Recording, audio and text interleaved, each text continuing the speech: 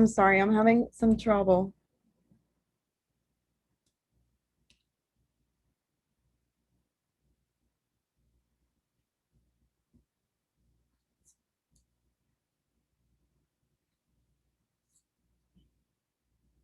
Do you want us to show the presentation for you, or do you want another member of your group to share it?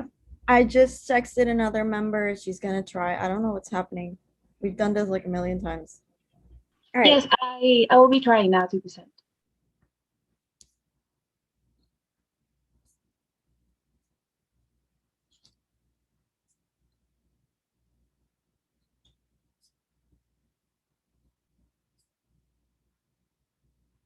Thank you, Eklianis.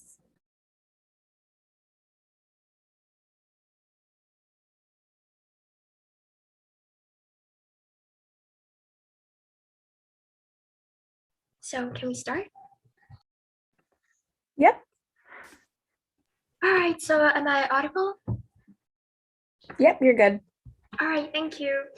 Hello, everyone. We are the TI Task Force. We'll be proposing a public health intervention to combat the TI 2050 pandemic. I would like to hand over the virtual podium to DMREs, our head of state, to discuss the solutions in today's press conference. As the head of state, an executive order has been passed that each person must quarantine as of today. The TI 2050 virus is extremely dangerous and the exposure to other people could prove fatal. If you or anyone you know lives near a body of water, know that these areas are currently being marked as highly infectious zones because of the mosquitoes that carry the virus. Stay in your homes and always have insect repellent with you. Food, bottled water, and other necessities will be distributed to every house by the Department of Defense. On the other hand, the Defense Production Act, or DPA, has been invoked to amplify and accelerate the production and supply of materials that support national defense and activities of emergency preparedness. We will start with the Section 101, or Title 1 of the DPA, which directly relates to locating the services, premises, and equipment that will be used to combat the TI 2050 pandemic. When it occurs, the needs of the government will have priority over any other, which allows the mitigation of the pandemic by having the materials needed to battle it. Because the TI 2050 has airborne transmission, the mass production of masks will be implemented. This measure was done during the COVID-19 pandemic as the virus was airborne too.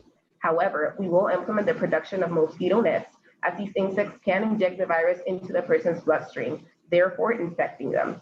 An increase of production of antibiotics will also occur, among them those that will help with battling necrotizing fasciitis, one of the symptoms of TI 2050. Furthermore, the manufacturing of mosquito repellent will be increased to mitigate infection by the insects. Under the Title III of the DPA, which relates to the expansion of production and supply, we will provide loans and purchases to expand the production of the materials and new technologies needed to combat the TI 2050 virus. Under Section 708, or Title VII of the DPA, voluntary agreements will be developed to increase the supply of materials, which will allow the supplies to plan and organize for their production. Our number one priority is to keep you safe by slowing the spread of TI 2050 and mitigating its effects. Even though they may seem intrusive, these measures will help increase the chances not only of preparedness, but of successfully combating the virus by controlling it. We could face difficulties such as non-equitable distribution of resources, whether it be by region or number of people per house. That is why we need and require the cooperation of everyone for the plans to be successful. I will now leave you with the head of public health, our epidemiologist, Eklianis Vázquez. Good morning, everyone. As your head of public health and epidemiologist, today I will be giving you a brief breakdown on what the TI 2050 virus is, how it spreads, and some prevention measures you can take to protect yourself and others. Part of our plan to combat the virus is to educate the general public about the TI 2050 so we can avoid misinformation and keep you healthy. First off, the TI 2050 virus is an airborne and mosquito-borne virus, which means it can spread through mosquito bites and through droplets in the air, very similar to how the COVID virus spread back in 2020. It has devastating consequences with deadly symptoms starting to set in around 5 to 6 hours from being infected. This does not leave us much of a window to treat a patient after they've noticed they catch the virus, so your best bet is to be responsible and follow the appropriate measures to keep yourself safe at home. Now let's talk some spread and prevention measures. To protect yourself from the TI 2050 in its mosquito-borne capacity, You can use insecticide-treated nets, also known as ITNs, around beds, cribs, and places people sleep. Second, spray insect repellent spray on your skin and clothes whenever you are outdoors. Mosquitoes are attracted to dark and dark clothing, so make sure you wear light colored fabrics to keep an extra layer of protection on yourself. Give me a moment. There we go. Now, as for protection around your home, check that all windows and doors have screens or some sort of barrier like nets that prevent mosquitoes from entering your house. A major tip to avoid mosquito population near you is to simply check for any stagnant water in tires, trash, flower pots, etc. around your house and getting rid of it to prevent mosquitoes from breeding. And lastly, use outdoor repellents such as UV lamps, coils, and bug spray when you're outside. For the virus in its airborne capacity, we have some tips that are familiar to all of you since they were used in the fight against the coronavirus pandemic. Starting off with the basics, socially distance when outside, wash off or sanitize your hands frequently, and wear appropriate masks to protect yourself and others. Avoid touching your face and your eyes, since your eyes, nose, and mouth are easy spots to bring the virus in. And lastly, don't attend any large gatherings of people. Some general recommendations will be to get tested as soon as you think you were exposed to the virus. You were exposed to the virus and to support your immune system through a healthy diet, exercise, and refraining from any activities that hurt your lungs, like smoking. Now that you are educated about the TI 2050 virus, I will be leaving you with our entomologist, Asim Fatima. Thank you, Hey Cleanis. Hey everyone, I'll be helping combat the pandemic as an entomologist. Mosquitoes are the primary vectors of the TI 2050 virus. I'll be proposing on how to control the vector population. It is vital to understand the life cycle of the vector, which is the mosquito, to combat its breeding and decide on prevention methods. So the mosquito develops from eggs to larvae, and it goes on to the pupa and becomes the primary vector, which is the adult mosquito. And we will be combating the spread of the mosquitoes at each of its different life stages. We'll be using natural repellents, aerial fumigation, water filtration techniques at both the macro and micro levels to combat the spread of the vectors. I'd like to talk about eradication at two major levels. Firstly, mass eradication. By this, we mean aerial fumigation, using governments or commercial resources such as helicopters or smaller jets to spray mosquito repellents that are non-toxic to human beings. And also spreading BTI products. It is a naturally occurring bacteria in the soil. The spores of the bacteria produce toxins which eradicate the larvae of the mosquitoes. BTI products have been approved for agricultural and commercial uses by the WHO, and it was also used in the fight against malaria. And also using natural repellents such as lemon, thyme oil, lavender, etc., depending on whichever one is available in the region. The type of repellent should be based on the meat and the life stage of the mosquito, such as larvae or adult mosquito. Secondly, we propose domestic eradication, adding apple cider vinegar to the container with water, adding a drop of dish soap to water. This water can later be used for cleaning purposes or to control the mosquito population in different localities. Using water pumps to keep the water surface from moving to prevent the mosquitoes from laying eggs, since these mosquitoes lay eggs in stagnant water sources. And lastly, using mosquito predators such as fishes, such as koi, guppy, goldfish, etc. Now, since you're educated about the vectors of TI 2050 virus, I would now like to hand over to the medical advisor, Mariela. Thank you, Essen. As a medical advisor, it is my duty to inform the citizens about the measures taken to treat the most severe symptom of tacet interfectorum tissue death. Since the symptom is very similar to necrotizing fasciitis, we have decided to treat it with intravenous antibiotic treatment, one of the measures used to treat necrotizing fasciitis. Infected people will be administered intravenous antibiotic treatment because IV antibiotics reach tissues faster and at higher concentrations than oral antibiotics. We have concluded that using clindamycin as the antibiotic is the best choice since it suppresses bacterial toxin production and because the size or stage of bacterial growth doesn't affect its efficacy.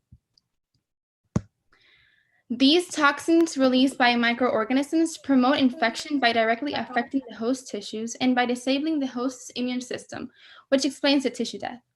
Therefore, suppressing the toxin production with clindamycin will help us mitigate the spread to infection to other parts of the body. If there is a lot of dead tissue and the antibiotics can't reach all of the infected areas, doctors will have to remove the dead tissue by surgery. In addition, we also have explored alternative treatments like intravenous immunoglobulin treatment, which provides the body with antibodies so it can fight the infection. Also, HVO therapy, which can increase circulation and oxygenation, allowing the oxygen to build and repair damaged blood cells, as well as triggering collagen growth, which will lead us to healing. And finally, we would also administer more general type of medications to the side effects of the symptom, like painkillers, anti-inflammatories, fever reducers, and this would help the infected person feel better. And now I will leave you with our head of state defense, Jarian Camacho.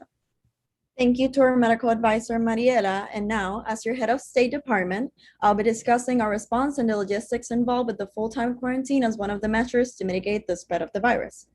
During this tough time dealing with a deadly and most certainly dangerous virus, as a State Defense Department, we will provide security, and for that, some extreme measures will be applied.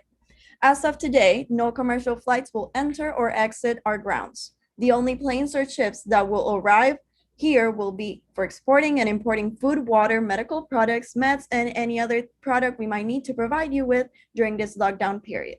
Since we cannot drink tap water due to the virus, a filter will be delivered to every house, and any water used for showering, doing laundry, and stuff similar filtered should always be filtered before using it.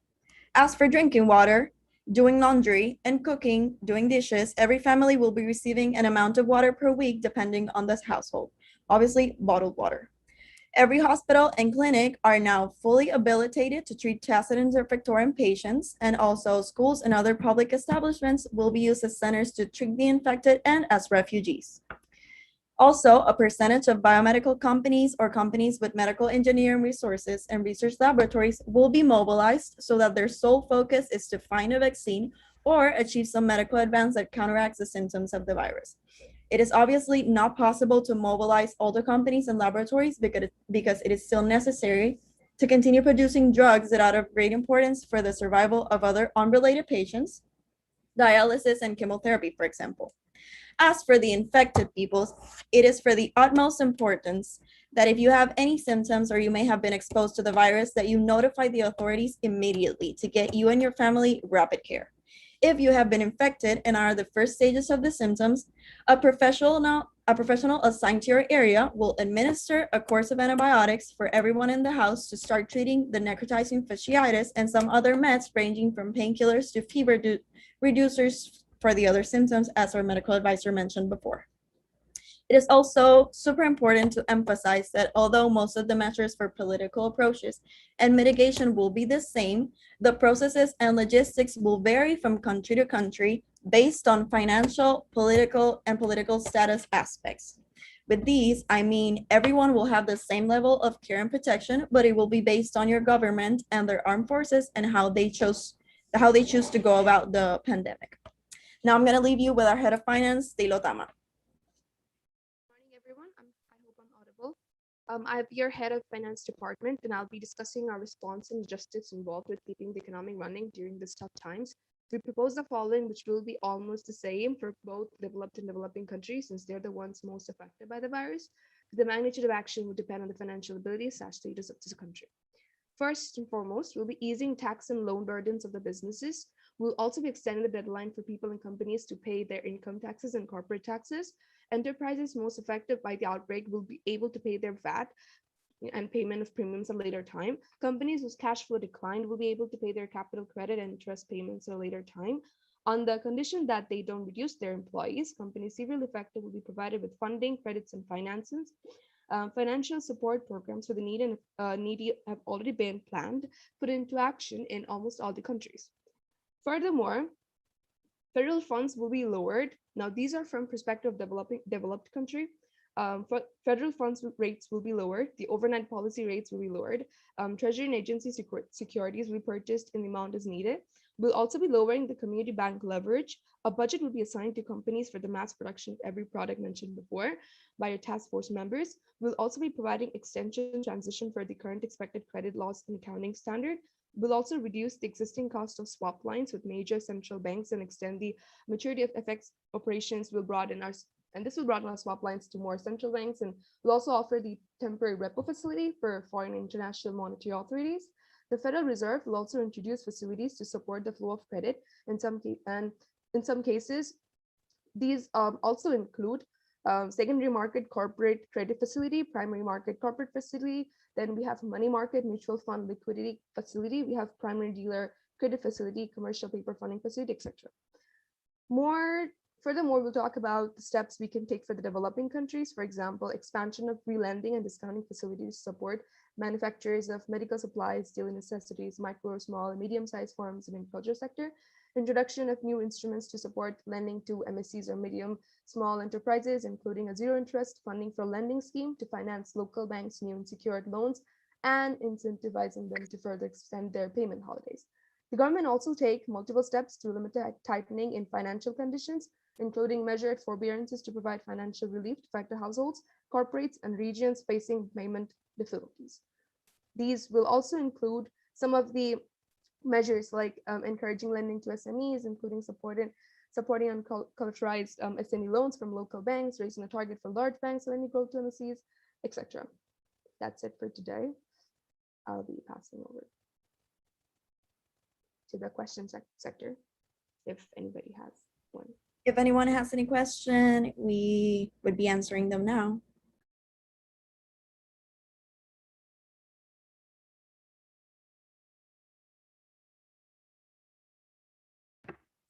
I can read a question from the chat that somebody has. So someone says, like in the COVID-19 pandemic, I would expect people to refuse to wear masks and follow other rules. How would you handle this problem?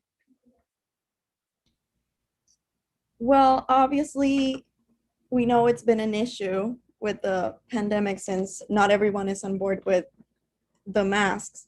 So since the symptoms and the outcome for this specific virus is so dangerous and so deadly, I would implement a much more,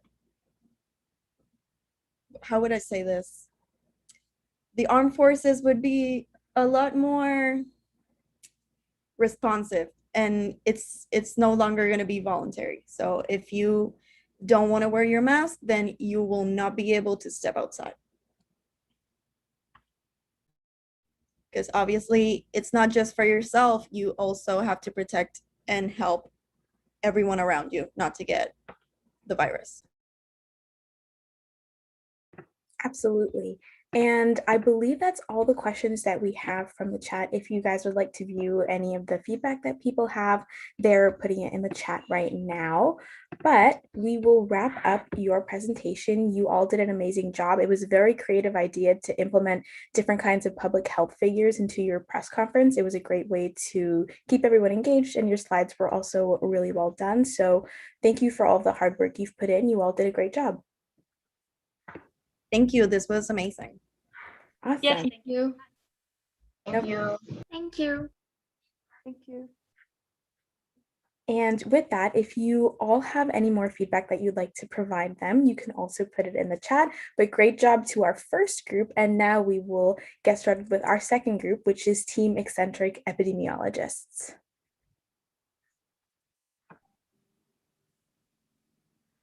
Hi, so I will start sharing my screen. Can everybody see it? Yeah, we can see it. Okay, awesome. So, 1 minute, sorry. Welcome to TI 2050 Task Force Plan by the Society of Epidemiologic Research, also known as the Eccentric Epidemiologists. I am Ria and I'm the head epidemiologist.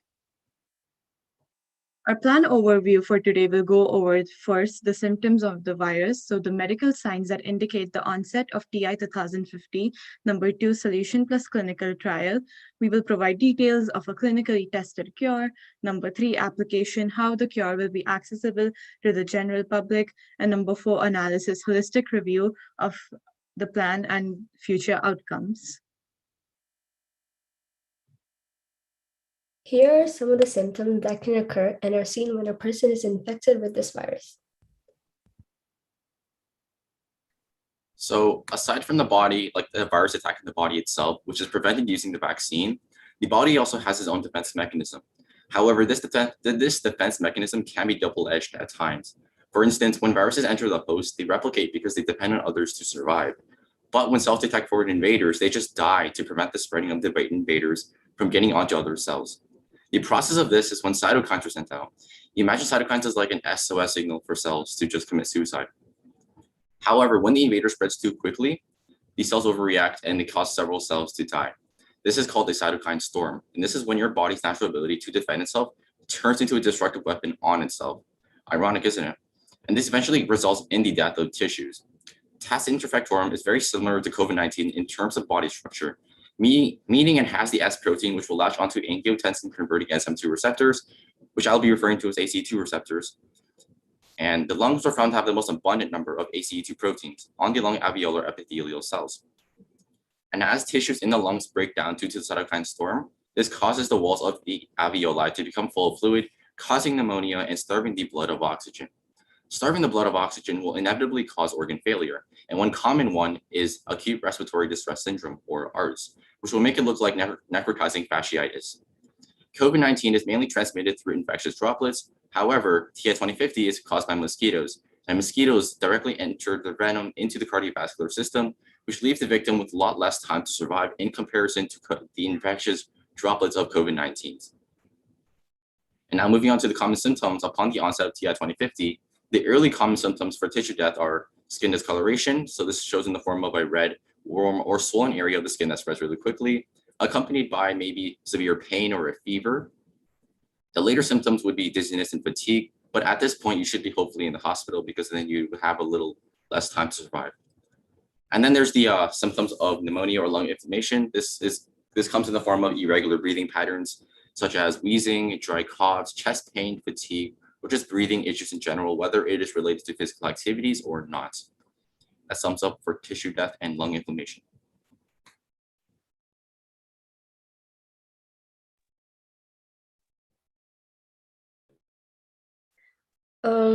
Another one of the symptoms we found were neurological problems. This is one of the symptoms which are rare but are seen in many patients who are infected with the TI-2050 virus. So neurological problems, as well as confusion and personality changes, impact the central nervous system and are seen in patients who have been infected with this virus. Some reports have shown swelling and inflammation in brain tissues, while others have reported patients with deteriorating myelin. The list of common symptoms for those with neurological issues can include brain hemorrhage, encephalitis, memory loss, and stroke. Less common symptoms seen in patients with this virus include peripheral nerve damage seen in the Guillain-Barré syndrome, which is preceded by a respiratory infection. One of the main symptoms, sensory loss, is temporary hearing loss and anosmia. Is the earliest and most common indicator of the TI-2050 virus, and it's seen within 5 to 6 hours of infection. Neuroscientists have identified that the olfactory cell types in the upper nasal cavity are the most vulnerable to infection by this virus. Symptoms include the loss of smell, taste, or in rare cases, hearing.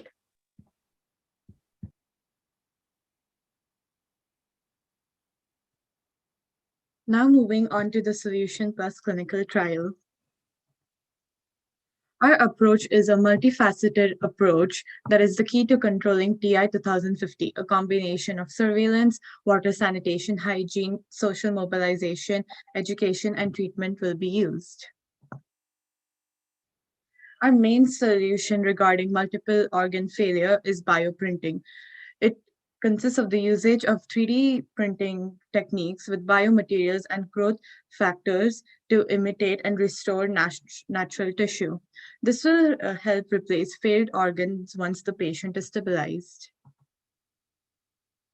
We considered the following factors to this treatment plan. We considered the longevity and efficiency, so how many touch-ups will be required after the procedure and what will its success rate be. And we also thought about the cost effectiveness, what are the treatment costs and how will we budget going forward with that. The bioprinting timeline consists of the following: omentum extraction. Omentum is a layer of fatty tissue surrounding the abdominal organelles that has the potent ability for tissue regeneration, making it the perfect cell type for 3D printing. Next is the hydrogel. It's the extracellular matrix of the particular cell type that you're bioprinting. For example, if you're printing 3D printing the cerebrum, you will use the matrix of a neural cell. The third step is the bioink formation, where the omentum and hydrogel is combined. Next is the 3D printing, when a scaffold is placed to support the growth of the tissue, and then the bioprinting process will start. The last and final step is patching. The viable tissue patch will be produced and tested. Here are the results for our clinical trial that we conducted. So for a preclinical trial, we conducted some lab studies. For phase 1, we did some in vitro research. For phase 2, we moved on to clinical testing. And for phase 3, we did safety and efficacy testing. Our sample size was people with impaired nerve function and heart damage. They were between the ages of 25 to 65 years, and our success rate was 95%, 97%. Our results were normal cerebrum and alveoli function restored in 2 months. We studied the efficacy of bioprinted tissue, and 5 months was an experimentation time period.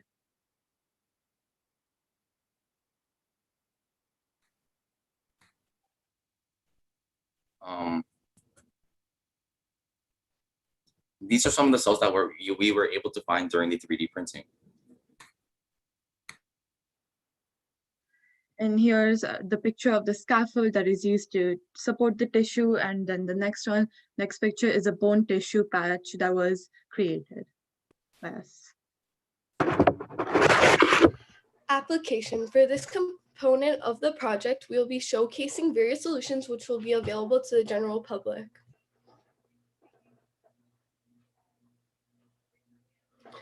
For the public health approach, we did a multitask approach. For the first step of this approach, we did awareness and education. We'll be spreading awareness and education throughout the media. In addition, we'll be providing emergency financing towards any country that needs it. For the water sanitation aspect of this project, we'll be approaching water sanitation through the WASH method, which stands for water, sanitation, hygiene, all crucial towards human health.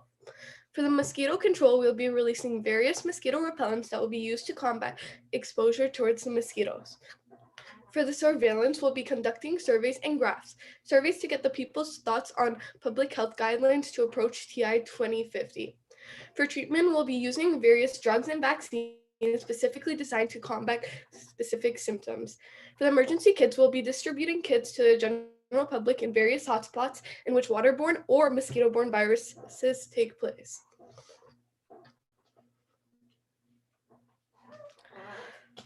So the emergency kit components include fluid ORS, oxygen mask, tarps, fish eggs, and bubblers.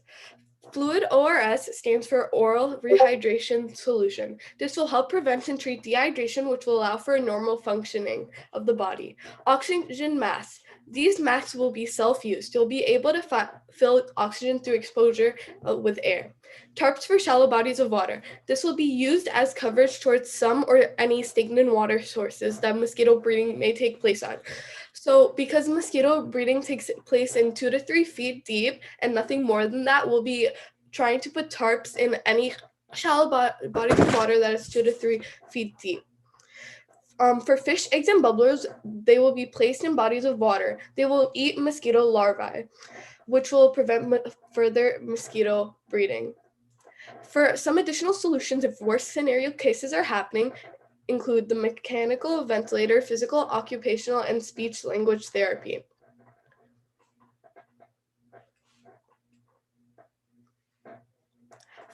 So for our emergency kit repellent medication that are provided in the kit, for the mosquito repellent, EPA registered mosquito repellent and permethrin will be applied on clothing. EPA registered mosquito repellent will be used to prevent bites, and permethrin on clothing will also control mosquito bites as well. For the emergency kit medication, it includes etanercept and methotrexate. Etanercept will address loss of senses, inflammation of lungs, and tissue death. It will address loss of senses by improvement or stabilization of both hearing and tinnitus, repairment of hearing, sensory impairment. For inflammation of lungs, which is also known as pneumonia, it will block TNF and reduce inflammation in lungs. For tissue death, it will prevent further tissue death and stabilize the patient. For methotrexate, it will address inflammation of lungs. Inflammation of lungs, it will reduce inflammation and damage to joints. Rather than just masking pain, methotrexate reduces it by reducing severity of the disease, which in this case will be used to address pneumonia cases.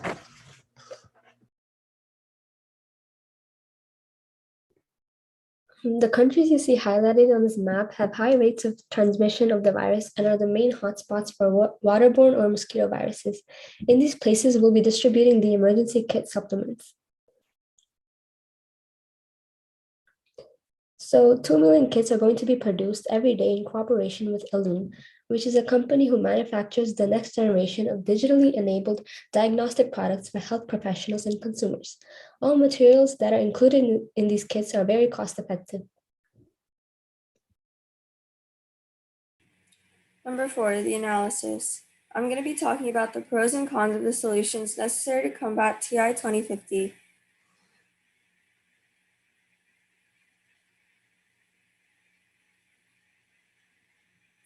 Number 1, the design. An innovative solution would be 3D printing. We decided to tackle the different problems we need to address, such as loss of senses, organ failure, and neurological problems, tissue death, and inflammation of the lungs.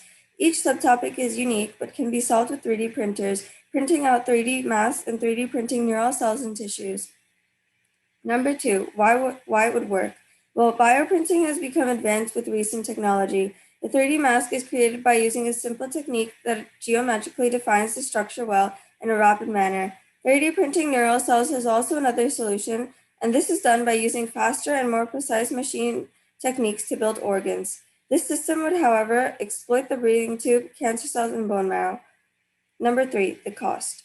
Bioprinting is a pretty cost-effective solution. However, not all patients can afford these invasive procedures. While that is a problem, we could give out monthly payments for patients who are not able to pay the whole price upfront. Number 4, technical challenges. As with all new technology, there is no guarantee that there will be 100% success. This surgery is invasive and complex organs are not able to be made with the kind of technology we have. Nonetheless, 3D printing can ensure minimal mistakes in the hands of humans. Number 5, ethics. We haven't seen the long-term effects of bioprinted tissue, which raises some ethical dilemmas. So, is our solution worth it? The benefits seem to outweigh the disadvantages, which would make this an appropriate solution.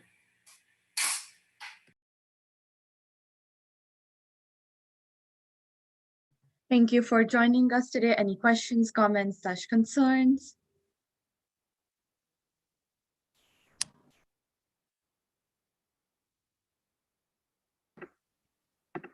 Yes. If you want to further check out our research, we have a whole Google Drive summarizing everything that we discussed, and these are the following resources that we use. Thank you. Yeah, so some people do have questions in the chat, so I can read those off for you all. We only have time for 2 questions, so I'm going to go in the order of the questions that I sent. So somebody asks if the clinical trial for this process has already finished. So we pulled data for our clinical trial that we conducted from real clinical trials with already. So for now, in this time period, 3D printing has been done for cornea, like the neural tissue in the cornea, the ear, and the heart. So we pulled up data from those trials. Okay. And someone else asks, how fast is bioprinting? To what extent will this be effective? How expensive is it? And what if a body rejects the bioprinted muscle? Okay, so most tissues take around 80 hours to make, but this is right now, and then and then in the future, we are expecting more developments to make the whole process a bit more faster. So each tissue printing out a single layer of tissue so that it can be quickly assembled together. Perfect. And with that, we will wrap up your presentation. Amazing job. The graphics of your presentation were very well put together. You all did a great job speaking and articulating your ideas. And we also liked how it was very multifaceted. So there were a lot of different solutions that you took, and it was very well researched. So we are very proud of you all, and you all did a great job. Thank you so much. We appreciate it. Yeah, no problem. And more people are putting their feedback in the chat. So if you would like to respond to that, or if someone sends you a question about that, you're more than welcome to, go ahead and respond to those questions and, give everyone your feedback on us as well. So with that, we will now be moving on to our third team, which is Team Relive.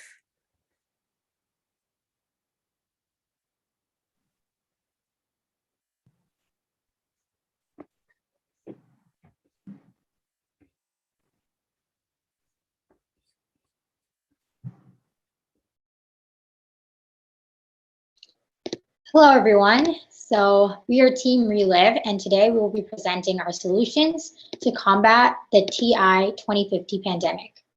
So we will be looking at the background of the virus, slowing the spread through a cost-effective action plan, and our novel solutions to eliminate TI 2050 once and for all. So let's dive right into the information we were given about the TI 2050. So starting with the structure of virus. So first, there's the S protein on the outermost layer, which mediates the attachment of the virus to the host cell surface receptors.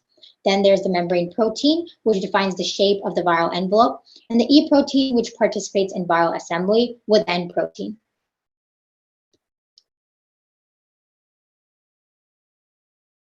Next, I will be talking about the transmission and as well as the areas affected by the disease. So in terms of transmission, there are two main mediums, the respiratory droplets and the mosquitoes. And we will be looking at solutions to combat this in the slides to come. In terms of the areas affected, the disease prevents the heart and lungs from functioning properly since there's fluid buildup within the heart and cancerous tumors can form. On top of that, there's a loss of senses, including sight and hearing. And then there's impaired limb function, which is another side effect of having the disease. And finally, it also affects the central nervous system, causing personality changes.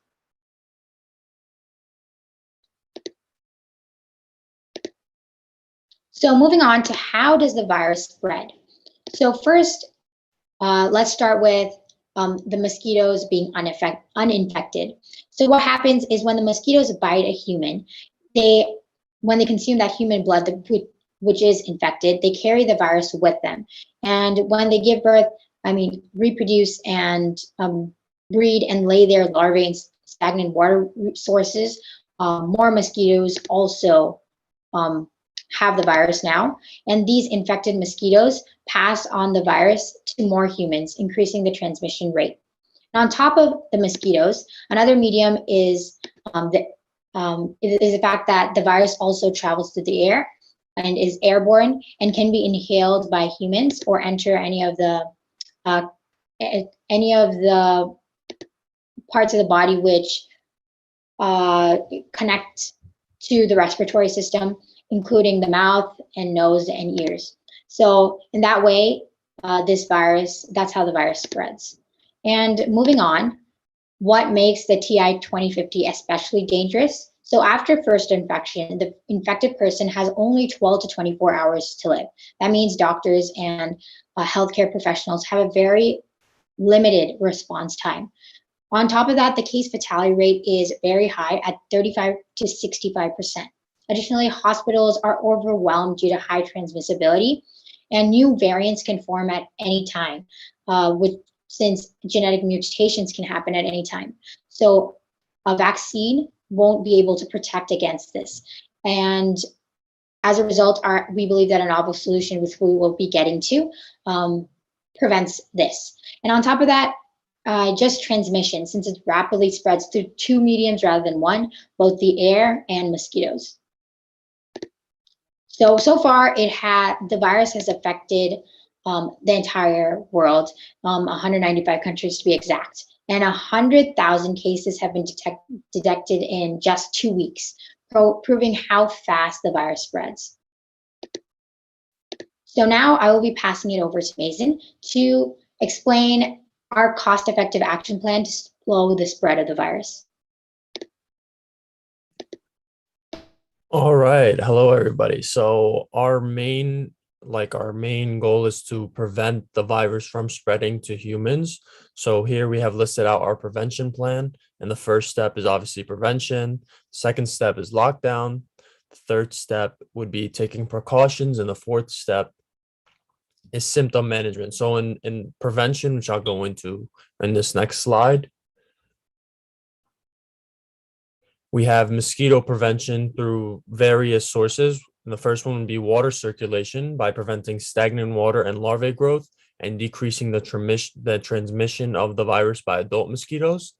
Using clothing like long sleeve clothing is a cost-effective way to prevent mosquitoes from biting. And the third way would be insecticides, applying insect repellent and sleeping under insecticide treated bed netting. Most of these solutions were 80% effective during the malaria epidemic, cost effective, and are very quick.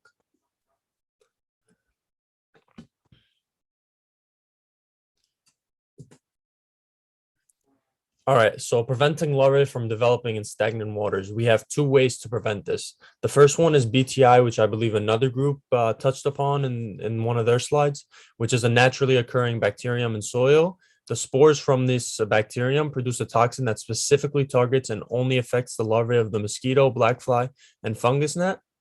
The EPA has already approved its use for residential, commercial, and agricultural use, and it's proven that it passes no risk to humans. So this BTI can be used on ponds, lakes, places where the flow of water is not that great, and can be used to prevent larvae from reaching into their development into a pupa and fully into an adult mosquito. The second option is an eco-friendly option, which is mineral oils, which are derived from petroleum, dispersed into bodies of water in a thin layer, causing mosquitoes and larvae to drown. So the main choice we have used is neem oil, which prevents mosquito reproduction. And a scientific study on neem oil showed that it showed a 96.8% decrease in larvae density in the first day post application of neem oil, and an average of 81.75% over 7 days.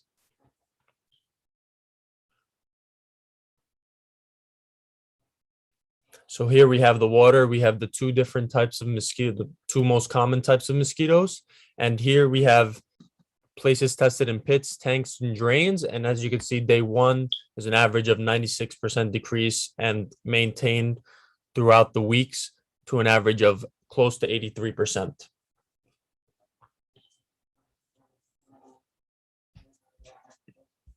Okay, so yeah, I think Krish is up now. I pass it off to Krish. Or Megan, I'm sorry. Hi, everyone. My name is Lauren, and I'm going to be doing the lockdown and the precautions that we should be taking for this virus. So first, of course, just like the coronavirus, we have to stay at home in order to stay safe. First, exercise and virtually connect with family and friends to ensure physical and mental fitness. Number two, well-balanced diet and avoid drugs and alcohol. Number three, prioritize a good night's rest. Number four, travel in a personal vehicle with people that you live with. Number five, financial support for unemployed people provided by the governments. Number six, self-isolate if infected, and due to the serious nature of the virus, contact TI 2050 helpline run by healthcare professionals for next steps. And then we also are interested in closing the borders to prevent no international travelers to spread the virus. And only essential imports and exports would take place, like imports for medicine that we would need, or other supplies that are a necessity. And then essential businesses will remain open.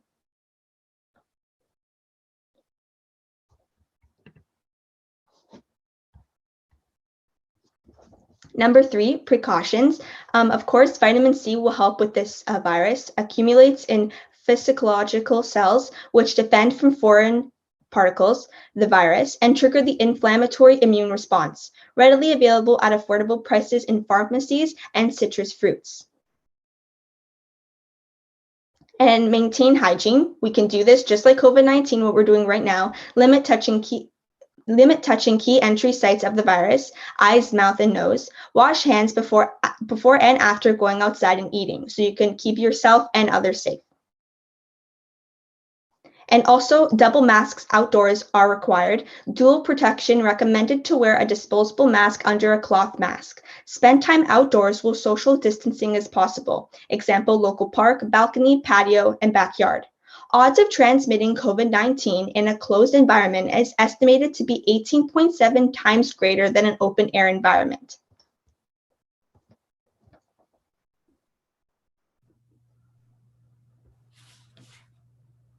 Number 4, symptom management. Management of impaired limb function. It's important to get a bed rest at home, drink plenty of fluids, as well as use pain relievers with acetaminophen, herbaric oxygen therapy, amputation, and prosthetics. Management of neurological changes. The neurological changes experienced as a result of TI 2050 are similar to meningitis. Treatments of meningitis include antibiotics and corticosteroids such as prednisone. Treating heart and lung cancer and fluid buildup. Early stage lung cancer has a high cure rate of 80% to 90%. We can use radiation therapy, chemotherapy, and surgery such as subxiphoid pericardiostomy in the treatment plan.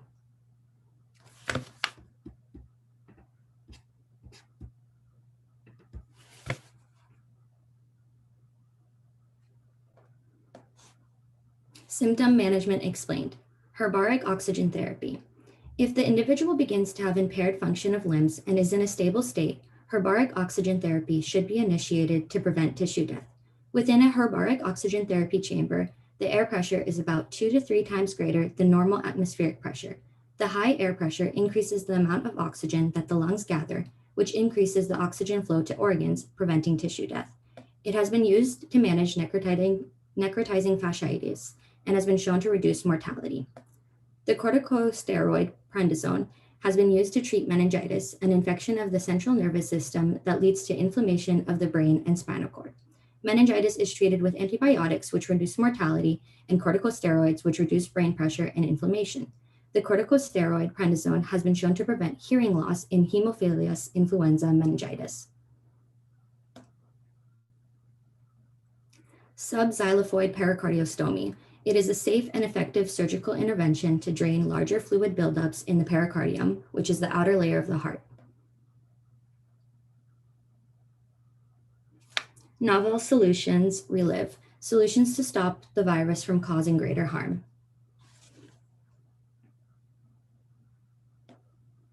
Immunotherapy treatments. Antibody-rich plasma injections.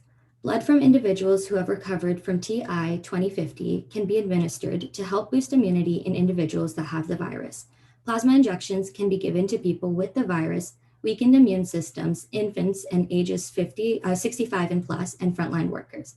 This will help boost their immune systems and chances of survival. Engineered ACE2. The receptor bound to SARS-CoV-2, and it neutralizes the virus even in lower concentrations. It has previously protected hamsters from being infected. Now we're going to be talking about our options on eliminating the S protein. So we have two options. It's either to block the S protein or it's to eliminate the S protein. So by blocking the S protein, we would be blocking the S protein with a chemical which will not allow the S protein to bind with the ACE2 receptors.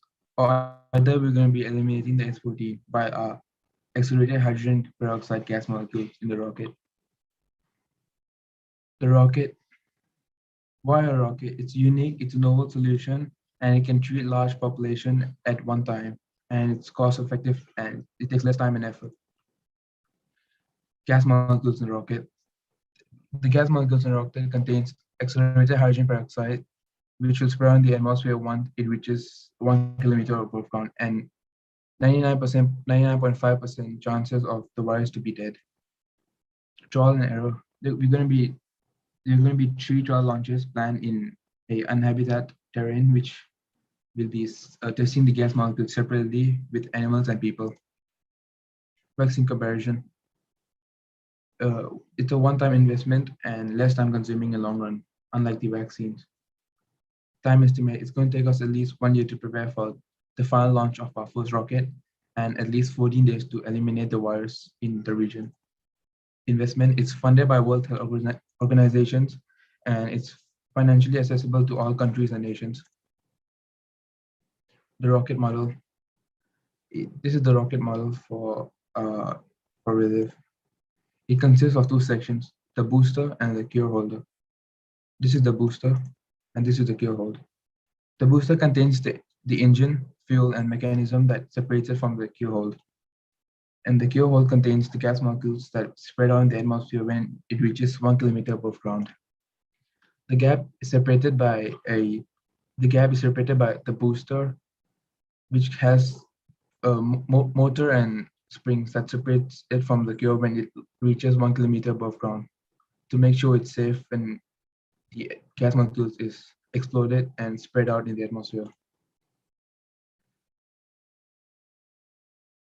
The cure hold. This is the model of the inner rocket which contains the gas molecules. The cure hold contains a inner rocket which has the gas molecules which will be separated by the outer section when it reaches 1 kilometer above ground and is going to be exploded by a quick chemical reaction between the gases and will probably spread out in a huge radius and yeah, will probably kill the virus. The gas molecule in the inner rocket, we're using hydrogen peroxide H2O2 and we're going to be using 0.05% of accelerated hydrogen peroxide AHP, which can eliminate 99.9% of COVID-19, which was done and in the atmosphere. According to clinical tests, it has been proven. So what the gas molecule does is it damages the S protein of the virus. It makes it unable to bind to human cells and replicate itself. It kills the genetic material in the virus. Considering the similar structure of the COVID-19 and the TI-2050, the additional testings are under the way. We're going to be launching the rocket at night, so we will be limiting reactions from the sunlight with the gas molecules, preventing the gas molecule to harm the atmosphere. After the launch, every places worldwide are going to go under lockdown for 14 days to make sure the gas molecules don't harm the atmosphere and it returns to a normal and stable chemical. So oxygen tanks will be available for purchase to people who are in contagious area and are really in need of it. What if the gas molecule AHP is harmful to the environment and living beings? So following lockdown restrictions should ensure the safety of civilians, limiting going out for 14 days after the rocket's launch. They have to keep the windows, doors closed, and they have to purchase oxygen cylinders if they have old people at their homes, at their houses, and they need to wear protective glasses to prevent the hydrogen peroxide from irritating their eyes. And it's recognized as safe by the FDA in low doses.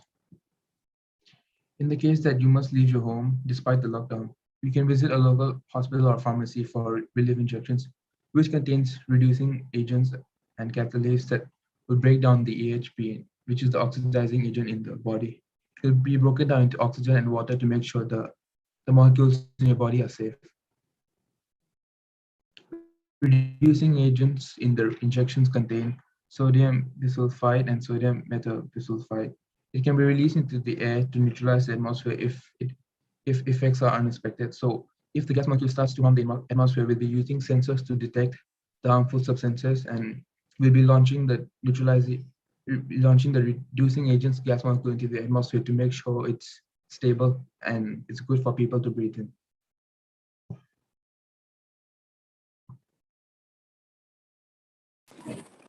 Next.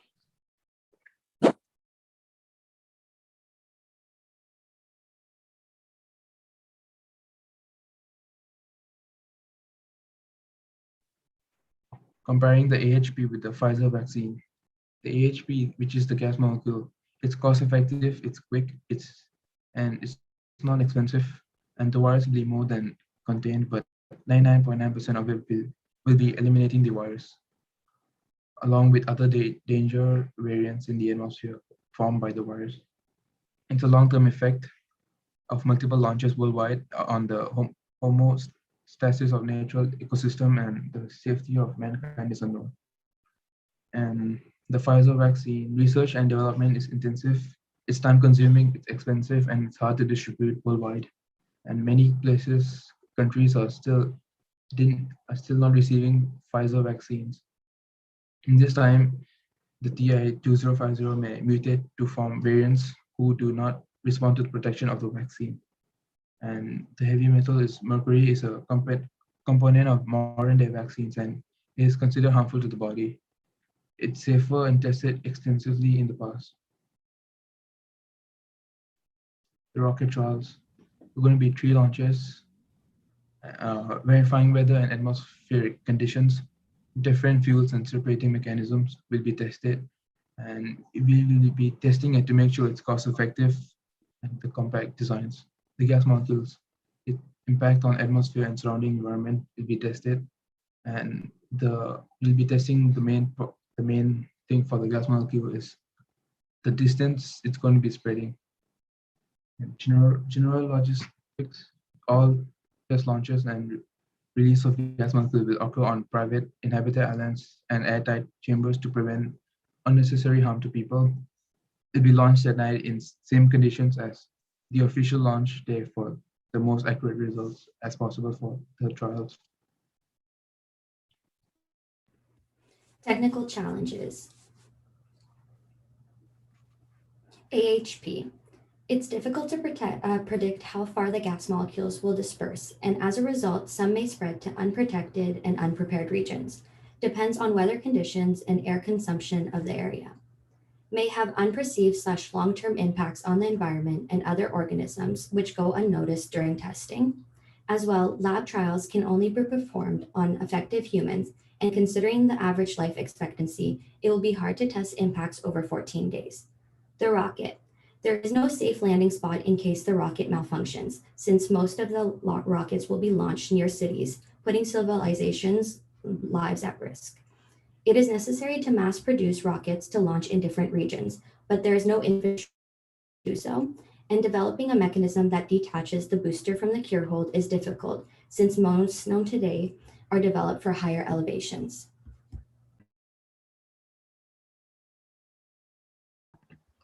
Clinical trials, gas molecules, animals like mice and hamsters, uninfected people, infected people, different night temperatures, varying age groups, genders, and ethnicities worldwide, people with common diseases. Number 2, antibody-rich plasma injections, engineered ACE2 relive injections. General logistics. Clinical tests of people performed in groups of 10,000 plus and over 2 weeks, similar to the SARS-CoV-2 vaccine. Observe reactions / side effects of breathing in mixed gas molecules, and administering the other treatments.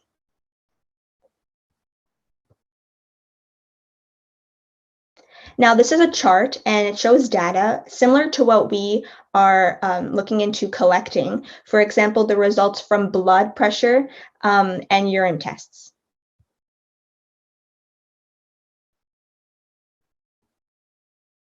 Examining physiological effects. Allergic reactions. Record visible sensitivities to AHP in animals versus people to determine impact on environment when released. Observe physical reactions to injections in ACE2 in people. Blood and urine. Presence of AHP and reducing agents in blood and urine, the dosage, and if it is harmful. Antibodies to fight TI-2050 after injection.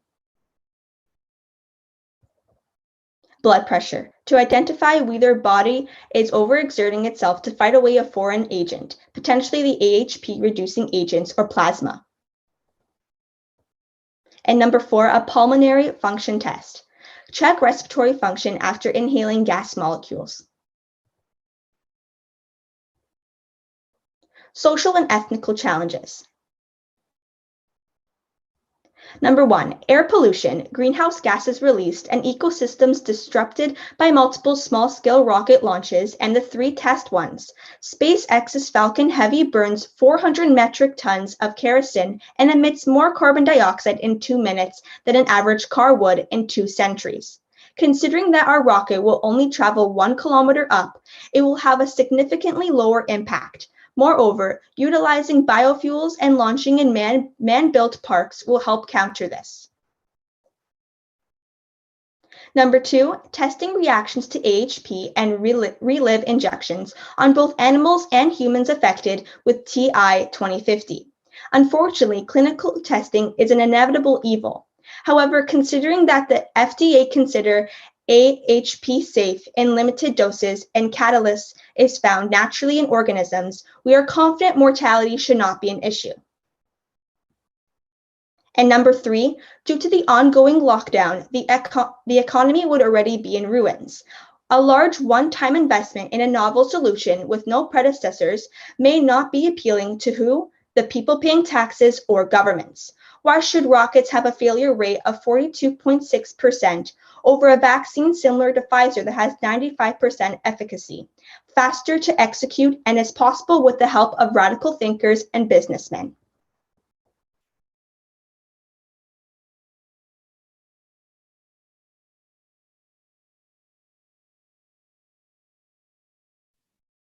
Rocket timeline. On May 2050, the designing rockets and clinical trials on animals and patients will be tested, and prevention plan should be in the management phase.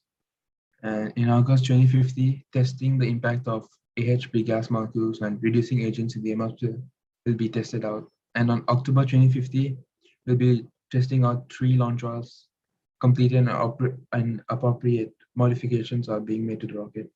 And on Jan 2050, we hope to launch the first rocket into the atmosphere, in which we hope that it's going to kill the virus.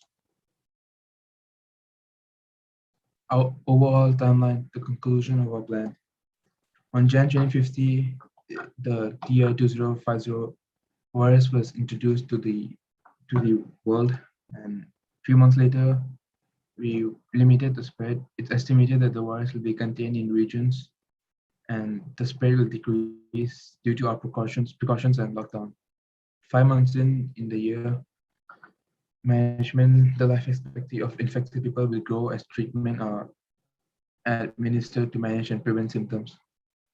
And in May 2051, we hope the rocket will be launched and the AHP gas molecules will eliminate the virus once and for all. Research done by Team Relief. Thank you.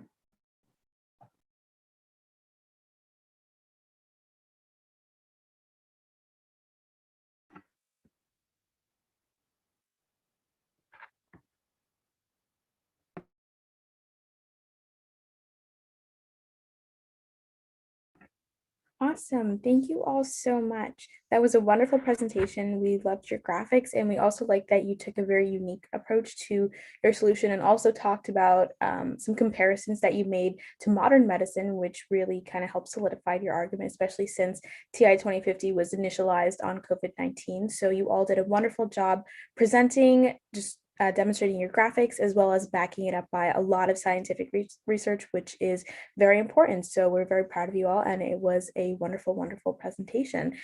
Unfortunately, we do not have any time for live questions, but some people have been asking them in the chat and also providing you all with some positive feedback. So if you'd like to respond in the chat and answer anyone's questions or respond to any of their feedback, you're more than welcome to do so. And once again, you all did an amazing job.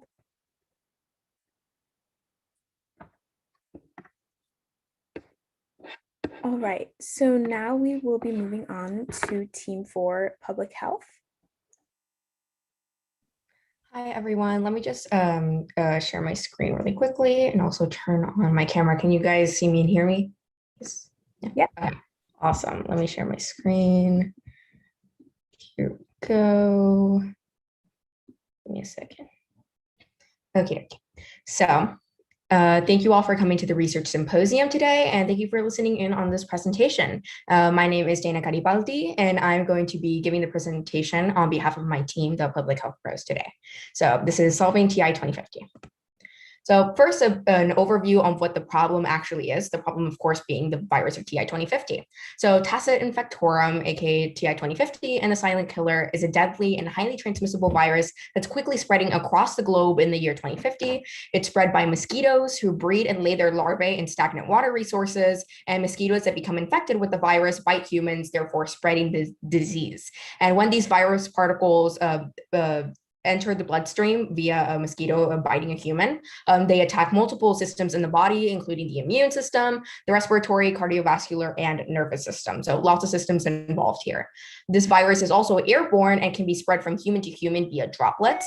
And some symptoms that infected patients can experience include a loss of hearing, impaired function in limbs, personality changes, and confusion, all within a few hours of infection. It's a very alarming kind of virus. And infected persons only have 12 to 24 hours to live after getting infected, which is really concerning, as this is a very deadly virus, very severe. And children under 1 year old and senior citizens over 65 are the populations most at risk. But don't panic. I think that in a real world scenario, a lot of people would quickly result to apocalypse mode, panic mode. But it's very important not to panic and to place your trust in a public health official, which is the role that this team will be playing today. So our solution is to slow the spread and combat the effects of TI 2050 by implementing a variety of public health protocols that target the characteristics of the virus and its related disease. And these protocols will be enforced by governmental health organizations such as the CDC, the World Health Organization, etc. So part one is surveillance. And according to the World Health Organization, this is a very official definition. Surveillance is the ongoing systematic collection, analysis, and interpretation of health-related data. So essentially what surveillance is you have multiple sources reporting data of cases to public health officials. And that's very, very important knowledge. So essentially when they get a case of TI 2050, they will report who got it, when they got it, where they got it, and all of that data is very important for public health officials so that they can know the scale of the disease, the severity of the disease, and overall if there's any trends or patterns with the disease so that they can determine any hotspots or areas that they need to focus on. All of that is very important.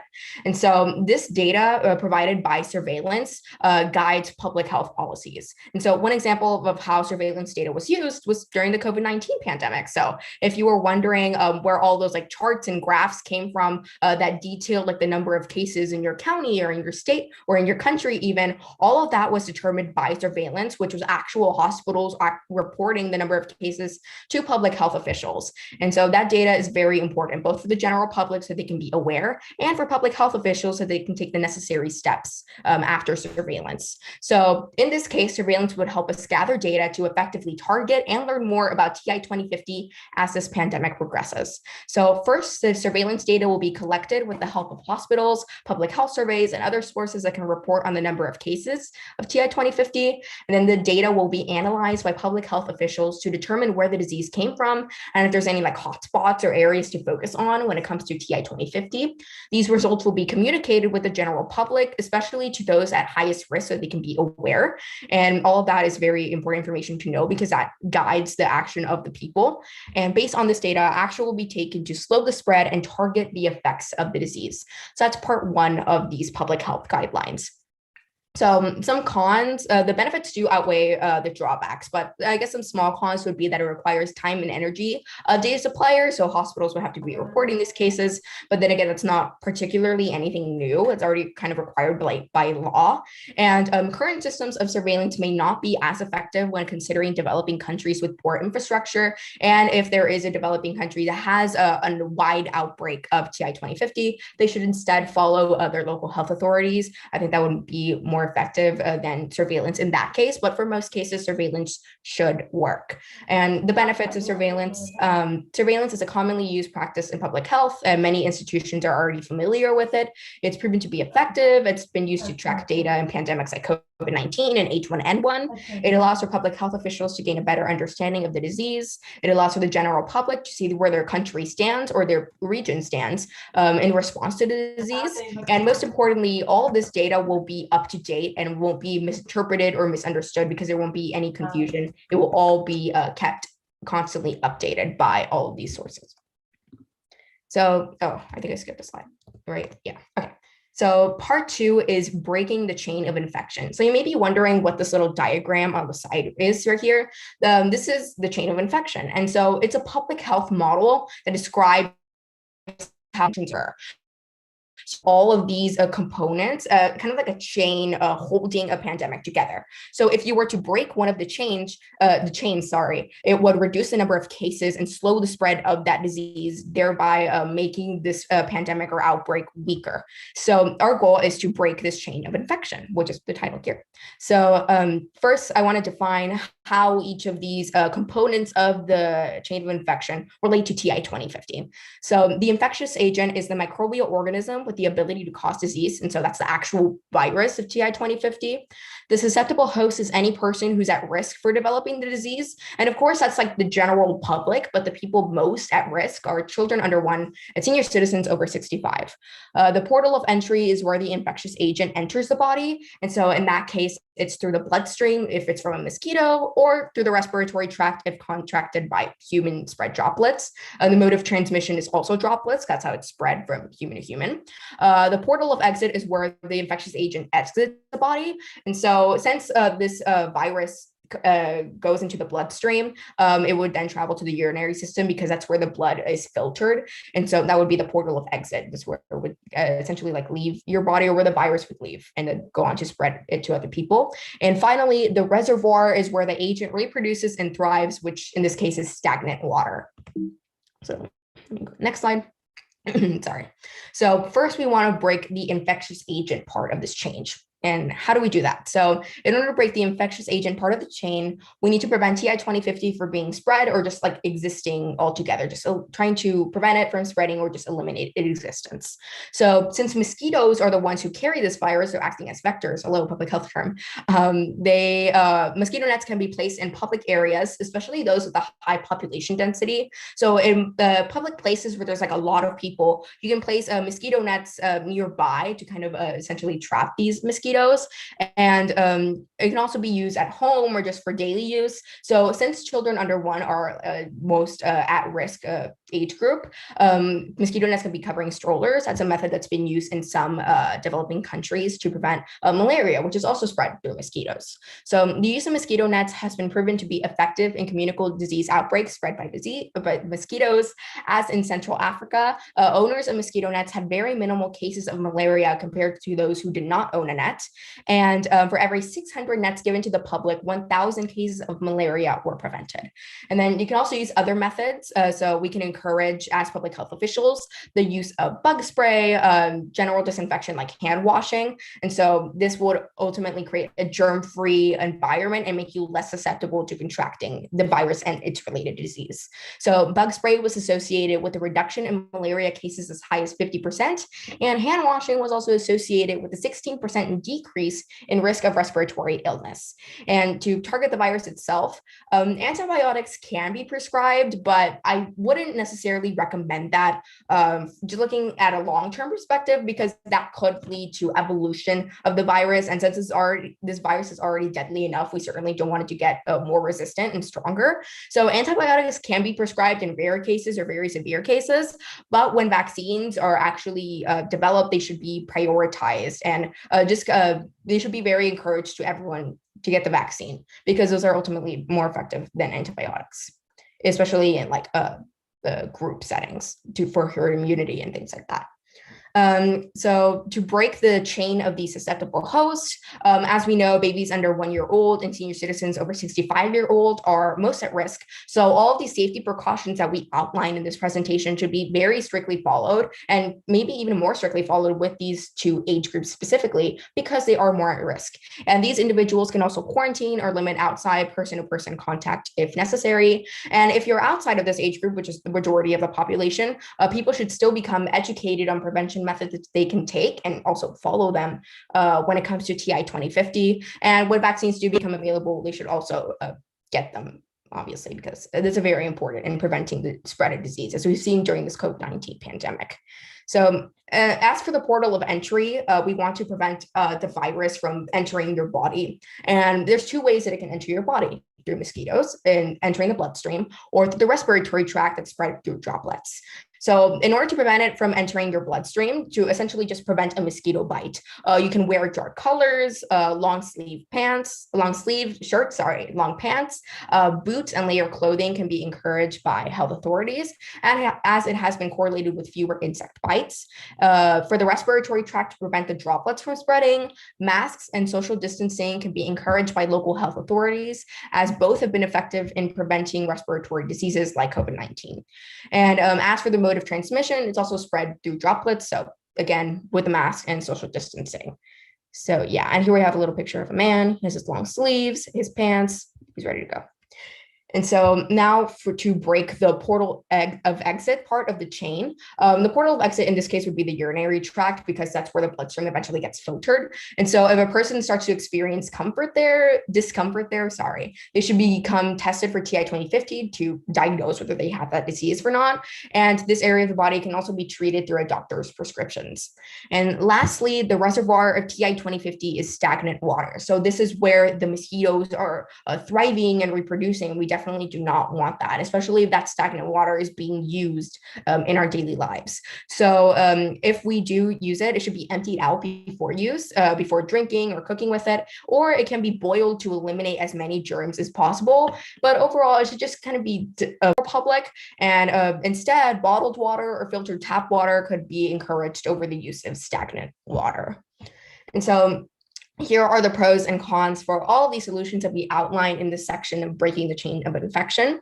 There would be more government and public spending on preventative supplies, but then again, these supplies are generally inexpensive, and so they're readily available to the general public, as well as hospitals and any other institution who might need those supplies.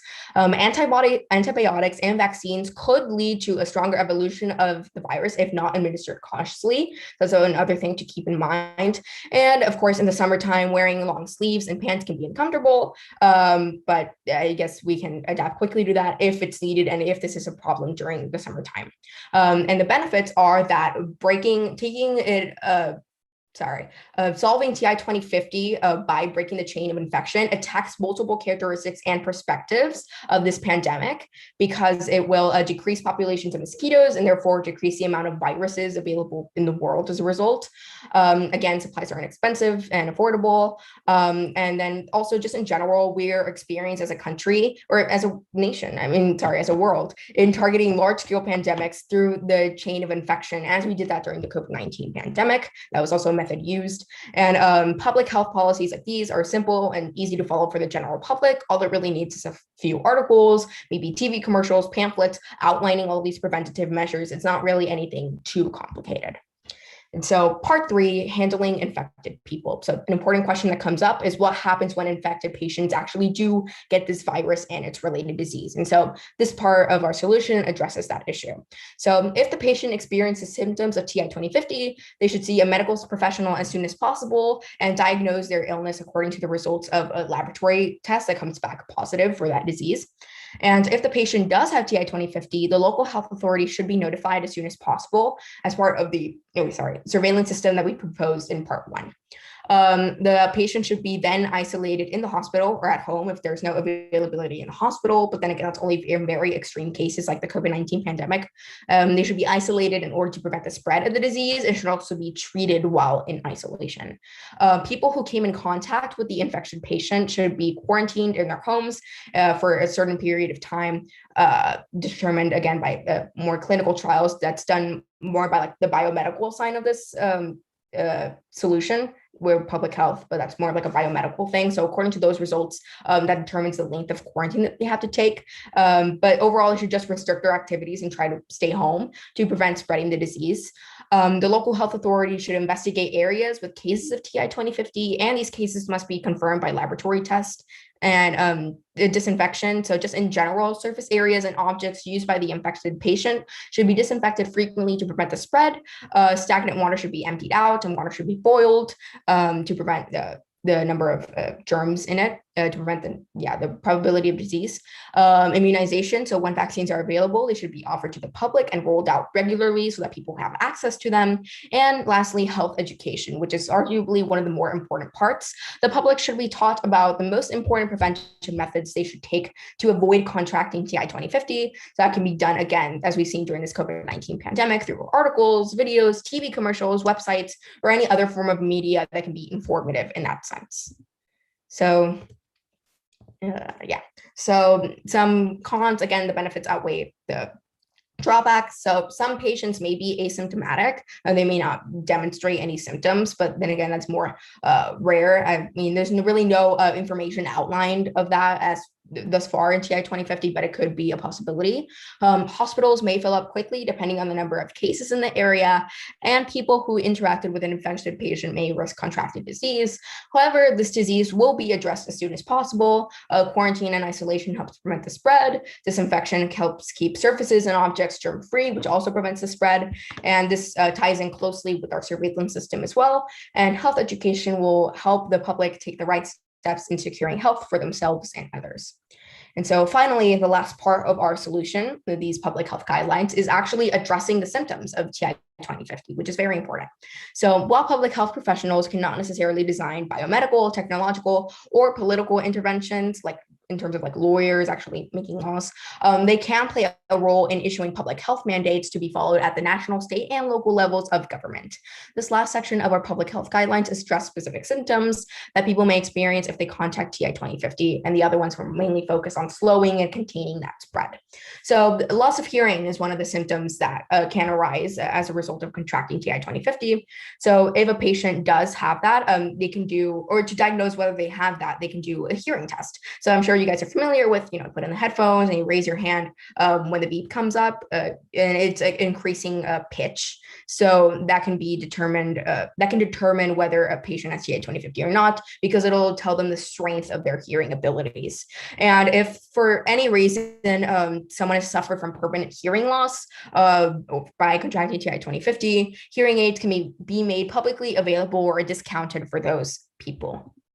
To address the loss of smell, when they're diagnosing whether a patient has TI 2050, they can ask, do you experience a loss of smell? And in order for former victims of TI 2050 to regain their sense of smell after illness, they can start doing this very interesting method called smell training, which is where you smell different essential oils or herbs with familiar scents while focusing on your memory of those scents. And so that method is kind of considered like physical therapy for your nose. And it actually has been used for patients who had to regain their sense of smell after contracting COVID-19.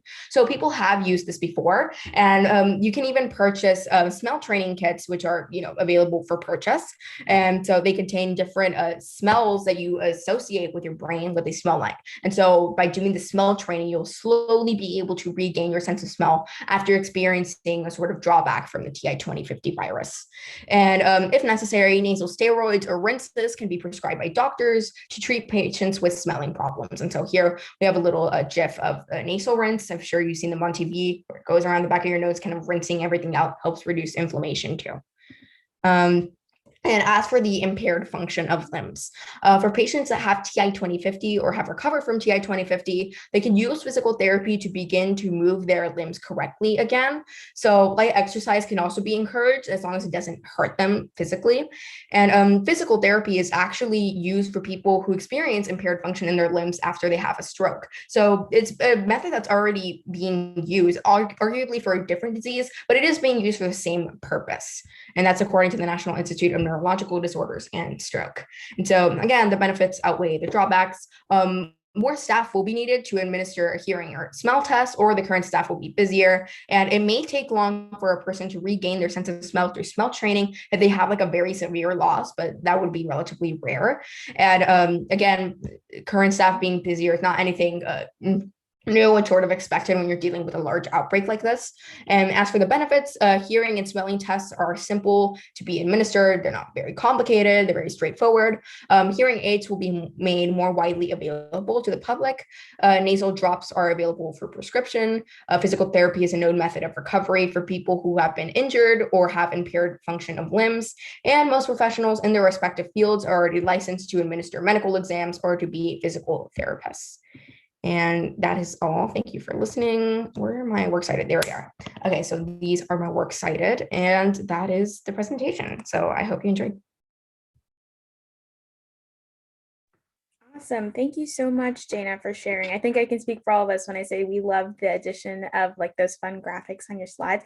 And it's very clear that you put a lot of research into this and you did a wonderful job speaking. So we're very proud of you. Awesome job. And if anyone has any other positive feedback they'd like to share for Dana and Dana's group, you can do that in the chat. Unfortunately, we don't have time for live questions today, Dana, but if you'd like to respond to anything in the chat, you are more than welcome to do so. So again, wonderful, wonderful job. It was a great presentation. And now we will be moving on to team 5, which is team in theory.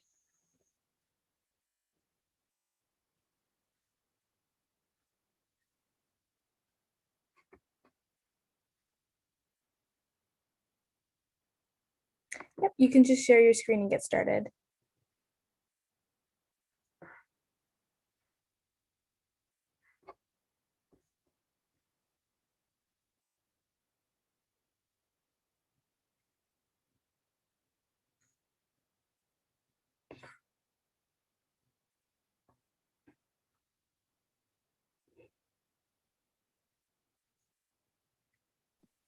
Hi, my name is Divya, and I will be presenting for our group with Richard. So our team is called In Theory, and this is our TI 50 mitigation plan.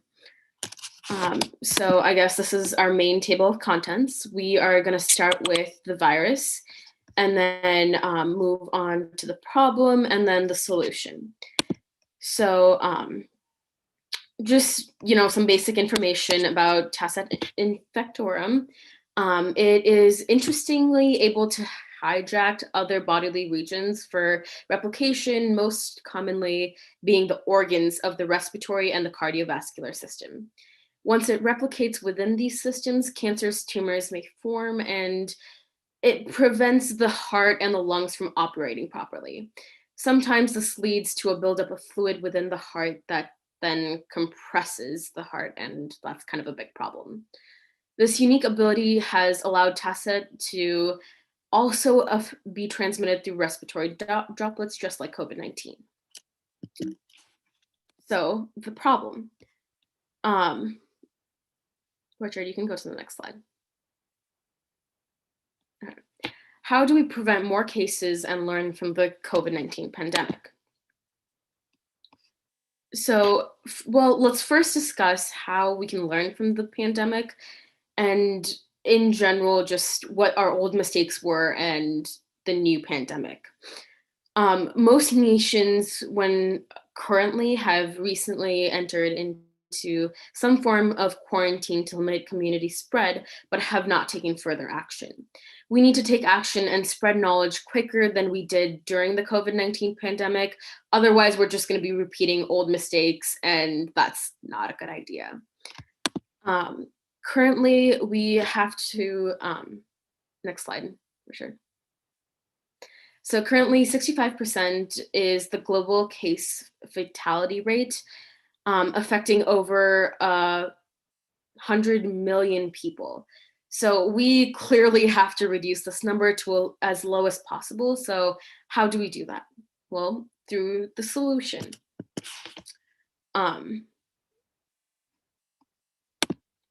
Next slide. So first, what does a solution need to be?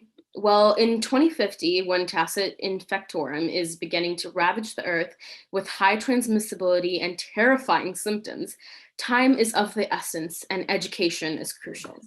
The public is many times unaware of changes regarding the virus, new variants, symptoms, and much more, as seen with the Delta variant of COVID-19. that is why we have created an app to help keep the public up to date with what is happening with the TI-50 virus and quickly inform them of any other major changes. These major changes include anything related to vaccinations, biotechnology, variants, bills and laws, and more. At the same time, the app will also provide basic information on how to keep yourself and your loved ones safe. Everything will be simplified and summarized for easy read and access. Everybody's already stressed and confused and concerned, so it's best to get to the point. So our app is called the TI 2050 Connect. Living in a digital era requires a digital solution. The 4 main features of this app include an interactive map, protection guide, daily quiz, and a home or help page. The interactive map is useful for people to understand the number of cases of TI 2050 near the area, as well as the severity of those reported cases. This helps people understand how safe they are and how careful they need to be. The protection guide is essentially a guide to teach citizens how to protect themselves and their families.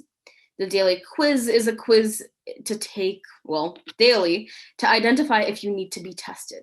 It addresses the most common symptoms and is simple and quick for, a hectic schedule. Lastly, the homepage is helpful as a guide for basic information regarding the virus, any protocol, and just in general, everything related to the pandemic. It also serves as a place to ask appropriate questions for help, such as where can I find masks or hand sanitizer?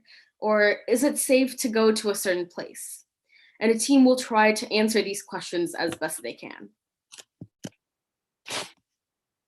So next slide. This is an example of what the daily quiz and protection guide are like and essentially what they will be doing, just for an example. Next slide. So according to Stanford Medical Center, to avoid kind of mosquitoes, because they're one of the ways that TI-50 spreads, to avoid them, you should make use of insect repellent or insecticide, wear long-sleeved clothing and long pants, kind of stay in air conditioning. And of course, that's for people who have air conditioning, but it's a good option. Have screen doors and sleep under mosquito nets because they're very helpful. And then to avoid spread by respiratory droplets, you should wear masks, remain 6 feet apart, avoid crowds, wash hands or use hand sanitizer, and clean and disinfect as soon as possible. And this is all according to the CDC. It's also the protocol we used for COVID-19.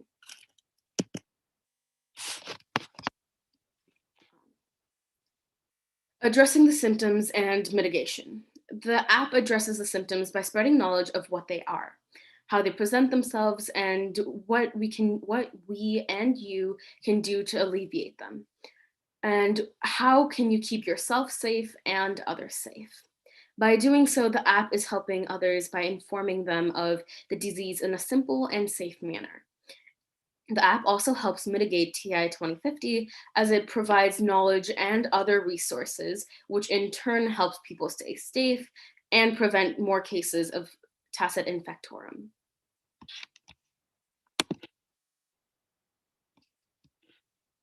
And then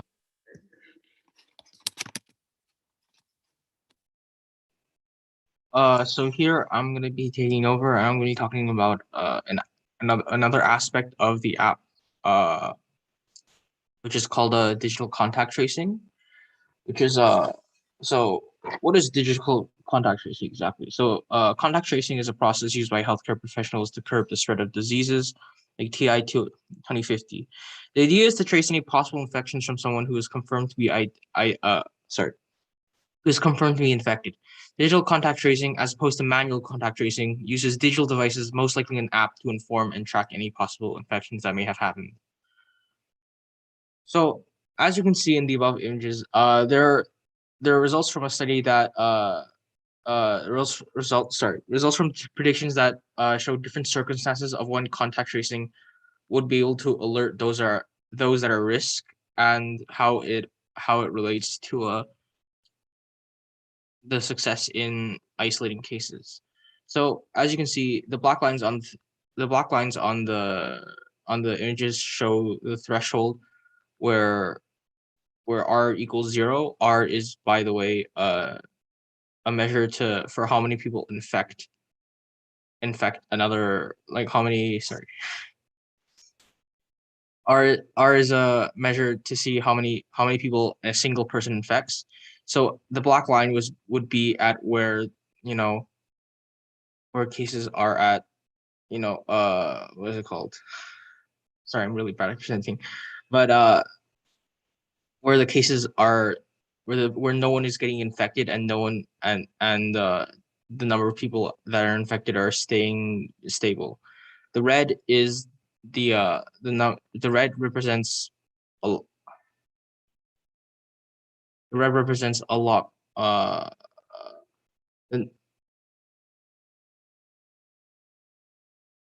The, sorry, sorry. You know what? I'll just keep going. So I don't need to explain the graph here, but as you can see, when there's no delay to isolation and contact quarantine, the number of R every day goes down, which is good because that means the infection stops a lot faster.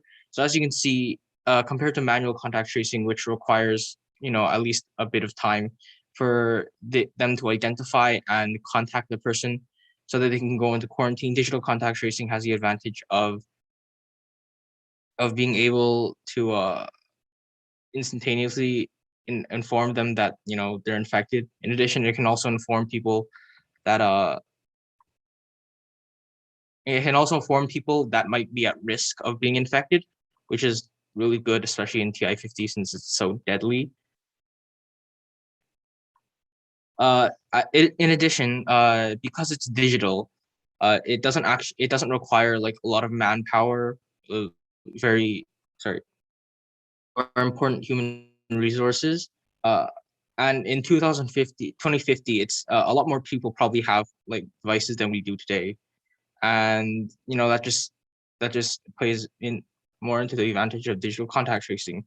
Of course, if people don't have like devices or an internet connection, then the government would have to support them, especially those who are maybe low income or have other reasons for not having a device. So how could this be implemented? So let's say that during the pandemic, you as a person have become infected with TI 2050, but for the past several hours, you have gone through many public places. Thankfully, contact tracing can help a lot of people who may be getting the virus. So here's another diagram showing how digital contact tracing works. So you would be person A, and this shows COVID-19, but you can also replace this with TI 2050. An ideal tracing system would be configurable to individual needs, able to use Bluetooth and communicate with other phones with some complex algorithms to be able to calculate whether people should be concerned if they were close to someone who was infected based on a large set of factors such as proximity, duration of contact, and infectionness of the time. Yeah. In addition to this, such systems will allow people to view where the virus may still be lingering. A way to quickly share data like this is especially useful against TI 2050, as unlike COVID, the spread of the virus can also be facilitated by mosquitoes. Knowing where mosquitoes are, or knowing if you have a contact who's recently in, let's say, a place with a mosquito hotspot, could be very useful in not dying. So now I'm going to be talking about the drawbacks. So of course there are problems with digital contact tracing, as with many things. So the first problem of the virus are specifically those that are asymptomatic. The contact tracing system relies on, mainly if someone reports themselves that they have been infected, and if they're asymptomatic, they obviously can't help. They honestly can't report that they have the symptoms and are getting infected. Thankfully, though, as you can see by this graph over here, it shouldn't be that much of a problem because the majority of the people spreading the virus are either those that have the symptoms, or at least in COVID's case, are those that have the symptoms or are about to get them. And as the only way to spread, and since TI 2050 spreads very similarly to COVID-19, I think we can use this graph as a way to predict how it will happen, at least from other people, not from mosquitoes, obviously.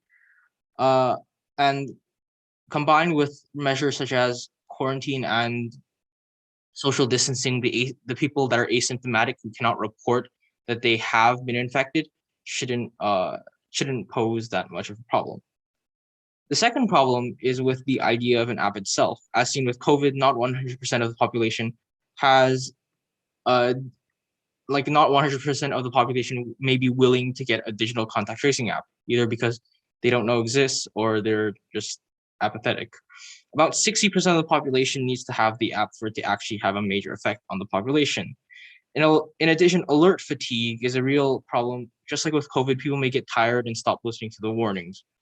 Although with TI-50 having such a significant, death rate and or fatality rate, and with an ability to change people both physically and mentally, it's likely that people will probably pay attention to the alerts a lot more, and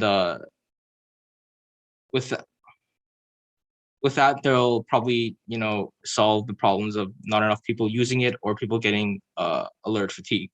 Even without a high mortality rate, we can get other people to use there are other ways you can get people to use the app, such as financial incentives. The third and biggest problem is that ethical balance needs to happen between the software and the user. On one side, the app needs to be able to have user confidence, which means making sure users get proper privacy, protecting against possible stigma or workplace problems. On the other hand, without enough information, health experts won't be able to get a clear picture of the situation and won't be able to handle the pandemic as well. To solve such problems requires that the app have a lot of oversight, especially pertaining to user information. The app should also be very transparent and people should have a voice in making the app better. User information that is submitted should always be used for public health reasons only. So now I'm going to be moving on to some other topics of the app. So one of the problems that we should address that isn't maybe looked at very often is climate change. So since mosquitoes are the primary vectors of infection, and since the other groups have already talked about solutions such as insecticides and such, we've also decided to talk about a kind of unique solution here on how TI-50 that might facilitate or amplify TI-2050 spread. So the issue, as you can see, is climate change. So mosquitoes are creatures that we kind of know a bit about, or a lot about, on how they live and how they're able to spread infection. However, the increasing instability of the climate because of climate change has made predicting mosquito hotspots and subsequently TI 2050 harder to protect against. In addition, warmer climate in the world would also mean a more watery world as well as longer times for summer, which are perfect breeding grounds for mosquitoes. Of course, by the time TI 2050 comes, it'll be too late to change anything. But right now, what is it, 29 years? 28 to 29 years before that happens, we can act. And as you can see, some measures to slow down or stop climate change are shown here, which are stuff like invest in renewable energy, keep fossil fuels in ground, restore nature to absorb carbon dioxide, and protect forests and things like that. So finally, why this solution? So the main criteria asked when the TI 2050 Research Symposium prompt was given are its effectiveness and its efficiency and cost effectiveness. For this, our solution should do a very good job. As mentioned before, the solution is relatively cheap to make. It only costs what would be required in coding the app, which since it's a digital piece of software, only requires an initial investment. Other than that, some costs could be testing the algorithms, such as testing how far TI 2050 could spread from one person to the next, and providing lower income individuals with with device with devices. Or due to the fact that the solution is able to be used only with an internet connection, and if you have a device, the cost of the solution is probably a lot cheaper than any physical item. The effectiveness of this technology has also been proven in the COVID-19 pandemic. Digital contact tracing has allowed many individuals to protect others and get valuable information on the virus, which is what our app does. As such, digital contact tracing is not just an important piece, but an integral part of the solution to help stop the virus, working with other measures such as quarantine and social distancing. And that's the end of our presentation. I guess no live questions, though.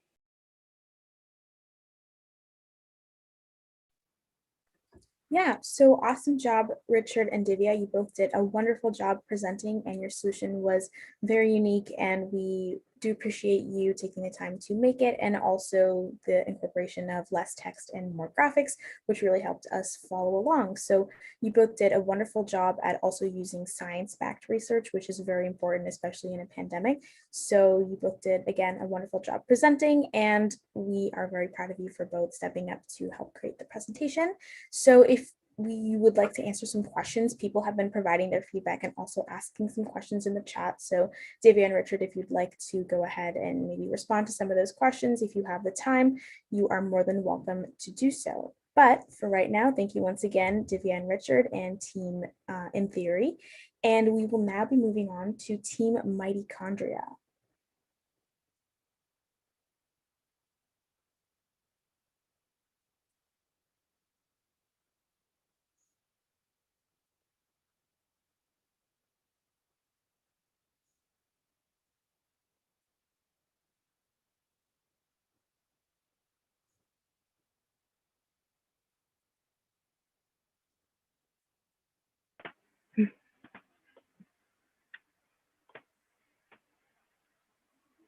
Can you see the screen?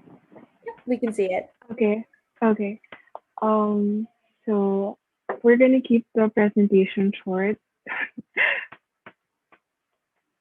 Wait for one moment.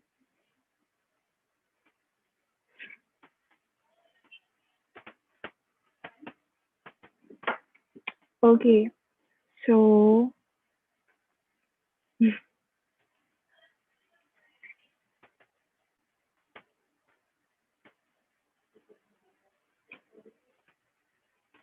I'll just wait for my partner.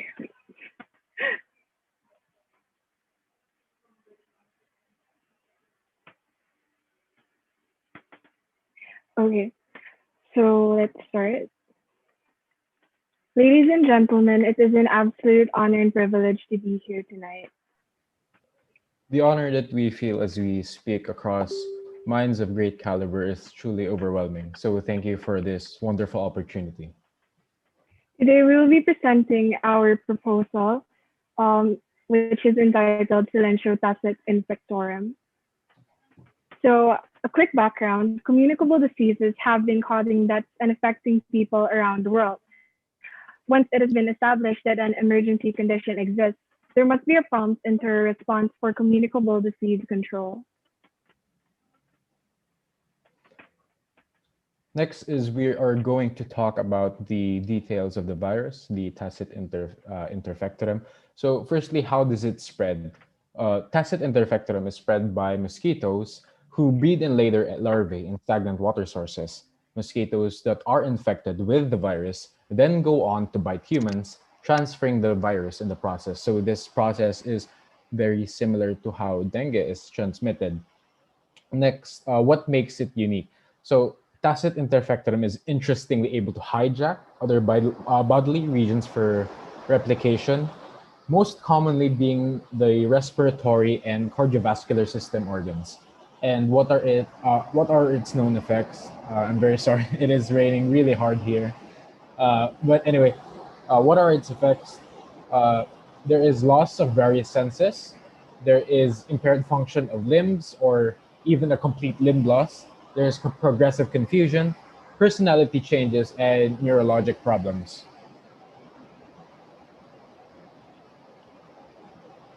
Next.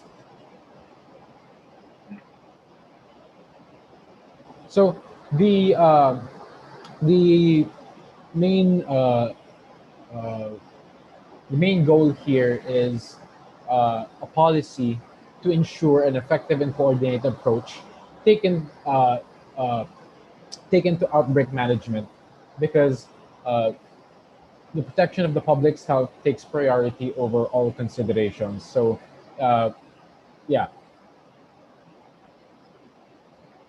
Okay, so the basic protocol for this policy is first, we need to recognize the outbreak and the initial response. Second is to declare that there is an outbreak in order for the public to have information about this. Third is conveying an outbreak control team. This will be discussed later in further slides. Fourth is the investigation and control of the outbreak, which would be primarily managed by the outbreak control team. Third is analytical studies, wherein we must keep in mind that we would keep these statistical data as credible as possible along with the sources. Sixth is the communication to the members of the outbreak control team, partners, public, and media. And last but not the least, the declaration of the end of an outbreak, which is the initial goal of this policy. Okay, so what is the role of the outbreak control team? So the first is to assess the risk of a disease causing pathogen to the public's health. This will involve uh, extensive evaluation of uh, the effects of the virus, how it affects people, the statistics that surround it, and the overall statistics regarding the important features that this virus projects. Next is to ensure that the cause and source of outbreaks are investigated upon. So we are focusing mainly here on the stagnant water sources uh, that is where the virus originated from, because that is where the mosquitoes breed. Next is to guarantee that control measures are implemented as soon as possible. We have to acknowledge that the earlier that we can act upon it is will make a big difference as opposed to later. Next is to seek legal advice when required. So the main purpose, the main purpose of this is so we don't act on it independently, because we need all the help we can get from different government agencies, from different local government units, and we can also get help from international neighboring countries. Yeah, so that's it. Okay, so let's have a quick overview on the emergency department precautions. So in many modern countries, the emergency response system is the first line of defense, and this statement is undeniably true because it can serve as a major entry point for a variety of communicable diseases. So transmission prevention is critical for maintaining a safe environment in the emergency department and also to reduce the spread. Okay, so for the emergency department, the basic protocol would include having hand hygiene, which would help reduce bacterial counts. This also helps to avoid the spread of transitory flora. So to limit the number of pathogen spores, it is recommended to employ alcohol-based materials such as foam with 60 to 70% alcohol by volume, or hand cleaning with vigorous physical manipulation, which includes the use of barriers, including gloves, gowns, masks, and eyewear to protect the healthcare worker from infection. Moreover, this must be complemented with standard precautions. So next is the rapid assessment. So rapid assessment entails identifying the major disease and gathering extensive information on the host country. This is very similar to what I said earlier. Uh, the time frame 4 days is really important, because uh, the if we are to prolong the days that we are going to expose our health team to the host country, then it is very possible that well, given that there are greater number of days for exposure, the chances of them getting the infection is higher. Next.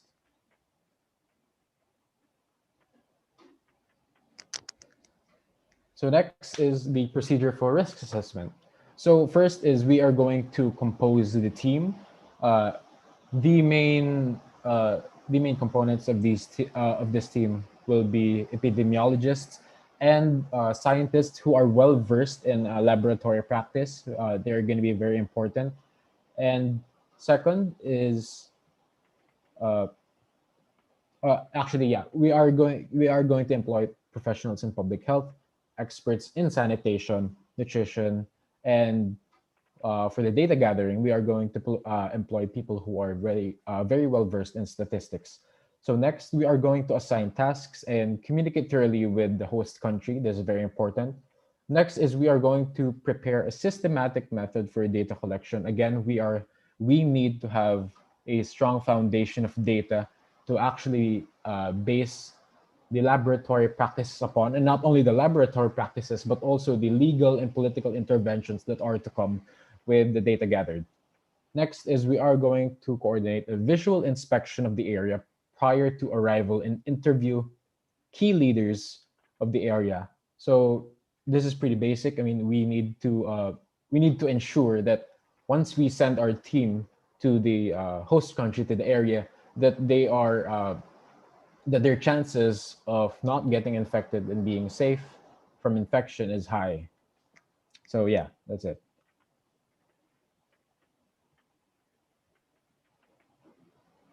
Next, this is pretty standard. Data should be clear, concise, goal-oriented, standardized, timely, and widely distributed to the team and all involved organizations. So this is pretty basic stuff. I mean, we all know this. Okay, next we're going to talk about prevention. Now, prevention involves shelter, site planning, cleanliness, vaccination, vector control, and education, and these will be discussed on the following slide. So for shelter and site planning, this would involve creating an environment that would avoid crowding people, which would then lead to high vector transmission, poor water supply, low security, poor vegetation and soil, and the low ability for access. Next, we should also practice cleanliness because this covers many aspects of what has already been discussed in the emergency room setting. Next is also water, which must be available for up to 7 liters per person per day, and it must be clean. We must also keep in mind to determine the biological quality because it's healthy water. The water that must be considered would be less than 10 fecal coliforms per 100 ml of water. And then we should also practice proper waste disposal by having a segregation of trash and also controlling vectors of mosquitoes. And last but not the least, practicing vaccination campaigns in order to have an imperative prevention. So a quick overview of surveillance. Yeah, surveillance and early warning systems should be set up in emergency conditions. This involves watching the diseases on a continuum, finding trends, and reporting outbreaks earlier rather than later. Because, as I said earlier, time is of the essence. The data that we can collect now will make a big difference because, yeah, the amount of time that we can eliminate in order to study this virus and come up with solutions, whether it be political, legal, biomedical, and engineering, it'll make a big difference.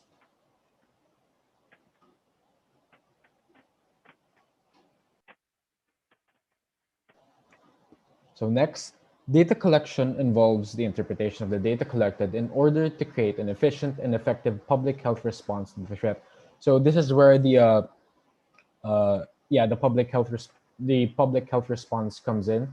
So this is a mix of legal, political, and of course biomedical. The Yeah, that's pretty much it. Yeah.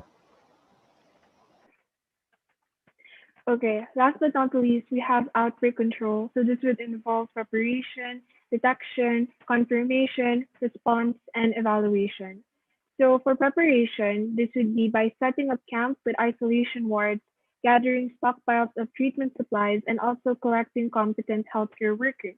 Moving on to detection, This would mean the development of an early warning system for epidemics using laboratory confirmation, also clinical diagnosis and epidemiology, to assess if the statistical analysis of the cases meet outbreak standards. Next, we also have response, which would be confirming the diagnosis, formulating a hypothesis for the source pathogen and method of transmission. And last but not least, we also have evaluation, which would be changing public health policies as needed, writing an outbreak report, and assessing the previous steps in detail in terms of success and appropriateness. Yeah, so the strength of having such a policy as what we have discussed is so we can implement the prevention of the massive spread of a communicable disease in the country due to the initial immediate response. Because to share a story, I'm from the Philippines, and our the transmission of the virus here, like when it came to our country, we were well aware of the situation of COVID-19, and a lot of people online have been implementing and like sort of voicing out their concerns, and they were asking for banning complete and indefinite uh, shutting down of tourism and the strict implementation of the borders. So international flights will be canceled. So it is important that we recognize that the less, the quicker that we act, the quicker we can resolve this virus.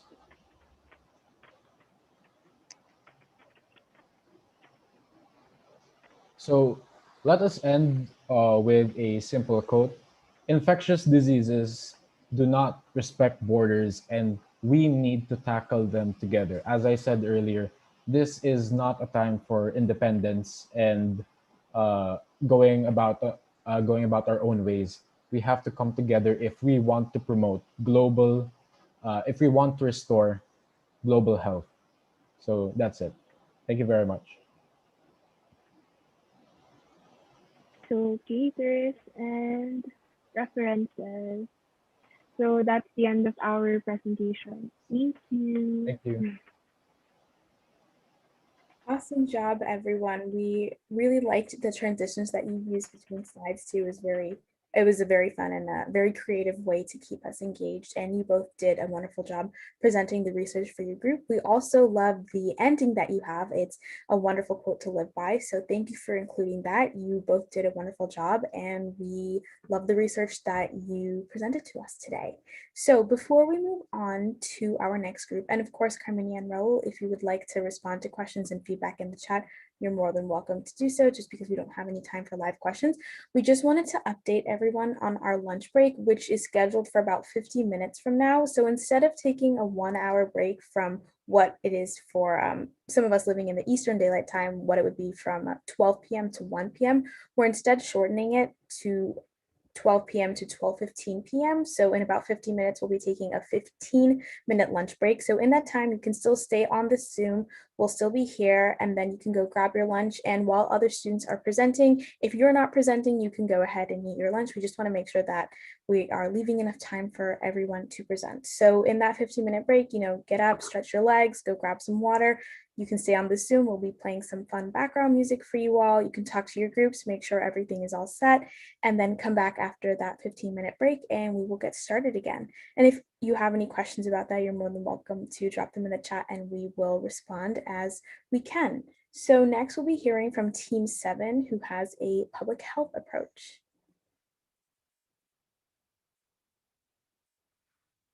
Hi, I'm gonna start sharing my screen now. Okay.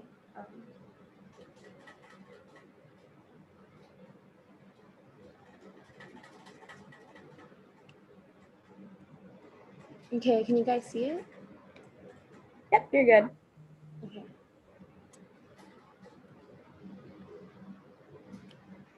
So welcome everyone to our group's preventative measures, and solutions. Right now, we only have about 3 of us speaking, which is Diane, Aditi, and I myself, Sanya. However, we still have a lot of people in our group that we would like to give a huge amount of credit to towards the end. And Diane, if you have anything to add right now, could you please add it?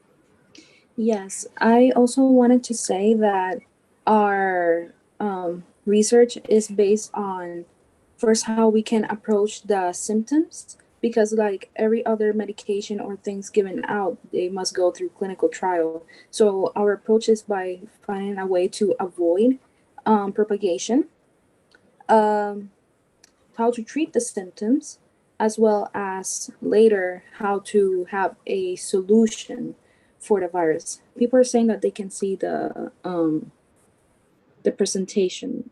Yeah, sorry guys, we actually can't see your presentation right now.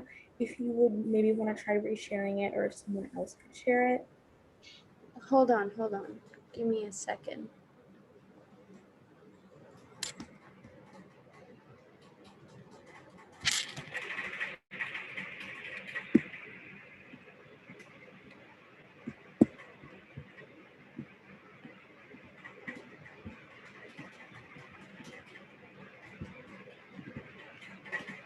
I'm so sorry for this.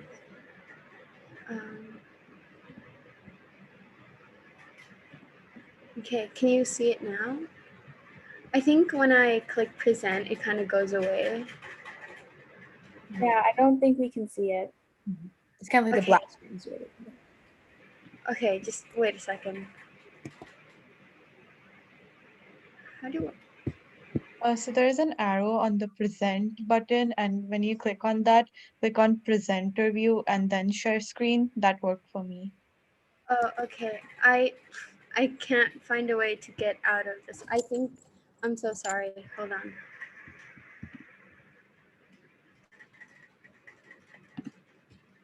Okay. Presenter view, right? Yes. I don't have that, unfortunately. I think I'm just going to hold on.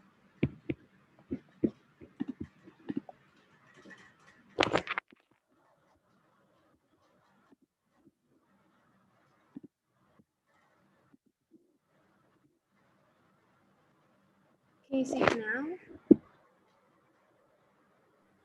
No, it's not still visible. Can Aditi or Diane, could you please screen share? Because I think something's wrong with my laptop then. I'm so sorry for this.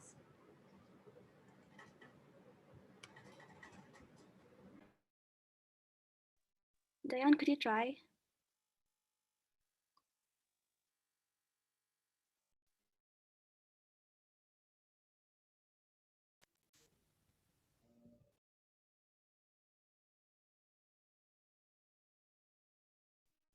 Okay, I think I'll just screen share then.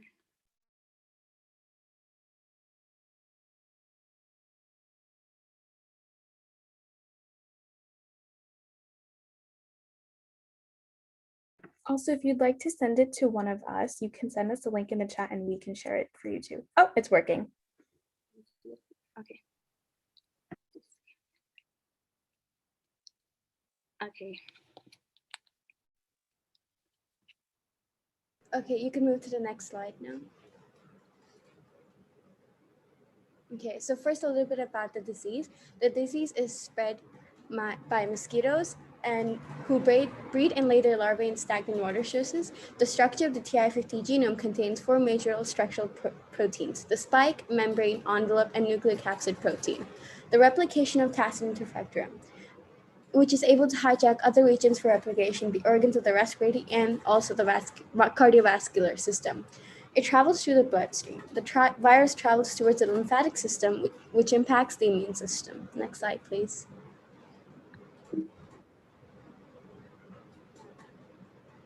Some of the symptoms of TI 2050 are senses. Infected individuals have been documented to lose various senses. Tumors. Cancerous tumors may also form, preventing the heart and lungs from operating properly. Limbs. Individuals also begin to have impaired function in various limbs, which sometimes results in complete limb loss. Neurological problems. Progressive confusion, personality changes, and other neurologic problems that occur after the infection has invaded the central nervous system. And in a 2-week timeline, 100 million cases have already been detected. Here's a table of context. First, we'll talk all about mosquitoes, relevant information to provide a background on how mosquitoes extract and infect humans. This is what will be given out to people all around the world to help them, stop getting bitten from mosquitoes. Some preventative measures, herbal and Ayurvedic remedies, treatments for symptoms, and economy on the pandemic.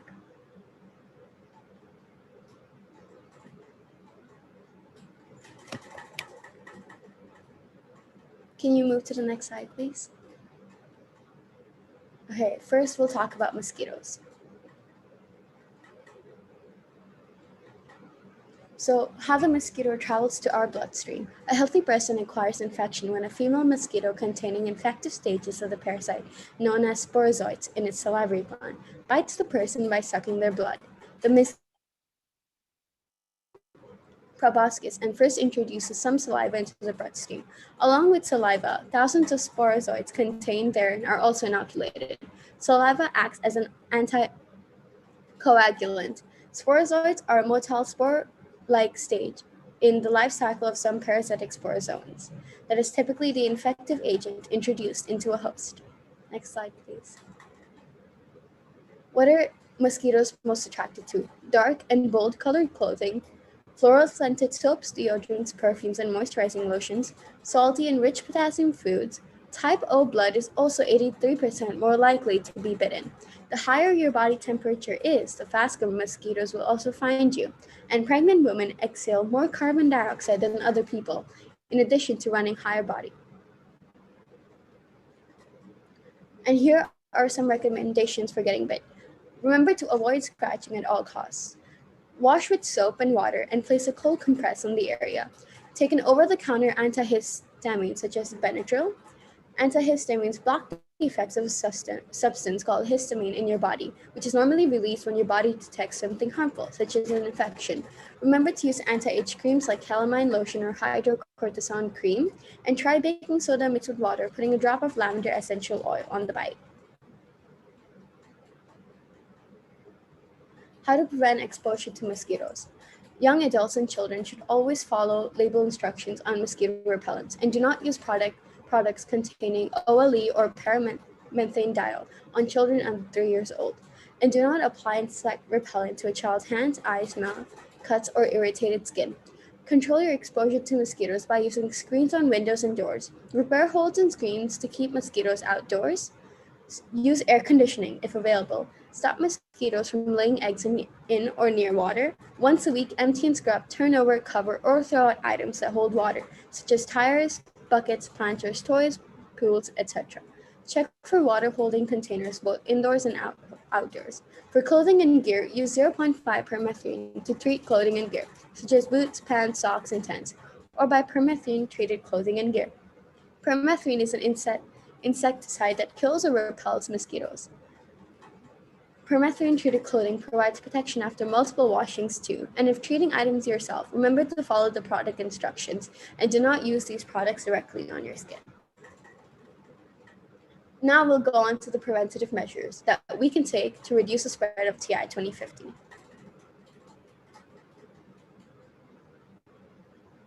First is mosquito repellent, a very obvious and clear answer. Now here are some important active ingredients that should be included in every mosquito repellent created: DEET, picaridin, and oil of lemon eucalyptus. DEET is effective even after 30% of inclusion in a mosquito repellent.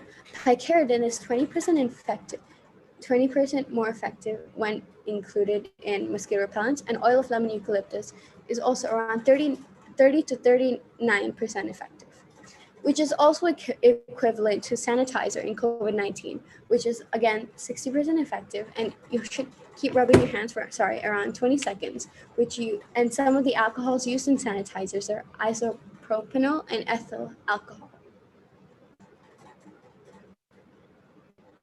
So for creating an appropriate repellent, you should know the mechanism of the three most important active ingredients. Picaridin works by repelling and deterring insects who block the insect's olfactory receptor. Insects will move away from the skin or clothing and could work as a vapor barrier at skin surface to deter mosquitoes from landing on the skin. The mechanism of DEET. DEET interferes with the receptors in mosquito antennae that detect L-lactic acid and carbon dioxide. Insects exposed to DEET are thereby unable to effectively locate a host. The mechanism of oil of lemon eucalyptus. The mode of action of many repellents is unclear, but it is believed that they mask the attractive signals that humans emit so that mosquitoes are unable to locate us, which is what OLE helps in. And the toxicity effect of these three repellents. So DEET, as you can see, is one of the best ones because they have very, very, very low toxicity effects long terms, along with picaridin. But oil of lemon eucalyptus, even though it's better for all, they have a very high eye irritation effect, which is why it is not recommended to use a lot. The long-term toxicity effects are for frequent use sometimes at irritated skin, but it did not include any other systemic effects.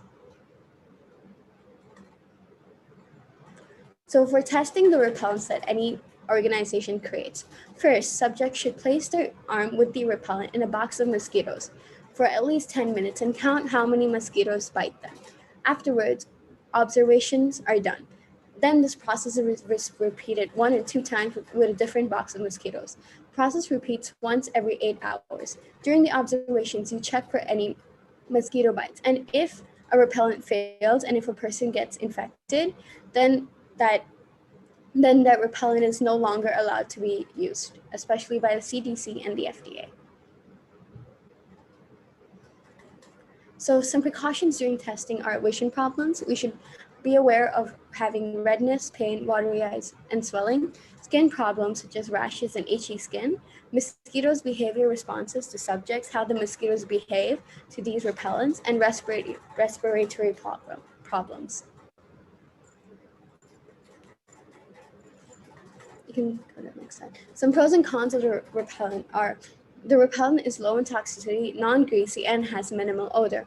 Although some cons are they're relatively new, not waterproof, and they don't work well with sunscreen. Next is lockdown, work from home, and social distancing. So some NPI intervention considered are case isolation. Symptomatic cases stay at home for 7 days. Home quarantine. All household members remain at home for 14 days. Social distancing. Social distancing of the elderly and others at most risk of severe diseases. Social distancing for younger than 70 years old to maintain a physical distance between people, and closure of schools, universities, and the offices to further amplify the breaking of social contacts and thus suppress transmission. Some guidelines for work from home, social distancing, and lockdown. Encourage to monitor people's symptoms to help people manage their personal risk. Border quarantine for all arriving from red list countries and people not fully vaccinated arriving from amber list countries for 14 days. Police setups for interrogation at each county, province, or town to limit travel. Maximum of 5 people at any gathering, and work from home will be compulsory to all. Restaurants, cafes, and bars only serve customers for takeaway, drive-through, and delivery. All persons must provide contact information in the event contact tracing is needed. Only essential stores such as grocery stores and supermarkets will remain open with a 50% decrease of people at a time. Physical distancing markers throughout the reception area and other areas depending on the size of the facility, including the entrance area to ensure a physical distance of 2 meters. However, there are pros and cons of work from home, social distancing, and lockdown. Some psychological pros are people can improve their well-being, life satisfaction, and social support. Environmental, increase of air quality, reduce transport and industrial activities, increase water quality. Economic, increased digital economy, policy reform, gathering pace. Although there are some psychological cons, which are depression, anxiety, loneliness, and general distress, increase of medical waste, safety equipment use and hazard disposal, reduction of recycling, economic, declining investment, declining net exports and imports. Now, next is the tacit interfactorum test, a fast-paced and effective test that can be done in the safety of your house. Next slide, please. First, let's talk about the saliva-based biosensor.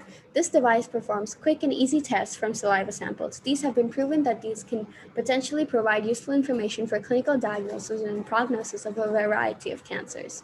The device's biosensor tests for SARS-CoV-2 molecules in the saliva of people who carry the coronavirus and give an accurate diagnosis within 3 minutes of testing. Is intended to work even in the early stages of infection before the onset of COVID-19 symptoms. It is designed to detect antibodies in an effort to help determine whether someone who has recovered from the disease might be protected from it in the future.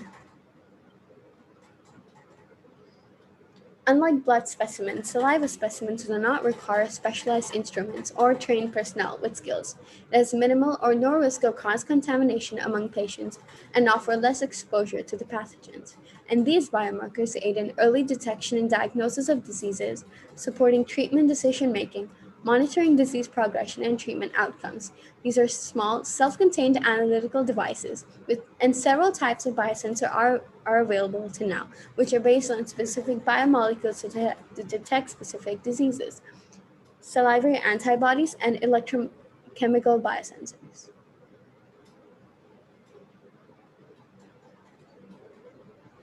People with high viral load and early phase of disease could be detected with a saliva-based antigen RDT with a relatively high sensitivity.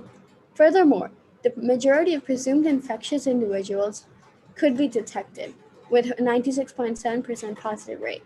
Investigation on the acceptance of saliva versus other invasive sample types was not done, but one could argue that collection of saliva is easier to perform and causes minimal discomfort. In addition, variation in sample collection between individuals might be low, limiting the risk of improper sample collection. Limited studies on usability showed relatively high sensitivity and low false negativity related to self-testing. However, comprehensive studies are still mostly lacking. Overall, the potential benefits of saliva-based biosensors could outweigh the drawbacks in a comprehensive testing strategy, especially for home self-testing and in vulnerable populations. Next slide, please. Next one is a tacit interfactorum blood test. People use portable blood glucose meters called glucometers to check their blood sugar levels, especially diabetics, and these work by analyzing a small amount of blood, usually from a fingertip. Infection causes a stress response in the body by increasing the amount of certain hormones, such as cortisol and adrenaline.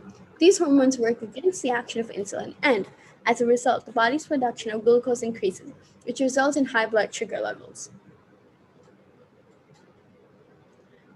The tacit interfactorum blood test is an effective test and could work like this. Before checking your blood glucose levels, make sure that you have a finger stick device to prick your finger, such as a lancet, an alcohol swab to sterilize the puncture site, a blood glucose monitor, and a bandage if bleeding continues beyond a few drops. The blood goes on the test strip you insert into the meter. Your monitor will analyze the blood and give you the blood glucose reading on its digital display, usually within a minute. And risks from the blood glucose tests are minimal and much lower than the risk of not monitoring your blood sugar levels. But if you share insulin needles with someone, you're at an increased risk of spreading illnesses such as HIT, hepatitis B, and hepatitis C. I'll be talking about how to avoid mosquito propagation of the virus. First, we must know that you should not be safety blinded, but you should be safety minded, prepare and prevent, don't repair and repent. Now, I'll be going through some small and important guidelines which can be implemented. Public areas should be regularly sprayed with DET, Picardian, that is mosquito repellents, and in places like grocery stores, streets, malls, and wherever the open places are. Encouraging full body coverage. People must wear full sleeve t-shirts or sweatshirts, socks, or shoes. A mask and a face shield with gloves is compulsory everywhere. Garbage bags must not be full for more than 2 hours. Reduce the amount of garbage you produce and try to reuse more. Mosquito nets to be widely manufactured for retail as well as donations to the areas in poverty in each country. We can also help by removing puddles of stagnant water, as this is where the mosquitoes usually breed. Now coming to herbal and Ayurvedic remedies. First, I'll go through what herbal and Ayurvedic remedies are. Ayurveda or Ayurvedic medicine is a healthy lifestyle system that people in India have been using for more than 5,000 years. Ayurveda emphasizes good health and prevention and treatment of illness through lifestyle practices like massage, yoga, meditation, dietary changes, and also with the help of some herbal remedies. Let's take a look at some possible Ayurvedic herbal remedies that we can help to eliminate or decrease the stability of the symptoms. First is natural repellents. This is the most common one, lavender. We all know that lavender oil is pleasant to smell and even its aroma. It can be also a repel to the pests like mosquitoes, as lavender oil has compounds like limonene, linalool, eucalyptol, and camphor. All of these are some natural mosquito repellents. Catmint, also known as catnip, contains an oil called Nepeta fascini, which many studies have shown to have insect repellent properties. And at the brighter side, it is also eco-friendly. Sage, which is also known as a burning sage, is also a great way to keep mosquitoes away. Throw some sage leaves in the backyard fire pit or in your fireplace to fill in your room with some refreshing aroma and a natural mosquito repellent scent. Vinegar can be also a bug repellent. Vinegar is one of the best sprays to make a pest control spray. It is effective in repelling ants, mosquitoes, fruit flies, and many others. Eucalyptus. The Center of Disease Control and Prevention, CDC, has approved that eucalyptus oil has the effective ingredient in a mosquito repellent. Also, a recent study showed that a mixture of 32% lemon eucalyptus oil provided more than 95% protection against the mosquitoes for 3 hours. Anti-cancer plants. The first one is Argentum conjoides. This is a vector control remains the mainstay of effective malaria management. The negative implications following persistent application of synthetic insecticides geared towards the regulation of mosquito populations have necessitated prospection of eco-friendly effective chemistries. Phalianthus foliifus. Research has also shown that the plant contains a benzoid and 3 aryl naphthalide ligands. These compounds inhibit the inflammatory mediators, and the results of this study provide scientific supporting evidence for the use of these plants. Clonzena lanzium, also known as Vampi, has many polyphenolic compounds that have shown health benefiting bioactive properties such as antioxidant, anti-cancer, antiviral, and anti-inflammatory activities. Going to neurological disorders, Bacopa monnieri. Bacopa monnieri, also usually known as Brahmi or also as a water hyacinth and a theme-leaved gratiola, it's a herb of grace. It is a staple plant in traditional of Ayurvedic medicine. It grows in wet, tropical environments. Brahmi has shown to alter brain levels of dopamine, noradrenaline, and serotonin, neurotransmitters associated with anxiety and depression, although research does not offer yet definitive answers. Centella asiatica. Centella asiatica, also known as gotu kola, has a variety of benefits for the body. It is used to repair nervous tissues due to the spinal injury. Gotu kola is also used in skin treatments for a wide spectrum of skin conditions. Ashwagandha. The daily therapeutic use of Withania somnifera, that is also known as ashwagandha, is generally considered safe at the doses between 250 mg to 500 mg. Ashwagandha contains chemicals that helps us calm the brain, reduce swelling, lower blood pressure, and alter the immune system. Cardiotonics. The first one, going with Arjuna. The bark of Terminella arjuna, that is also known as TA, has been used for centuries in Ayurvedic medicine as cardiotonics for treatment of cardiac disorders. Arjuna, which has been used as a cardiotonic in heart failure, ischemic, cardiomyopathy, and atherosclerosis. It has been also used for the treatment of different human diseases like blood diseases, anemia, venereal and viral diseases. Hawthorn. The medical properties of hawthorn, also known as Crataegus sep, is a genus comprising approximately at least 300 species, have been utilized by many cultures for a variety of therapeutic purposes for many centuries. Hawthorn is used to help protect against the heart disease and help control high blood pressure and high cholesterol. Garlic, which almost everybody knows, is widely recognized for its immense therapeutic potential. The induction of cardiac endogenous antioxidants and the reduce of the lipid peroxidation by garlic has been reported by several different groups. Garlic is also known as Allium Sativum has played an important dietary as well as a medicinal role in the human history. Garlic is available in many forms. Among these, raw garlic and aqueous extract preparation is used more frequently. Now we'll be talking about treatments for symptoms. Neurological problems. Anticonvulsants. Anticonvulsants keep the nerve cell impulse to a normal high so they do not become excessive and uncontrolled, which is why they are used in seizure disorders and epilepsy. Since the patients are experiencing progressive confusion, personality disorders, and neurological problems, a solution for this can be mood stabilizers. Mood stabilizers are medications used in treatment for bipolar disorder, where a person's mood changes from a depressed feeling to a high maniac feeling or vice versa. These drugs can help reduce mood swings and prevent maniac and depressive episodes. Impaired limb function. Hyperbaric oxygen therapy. Hyperbaric oxygen therapy is a gas gangrene seems to be life, limb, and tissue saving. Earlier diagnosis remains essential. Surgical debridement of the necrotic tissue with incisions and drainage of the involved areas, antibiotic therapy, hyperbaric oxygen treatment at 2.5 atpa pressure and surgical intensive care. The subcutaneous tissue gas tensions of rats were therefore measured using a subcutaneously implanted celastic tube tonometer and a capillary sampling technique. The subcutaneous oxygen tension levels increased from 5-fold and the oxygen dioxide tension levels 2-fold compared to the initial levels.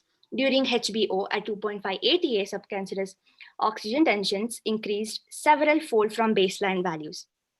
HBO treatment resulted in the marked increase in tissue oxygenation in both healthy tissues and in vicinity of infected tissues. Botulinum toxin injections, which is also known as Botox, these work by causing a disruption between the nerve and the muscle, thereby weakening the muscle into which it is injected. Depending on the muscle injected EMG guidance may be used using Botox injection, verify muscle activity and enjoy the most active part of the muscle which is being injected. Spasticity due to the stroke or multiple sclerosis or other conditions.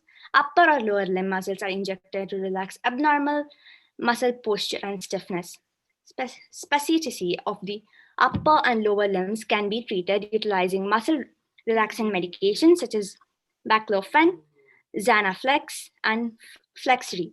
But these medications can cause sedation and somnolence.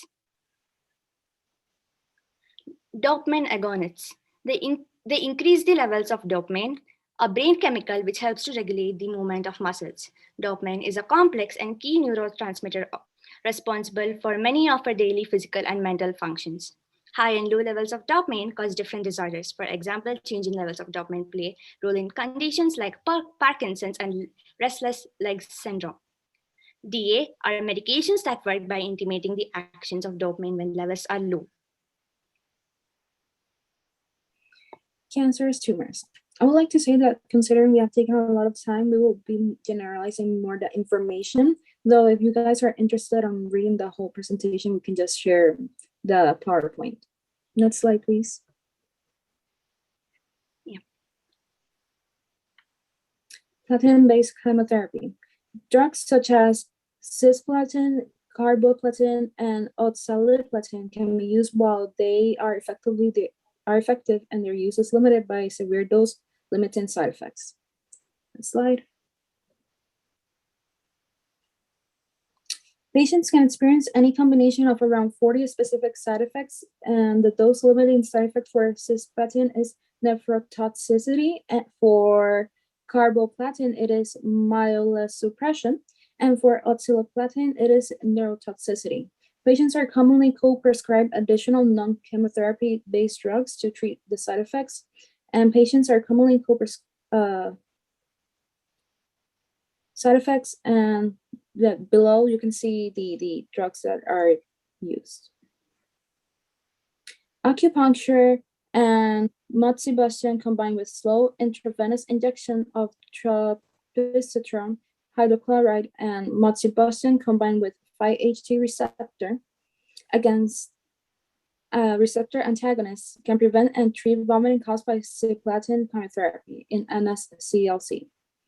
Acupant massage on Neguan PC6 and Gongsan SB4 effectively reduce the degree of nausea and vomiting. Moreover, regardless of the tumor tissue type and chemical type, applying bioenergy on PC6 points through acupuncture can significantly improve chemotherapy-induced vomiting symptoms in 70% of patients.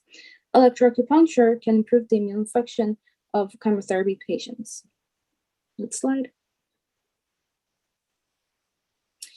TCM, such as Kindau Yufei decoction, can effectively reduce the mortality of NSCLC, enhance the host immune system, and improve overall survival. Matsibastion with thermal stimulants points Zusanli, ST36, and Fiushu, BL13 can effectively reduce the neutrophil and lymphocyte ratio, NOR, in patients with NSCLC. Direct moxibustion at Siwa points can increase the levels of cerebrospinal fluid and interleukin-2 in NSCLC. Patients undergoing chemotherapy and reduce necrosis factor regulate the balance between Th1 and Th2 and maintain their anti-tumor immunity. Next slide. As the primary anti-cancer therapies, ionizing radiation and chemotherapeutic agents induce cell death by directly or indirectly causing DNA damage. This regulation of the DNA damage response may contribute to hypersensitivity or resistance of cancer cells to genotoxic agents, and targeting DNA repair pathway can increase the tumor sensitivity to cancer therapies. Therefore, targeting DNA repair pathways may be a potential therapeutic approach for cancer treatment. If damage is not corrected, it will cause genomic instability and mutation, which is one of the chance hallmarks. In order to prevent this situation, cells have evolved a series of mechanisms called DNA damage response, or DDR, in order to deal with such lesions. Next slide. Tumor microenvironment characteristics of hypoxia, low pH, and nutrients deficiency can give rise to genomic instability and tumor progress throughout downregulating DNA repair pathway. Next slide. Studies have shown deficiency of specific DNA repair pathway was associated with immune checkpoint blockade response. Due to the difference in mtDNA between cancer cells and normal cells, the development of mtDNA repair pathway inhibitors that can reduce the adverse effects to normal cells can be more effective strategy to enhance the anti-cancer therapy than targeting mDNA. The drawback of this therapy is the combination of IR or chemotherapeutic agents with inhibitor of DNA repair pathway may increase mutagenic lesions in surviving cells and can lead to the development of secondary tumors. Slide. The process required for invasion and metastasis, tumor angiogenesis, constitutes an important point of control of cancer progression. Some of them are cabozantinib, vandetanib, and regorafenib, which significantly reduce tumor vascularity, delays tumor growth, and prevent metastasis. Next slide. Here, Sediranib is perhaps the farthest advanced in development, with completed or ongoing phase 3 trials for a number of indications, which include CRC, NSCLC, etc. Next slide. Molecular targeted therapy has greatly advanced the field of treatment for non-small cell lung cancer, which accounts for the majority of lung cancer. Next slide. The limitations of this therapy include the resistance to molecular targeted drugs, which include the novel resistance and acquired resistance, and number of molecular mechanisms underlying such resistance have been reported, which include alternation of the targeted oncogenes themselves by secondary mutations or amplifications, activation of an alternative oncogenic signaling track, and conversion of cellular characteristic.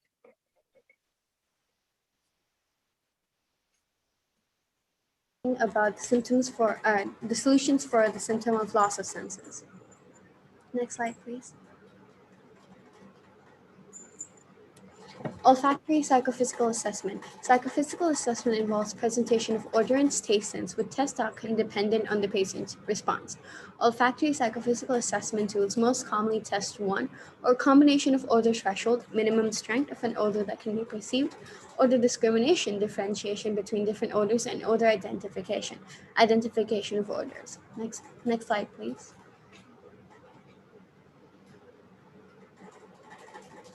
Olfactory training involves repeated and deliberate sniffing of a set of odorants, commonly lemon, rose, cloves, and eucalyptus, for 20 seconds each at least twice a day for at least 3 months, or longer if possible.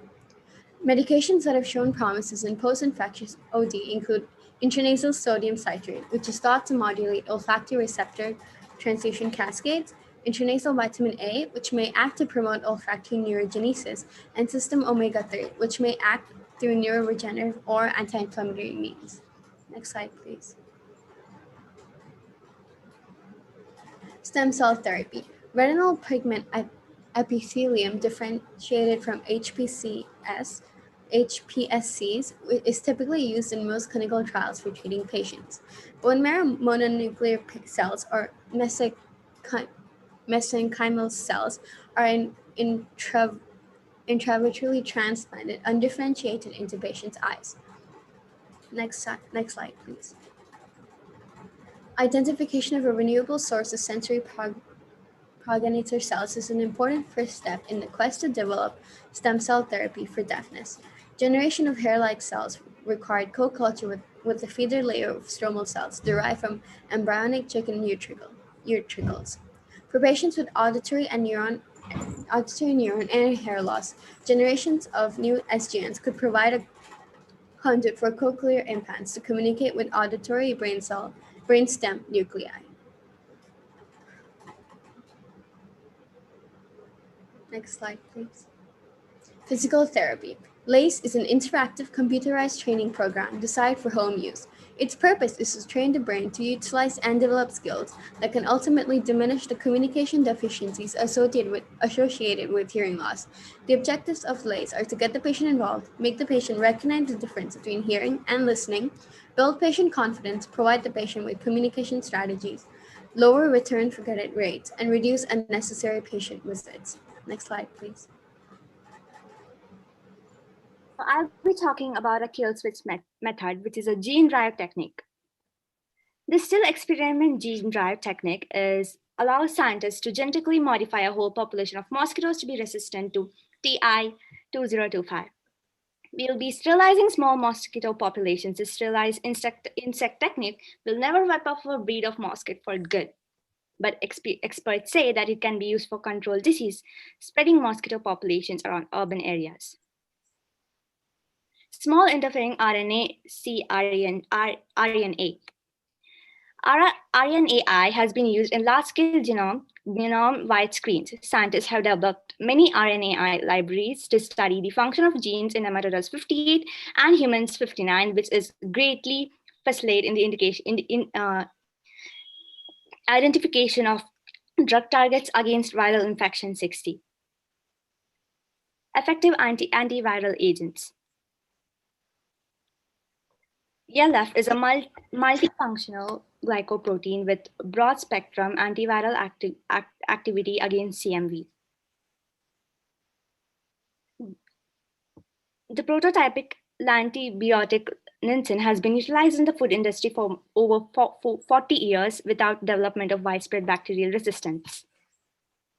Lactoferrin helps regulate how well iron is absorbed in the body from the intestine. It also seems to protect against infections from bacteria, virus, and fungi. Lysosome plus lactoferrin produce such effects in all experimental variants. Bovine lactoferrin is also being used to inhibit SARS-CoV and SARS-CoV-2 cell entry.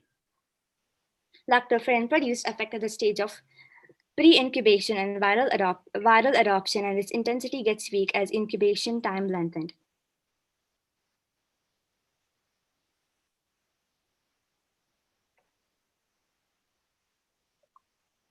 Nisin reduced viral yield at post-absorption stage and when present in culture media throughout the entire course of infection. Lysosome reduced viral yield only in present in the culture media throughout the entire duration of infection. Maximum tolerable of concentration of lysosome was 1.25 mg or ml. Lastly, we have monoclonal antibody therapy. Next slide, please. Monoclonal antibodies are laboratory-produced molecules engineered to serve as substitute antibodies that can restore, enhance, or mimic the immune system's attacks on pathogens. They have been used for cancer, though they are not limited to cancer. They actually treat various things such as cardiovascular disease, Alzheimer's disease, Crohn's disease, multiple, several more conditions. So our approach with this was, since they have also been used for COVID, that they could potentially help with TI 2050, considering that both share similar structures.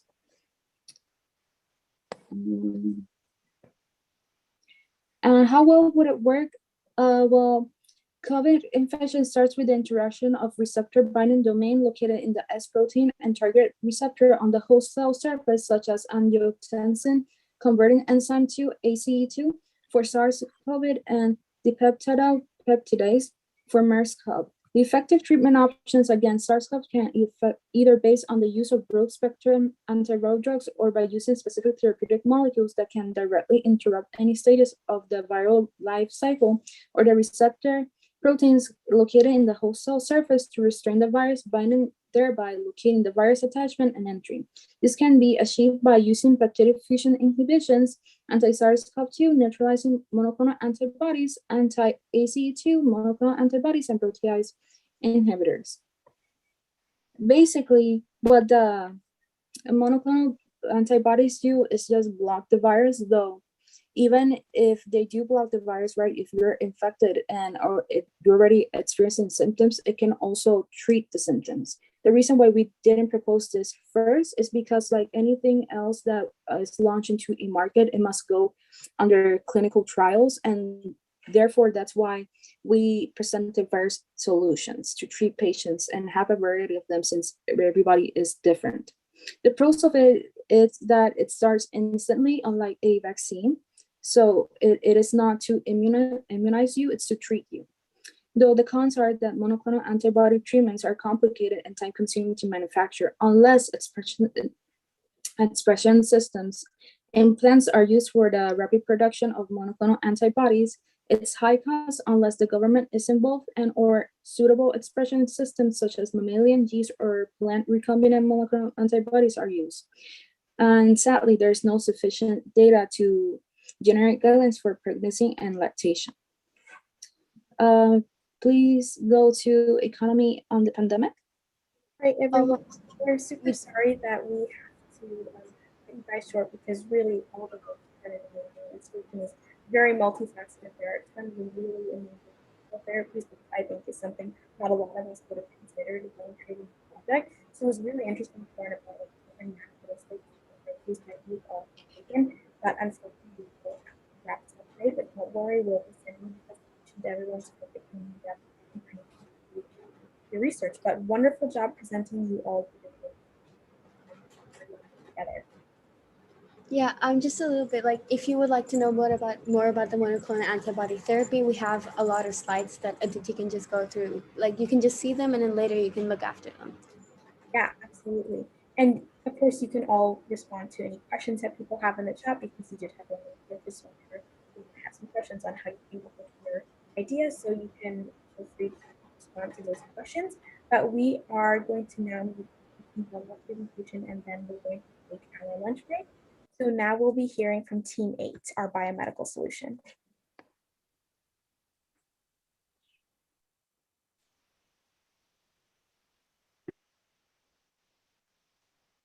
Can everyone see my screen?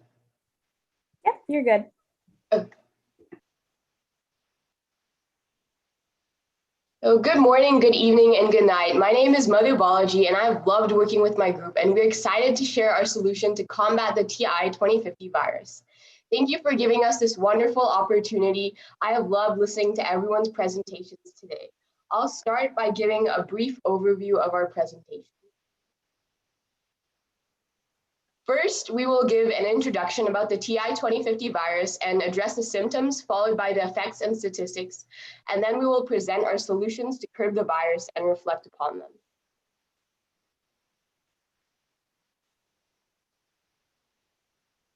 First, we'll start with the introduction. The TI 2050 virus is spread by mosquitoes that breed and lay their larvae in stagnant water. These mosquitoes then spread the virus by biting humans. But it can also spread through respiratory droplets. Once an individual has been bitten, the virus will proceed towards the lymphatic system and affect the immune system. This virus will often replicate in the respiratory and cardiovascular systems, causing cancerous tumors to form. Now I will go over the symptoms of the virus. Once individuals are affected by, this virus has several devastating effects. Within just 5 to 6 hours of becoming infected, individuals are at risk of losing various senses. This is most often hearing followed by smell. Additionally, in a few hours, individuals undergo tissue death, causing impaired functionality in limbs and sometimes complete limb loss. Most of the time, this occurs in the hands, arms, and feet. But unfortunately, that's not all. Individuals also often undergo several neurological problems. The infection has reached the central nervous system. They might also experience progressive confusion and personality changes. Now I will go over the effects and statistics of the virus.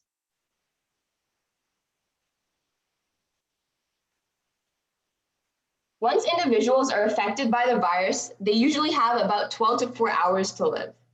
The case fatality rate is 65%, meaning that for every 100 people who test positive, 65% of them died due to this virus. Now I will go over the solutions to help curb this virus.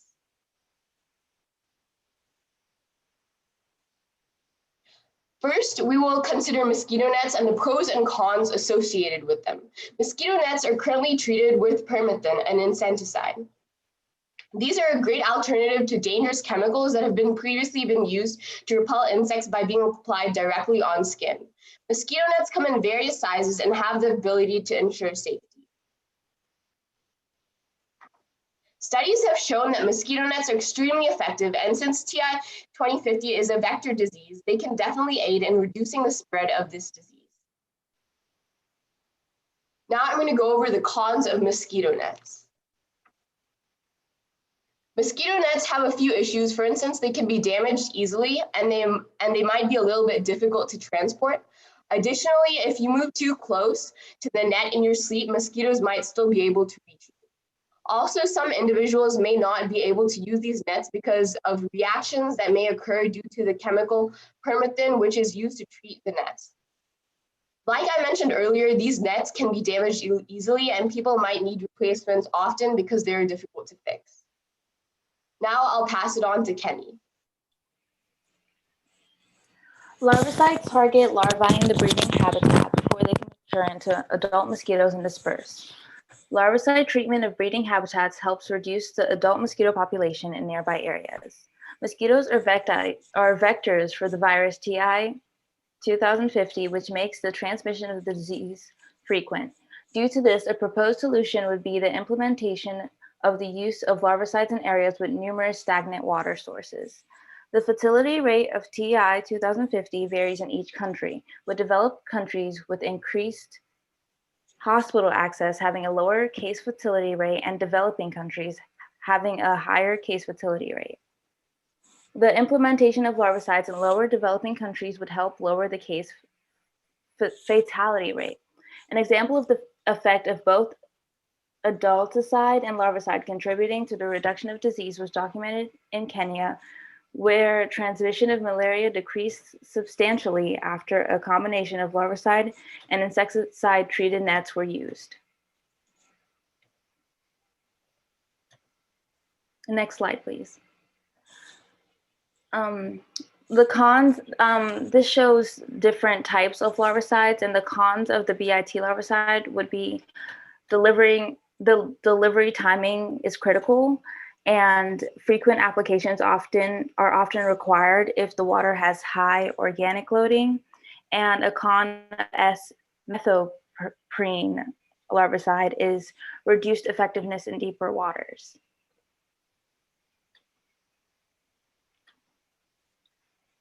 This chart just shows more detail in the comparison between the two, such as what it is and how it works, and how it looks and where to use it.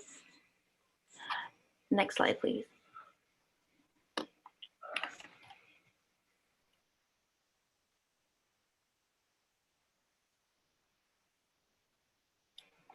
The audio isn't working. The sound. Oh, can you guys hear us? No. Oh, I think you have to like share audio. So like, I actually don't remember how you do that. Like maybe stop sharing and then share again, and it'll show a share sound option. oh wait, can you guys hear it now? In Singapore, they love mosquitoes.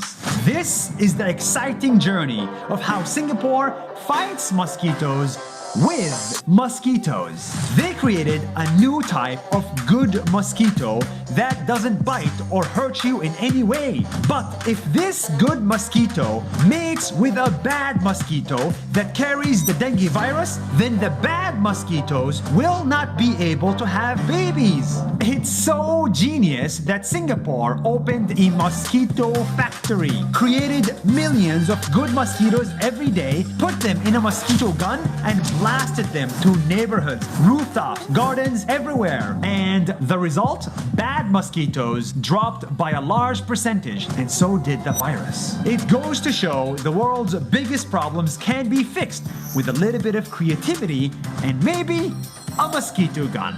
That's 1 minute. See you tomorrow.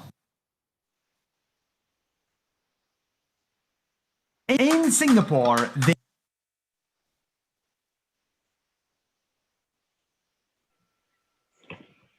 genetically modified mosquitoes are another solution to the virus.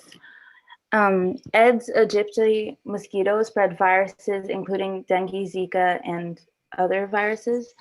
These are common throughout many areas of the United States. In the United States, the EPA has authorized the use of the mosquitoes for release in counties such as Florida and Texas. And this allows local mosquito control programs to evaluate the effectiveness of the GM mosquitoes, how effective genetically modified mosquitoes are in reducing Egypti mosquitoes in areas where they have been released. These mosquitoes usually carry two types of genes: a self-limiting gene, which prevents female mosquitoes' offspring from surviving to adulthood, and a fluorescent marker gene, which glows under a special light. GM mosquito eggs that carry the self-limiting gene are released into an area, and once they have hatched and developed through to the adult stage, they are available to mate with wild females, and the genes are passed on to the offspring. The female offspring die before they become adults, and the expected result is that the number of Egypti mosquitoes in the area decreases.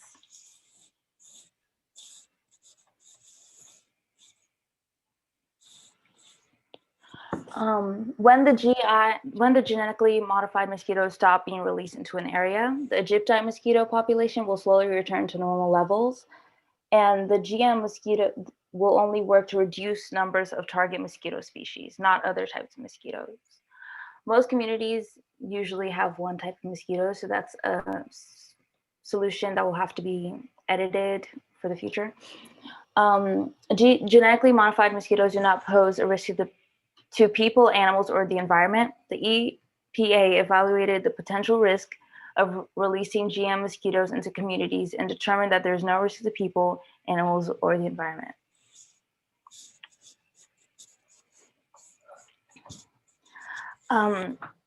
Another solution is the injection of bacteria into humans that will strengthen the immune system and lessen the severity of the symptoms, such as loss of senses, tissue death, and neurological issues.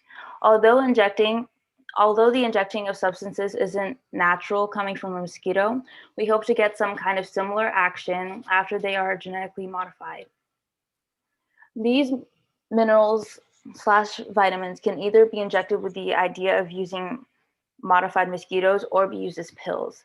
These are the recommended mineral / vitamins that will strengthen the immune system: zinc, selenium, iron, copper, folic acid, and vitamins A, B6, C, and E.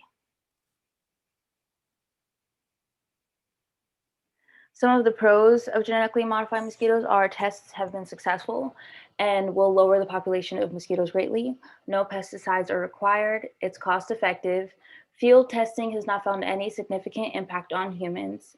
And seeding areas with GMO male mosquitoes is relatively easy and a low manpower activity.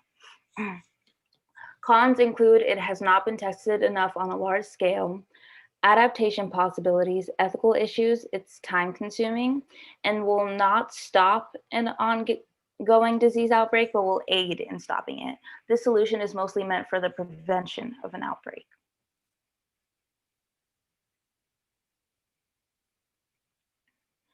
Testing. The success of all the solutions that we have revolve around the process of testing. Instead of testing on humans and risking the effects that may follow, we will be using vitro methods. Vitro methods are sophisticated tests that basically mimic the idea of human cells and tissue so that we can get results accurately. Another way to think about it is advanced computer modeling techniques. Okay, so this is the cost effectiveness for all the solutions that we previously stated. So the first solution was genetically modified mosquitoes, and according to the WHO, genetically modified mosquitoes could be a powerful and cost-effective tool to supplement existing interventions. Now, considering that this virus would take place in 2050 and that genetically modified mosquitoes are already existing, in today's time, the amount of time that we have until 2050 will have like technological advancements that will be our advantage for this project. The second solution was mosquito nets, and mosquito nets only cost about $2 and can last 3 to 4 years, making them affordable to many individuals. And lastly, larviciding was shown to be cost effective in Tanzania for incidences as low as 40 infections per 1,000 people per year when combating malaria.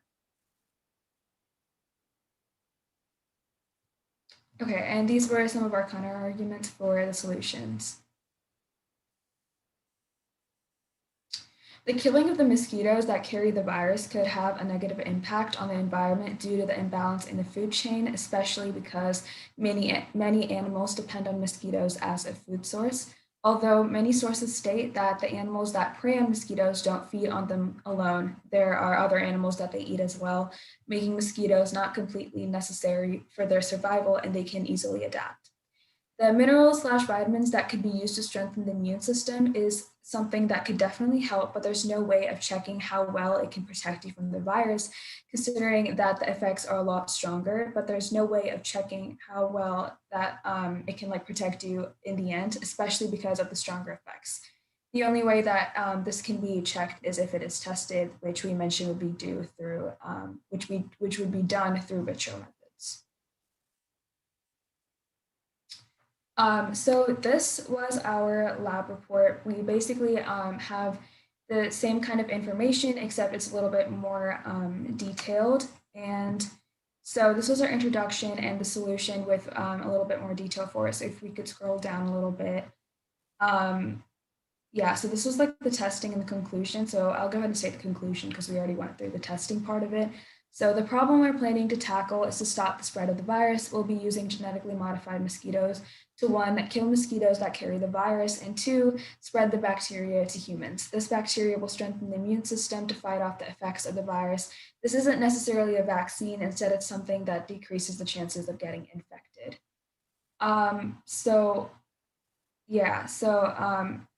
Although some of the ideas in the overall topics we discussed have already been done before, we added a little bit more to the things in order to make them a little bit stronger and be able to protect them for the overall population. And these are the questions. I'm not going to read through like every single one because they're a little bit tedious, but some of the questions do go back to the topics and are very important for the project overall. So this one is describing possible clinical trials that must take place. So some clinical trials that must take place include trials to make sure that the mosquitoes are fit to move around and perform their roles in the environment just like they used to. And another test would be to check the ability to identify the mosquitoes that transfer the virus. The last test we would have to conduct is to test the bacteria to make sure that it actually strengthens the human body and doesn't have a negative effect on the population. The timeline for testing would most likely be a couple of months at a minimum, especially because the process of identification and distribution are crucial to the success of the project, yet they are risky if the effects aren't understood. Okay, so the testing for the human subjects and the psychological effects that can follow.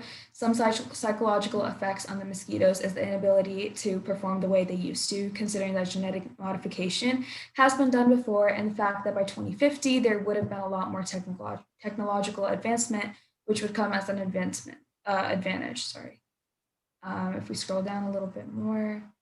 So what are the key aspects of the device that make it work the way it does? The key aspects of the project is to be successful in the understanding of the mosquito. We need to understand their natural state and then figure out how to modify them to fit our needs. This is the only way that we'll be able to get them to do the tasks, and the understanding of not only helps us through the testing timeline, but also can help predict events that will happen in the future. And lastly, if our project is medical, how will we test our device on humans?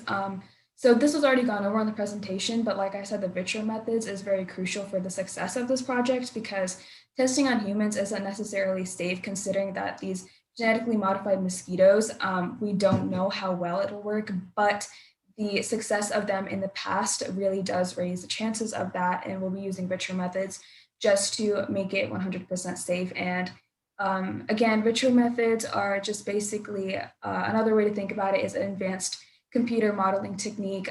They mimic the idea of human cells and tissues so we can get the results accurately. So if we go back to the slideshow, I believe that is the end of the presentation, I'm pretty sure, and these are the sources.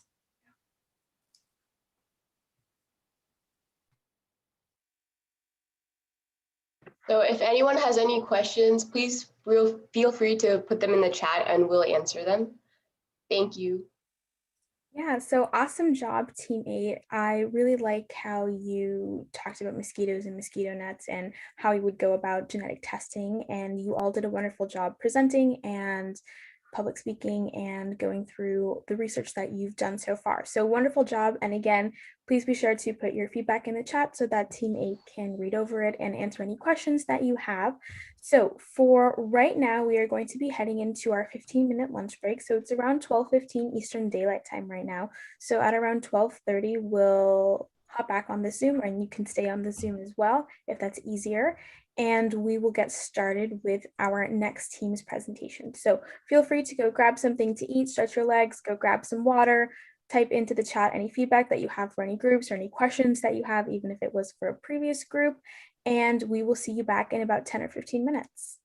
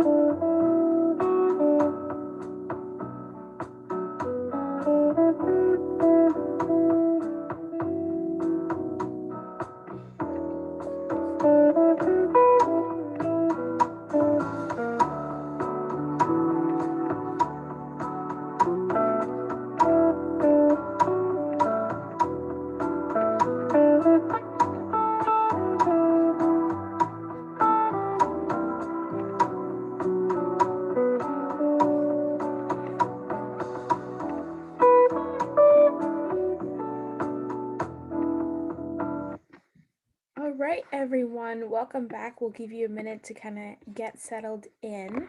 So right now we're going to be transitioning into our next group's presentation, Team Q. They have a biomedical one. So I will start sharing my screen and then let me know if you can't see anything. And if you have any questions, feel free to put them in the chat.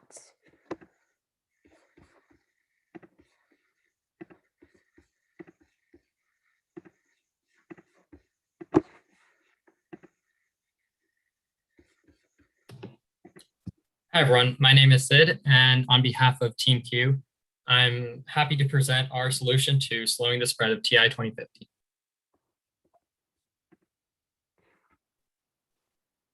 For the last 2 weeks, the 6 of us have been participating in the Future MDS Plus in STEM 2021 summer program. Throughout this program, we have been able to hear from many medical professionals.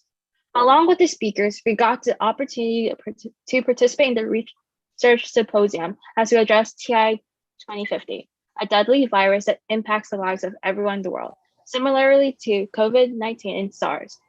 As we research solutions to this hypothetical pandemic, we concluded to use mitigation. Mitigation is the action of reducing the severity, seriousness, and painfulness of something. What is TI 2050? In the year 2050, the world is suffering under yet another pandemic. The TI 2050 virus, which is considered a Tacet interferotum or silent killer, has been determined to be transmitted by a single bite of an infected mosquito. When a mosquito bites a human, it pierces its proboscis into the skin in order to suck the blood up. And while doing so, it injects saliva into our skin. While our skin usually reacts with the saliva by causing swelling, redness, and itching, this round mosquito bite is much more deadly, as it sends the virus into the bloodstream, multiplying rapidly and affecting our lymphatic system, causing us to become more weak and succumb to the virus. This virus also holds the potential to be spread via respiratory droplets of an infected human host. With symptoms such as losing senses, impaired limbs, and neurological changes, fatality rates are increasing high, and hospitals are overwhelmed with patients infected by the virus, as individuals have an average of 12 to 24 hours to live upon first infection. The world is becoming desperate for a solution, as quarantining is not enough to slow the virus. Now what? In order to combat the mutated gene within the mosquitoes, we'll be using a CRISPR system, which will allow and locate the mosquitoes and have mutated the gene. Then, with the help of scientists, the CRISPR will modify the gene inside the male mosquito to make them infertile, which in turn will lead to a decrease in the population. What is a CRISPR system, you may ask?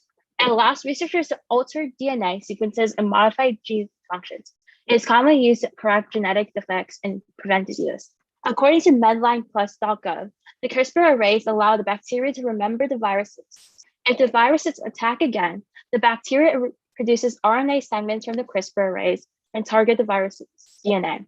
The bacteria then uses Cas9 or a similar enzyme to cut the DNA apart, which disables the virus. What genetic changes will be made? Using CRISPR, we'll be getting rid of the B2T gene in male mosquitoes. By knocking out the B2T mutant male mosquitoes will be unable to produce sperm, but will remain healthy otherwise. The movement of sperm within 1 day after insemination seems to be due to the odorant receptors on the sperm that can receive specific chemical signals that activate this movement. With the elimination of the B2T genes in male mosquitoes, there are odorant receptors that usually receive the signal to begin swimming around in the spermtheca will no longer be present. We'll also be genetically modifying mosquito wing harmonization, which aids in attracting female mosquitoes to make males more desirable mating partners than the others. By repeatedly mating with sterile males, females will eventually render infertile. Ultimately, the number of mosquitoes that are born in following generations decrease once sterile males compete with wild males to mate with females.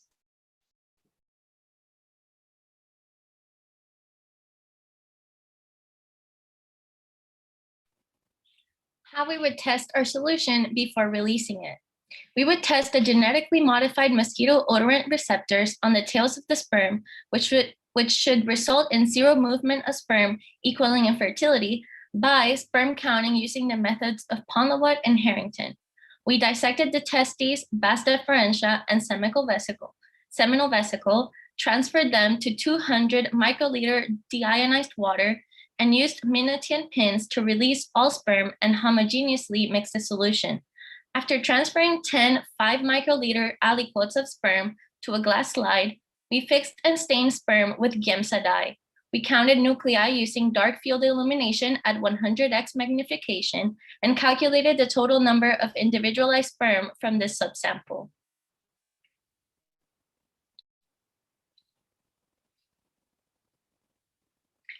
We would test mosquito wing harmonization pitch, which attracts the female mosquito for mating in 2 enclosed habitats.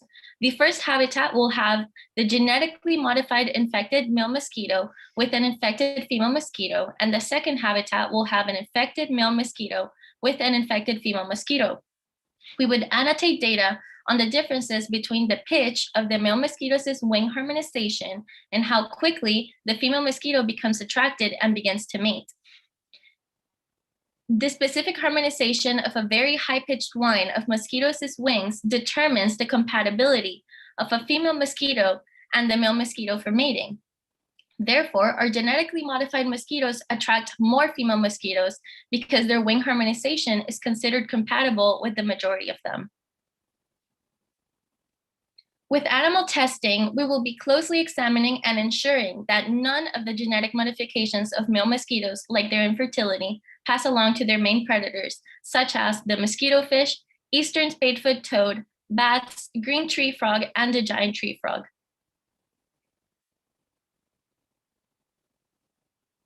Our experiment.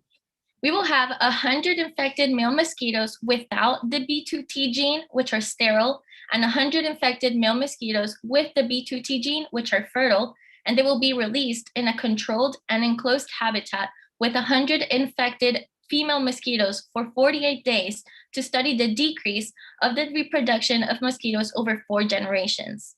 We will study the ratio of female mosquito to sterile male mosquito mating versus female mosquito to fertile male mosquito mating to test the genetically modified attractiveness of the sterile male mosquitoes.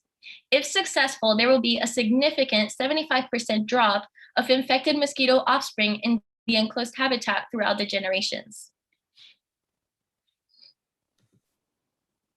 So diving into some of the pros and cons of this experiment, one of the primary pros would obviously be minimizing casualties from the TI-2050 virus. So this would happen when infected female mosquitoes try to breed with sterile males as a result of the better wing harmonization pitch. So this would lead to a mosquito population drop because since these males are sterile, they can't produce offspring, and by the time the infected females find a non-sterile male, they won't have as many offspring, or they wouldn't have any offspring at all. So over multiple generations, infected female mosquitoes would become rare and thus minimize the spread of TI-2050. Another side effect of this experiment is it would also cure other diseases that are transmitted by mosquitoes, such as malaria, because there is only sterile males that we're going to be releasing. So that kind of mates with all female mosquitoes, not just infected ones. So since the overall population would drop precipitously, it would minimize the spreading of other mosquito-borne diseases such as malaria. However, there are a couple of cons of this experiment. One con is that the drop of mosquito population as a result of our experiment would throw ecosystems out of bounds. Animals such as bats or birds that typically rely on mosquitoes for food would no longer have an important food source, and thus their population would drop. And then the animals that rely on bats and birds for food would also have a drop in population, which kind of causes a ripple effect all the way up the food chain. And another con is that the solution used to sterilize the male mosquitoes may have negative effects on animals that end up eating these modified mosquitoes. However, this may be unlikely, and any chance of this happening could be avoided with extensive testing and safety checks. Now, obviously, since we're going to be using genetic modification, there are a lot of social and ethical dilemmas that we have to consider. According to the Royal Society, the reported reasons against the development and use of genetic editing fall into 7 themes: human health, efficiency, risk and uncertainty, animal welfare, animal dignity, environmental considerations, and public acceptability. These 7 themes tie into our experiment because, for example, the human health plays in because the genetic editing that we could do could ultimately harm us rather than benefiting us. So that's something we have to consider. As for risk and uncertainty, accidental or deliberate release of modified organisms could spread beyond the target population, leading to an unpredictable ecological consequences, or organisms could be engineered to accidentally carry diseases rather than prevent them. In terms of animal welfare / dignity, those two are kind of tied in together. If genetically modified animals are less prone to disease, this would lead to commercial industry exploitation by keeping them in higher densities in farms, which thus decreases animal welfare. If mosquitoes were edited to become sterile, this could also result in secondary complications that negatively impact animal welfare. Now, for the last theme of public acceptability, whether or not genome editing would be accepted by the public, it's a question of whether the people in the community are able to consent to the release of genetically modified organisms in their community. So these are all really important things that we need to weigh before taking action like this. Our model is a simpler and a more visual way of explaining the experiment. We will have 200 male mosquito and 100 female mosquito participants. The 100 infected male mosquitoes with the B2T gene, few of those will mate with the female mosquitoes and produce B2T gene infected offspring. But after mating, the infected males will only live for another 3 to 5 days. The 100 sterile male mosquitoes without the B2T gene, which was corrected using CRISPR, most of them will mate with the female mosquitoes due to their attractive wing harmonization pitch. A very small amount of the female mosquitoes that mated with the genetically modified males will mate again with the non-modified males and pass on a broken copy of the infertility gene onto their offspring. A 75% drop of mosquito offspring will be shown as a result of the magnetism of the genetically modified males on the female mosquitoes. Female mosquitoes tend to mate only once in their lifetime, even if they do not produce any offspring, and then lose the opportunity to pass on their genes. Eventually, a lesser percentage of mosquitoes will be found in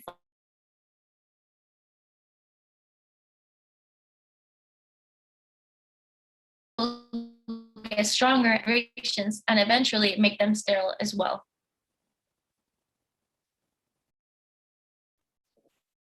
While using the mitigation route, we concluded that using CRISPR to remove the fertility gene and modifying the mosquito wing harmonization in male mosquitoes would be effective enough to slow the rate of TI 2050.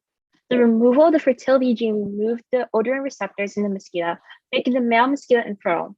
The modification of the wing harmonization would make male mosquitoes to be more desirable to other mating partners. These two things will allow mosquitoes to carry TI 2050 to decrease and help with the decrease of other mosquito-borne diseases such as malaria. However, this solution significantly impacts the animal ecosystem, as many depend on mosquitoes for food and other necessities.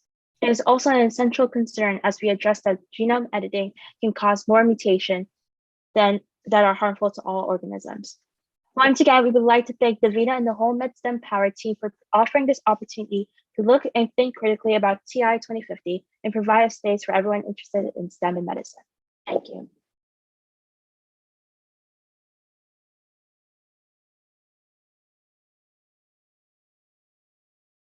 All right, awesome job, team. I really liked how you attacked the problem at its source, and you had a very simplistic way of going about your models and graphics, so it was very easy to follow, and you all did a wonderful job presenting. So great job, everyone.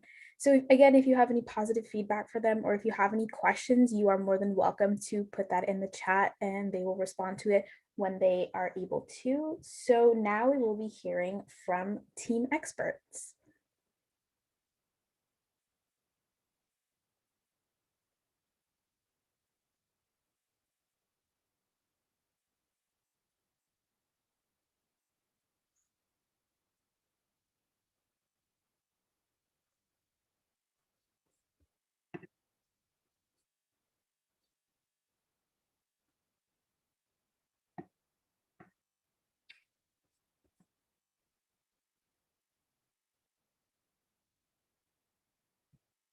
All right, we can come back to team experts. Is Team Tacet Interfectorum WHOO here?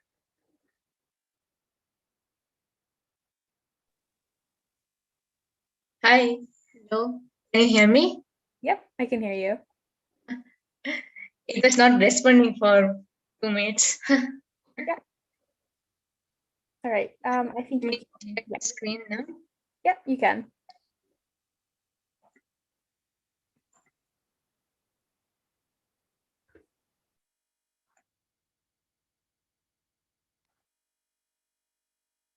Can you see the presentation? Yep, we can. Very good.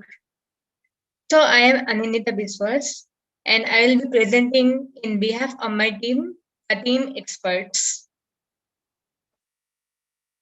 So we are using a biomedical approach.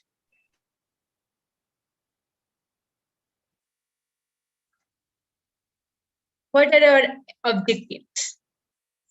Slow the spread and effect of the virus using preventive solutions and drugs. Possible clinical trials and virus detection techniques, quantitative data of testing. And number 3, pros and cons of each solution. Now let us move to our effective solutions.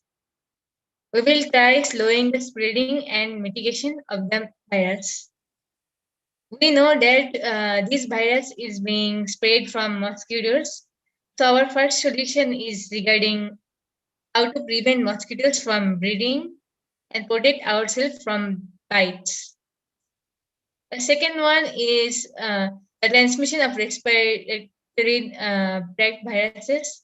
Means we will reduce how our respiratory droplets are transmitting. And the third one is preventing DNA replication of virus. Means we will use some drugs to prevent it so that it doesn't transmit to others. And fourth is the using of antiviral drugs and therapy. Fifth is increasing immunity by vaccination. Sixth is preventing viral infections early so no neurological problems or other serious problems occur.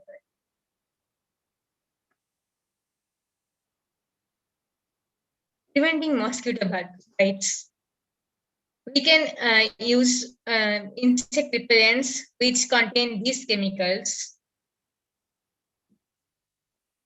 These chemicals are very effective in repelling insects. They will prevent insects from biting you, but it will not kill the insects.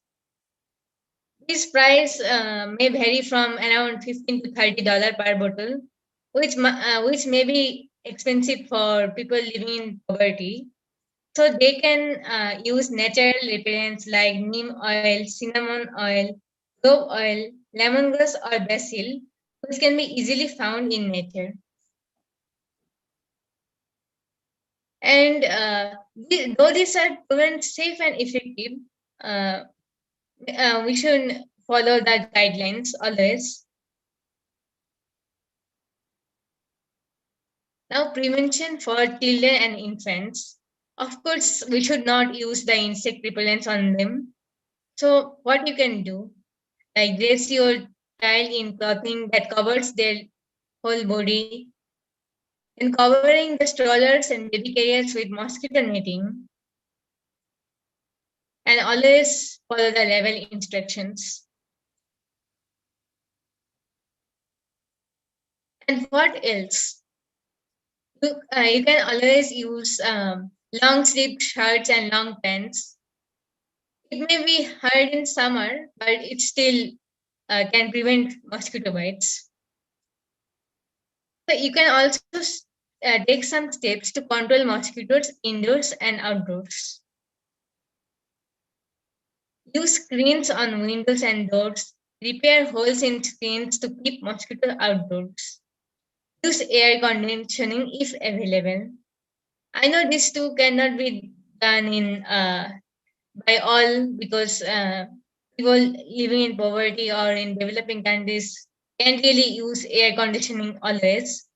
So they can do this following following steps here, like stop mosquitoes from laying eggs in stagnant water.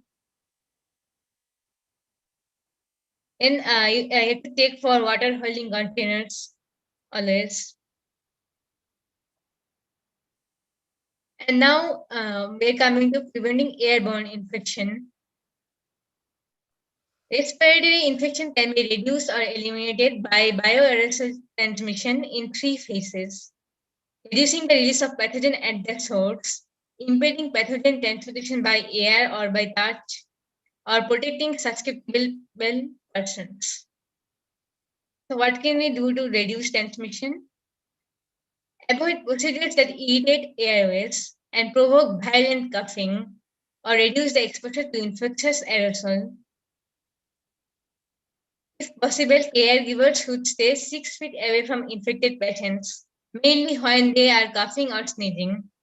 This can help reduce the bioaerosol concentration in the air. Now, in spontaneously breathing patients who are affected by the virus, they should use surgical mask or use tissue cover when they coughing or sneezing. This will reduce the transmission of virus to others.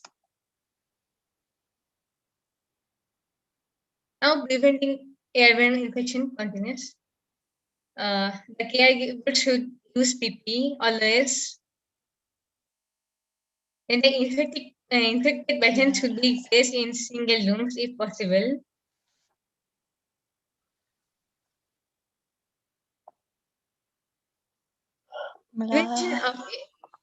Prevention of airborne infection by respiratory viruses. Contact tracing and isolation of cases is a common intervention for controlling these outbreaks. It can be effective, but might require intensive public health effort and cooperation to effectively reach and monitor all contacts. Effectiveness mainly depends on the secondary infection generated by each new infection and the proportion of transmission that occurs before the symptom onset. If we are successful in contact tracing and reducing the delay between symptom onset and isolation, then we can always save others from being infected by this virus. Transmission before symptom onset could be prevented by tracing contacts of confirmed cases and quarantining them immediately. Here is a drawing showing how it is spreading. Here this one person is being infected, the symptoms, and look the delay.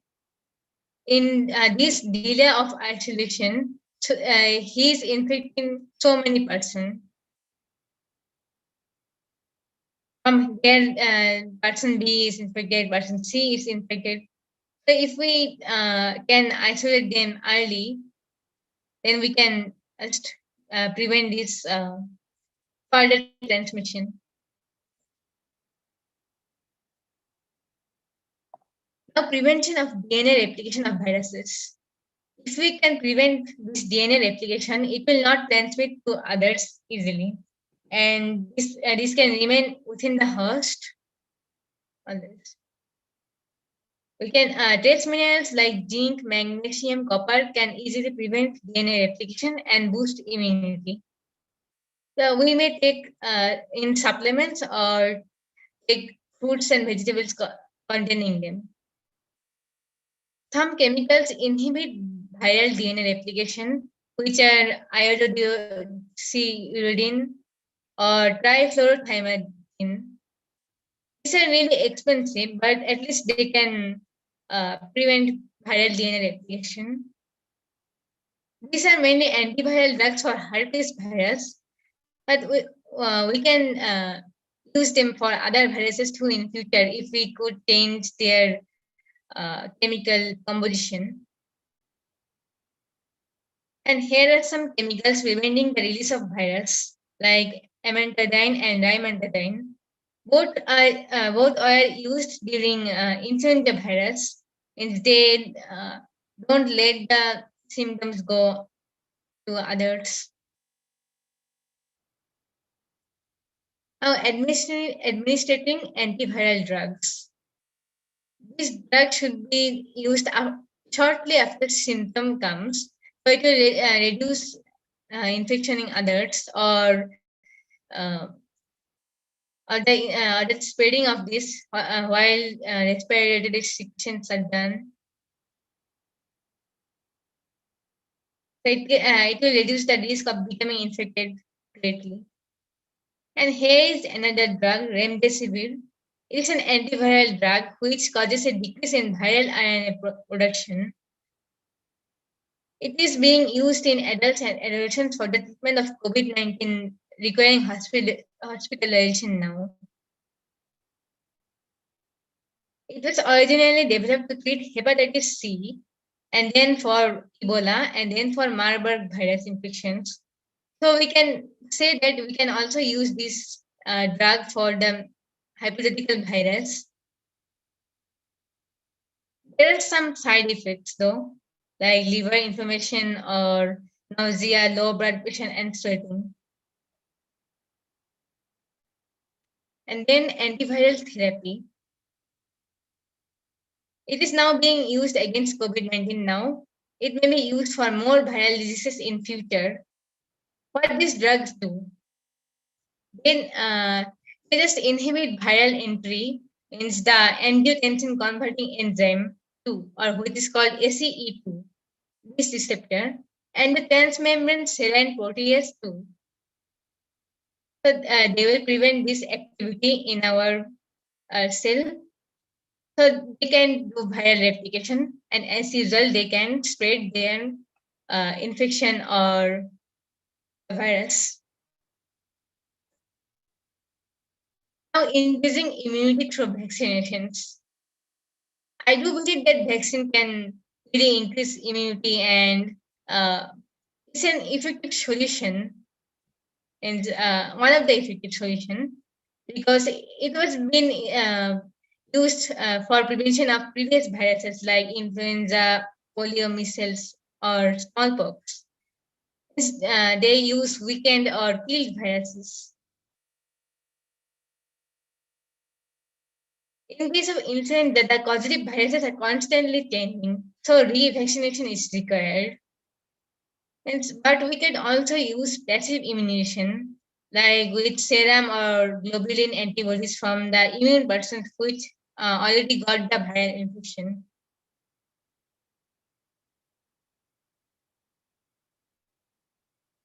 Now, preventing viral infections.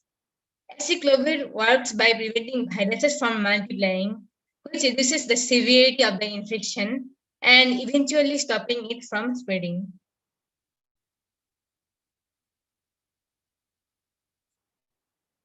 It is mainly used in people who have low immune system. And now the second one is bamlanivimab. It is a recombinant neutralizing human IgG1 monoclonal antibody directed which are against the spike proteins, which you know is on viruses like the COVID or herpes virus, and it's on our hypothetical virus too. Now, casirivimab or imdimab, it is a combination of two monoclonal antibodies which blocks the infectivity of the SARS-CoV-2 virus. So it may also block the infectivity of our new virus too. Now, sotrovimab, it is a monoclonal antibody designed to block SARS-CoV-2 viral entry into the healthy cells and also clear infected cells in patients with COVID-19. So we can also use this drug. So it will block the entry and also clear the infected cells. So it's good in both ways. And here are some antiviral medicines which blocks the actions of viruses or prevents the enzyme from releasing the viruses. So this all can help in preventing the infection of this dangerous virus. 。 。 。 。 。 。 。 。 。 。 。 。 。 。 . 。 . 。 。 . 。 And here are some antiviral medicines which blocks the actions of viruses or prevents the enzyme from releasing the viruses. So this all can help in preventing the infection of this dangerous virus. Now, how can we diagnose the virus quickly? The first is the RNA extraction-free nano-amplified colorimetric test. Secondly, the commercially available RT-LAMP-based colorimetric technologies for the diagnosis. And the third one is NAA-based NACT. Now the first one. It can provide widespread availability of the test. So it can be used in non-laboratory environments. So maybe grocery stores or emergency treatment facilities or remote centers. So we can use this in the developing countries or underdeveloped countries easily.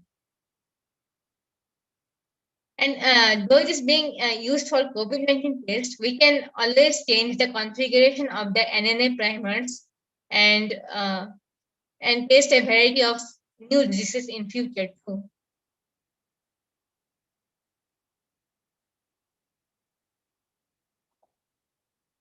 Now, how does the result come? So here is a primer. So they change the design of the primer. Then here is they are synthesizing new one. Then sample collection from the infected patients. Then they used naked eye detection. And so in this way, the result is coming. Then the RT-LAMP testing. It's a nucleic acid amplification method to multiply the specific sequences of RNA easily. It can also diagnose infectious disease caused by RNA viruses. It uses reverse transcription process. It does not require thermal cycles like PCR, so it can be used in a low temperature easily. So instead of PCR, we can use this RT-LAMP process easily to in developing countries because they don't have high-tech laboratories.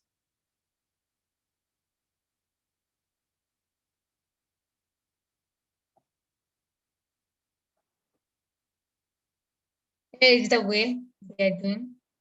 This one is a virus, and here they are taking the RNA, making it DNA, amplifying it. Now, how does the result come from testing? Oh, sorry. Okay, NACT, nano amplified colorimetric test.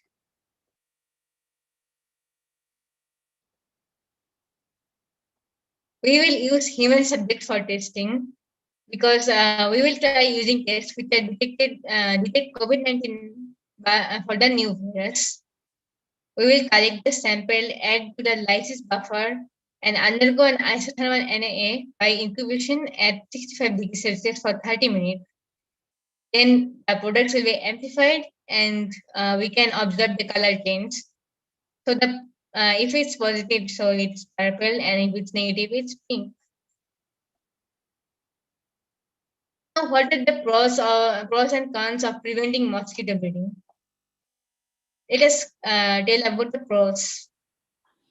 So here we can create GMO or lab-reared mosquitoes and releasing them, which is now being used in Singapore for preventing dengue. The eggs from mating doesn't hatch, so it will not spread the virus. An environmentally friendly way to remove an invasive mosquito species. It will lower the population of disease-carrying biting insects over time. There are so many diseases, right? Like dengue, malaria. No pesticides are added when using GMO mosquitoes. Now, what are the cons? It is an unquantifiable threat. Hence, we are not sure that there will be no mutation in future or the change in chemicals or environment process.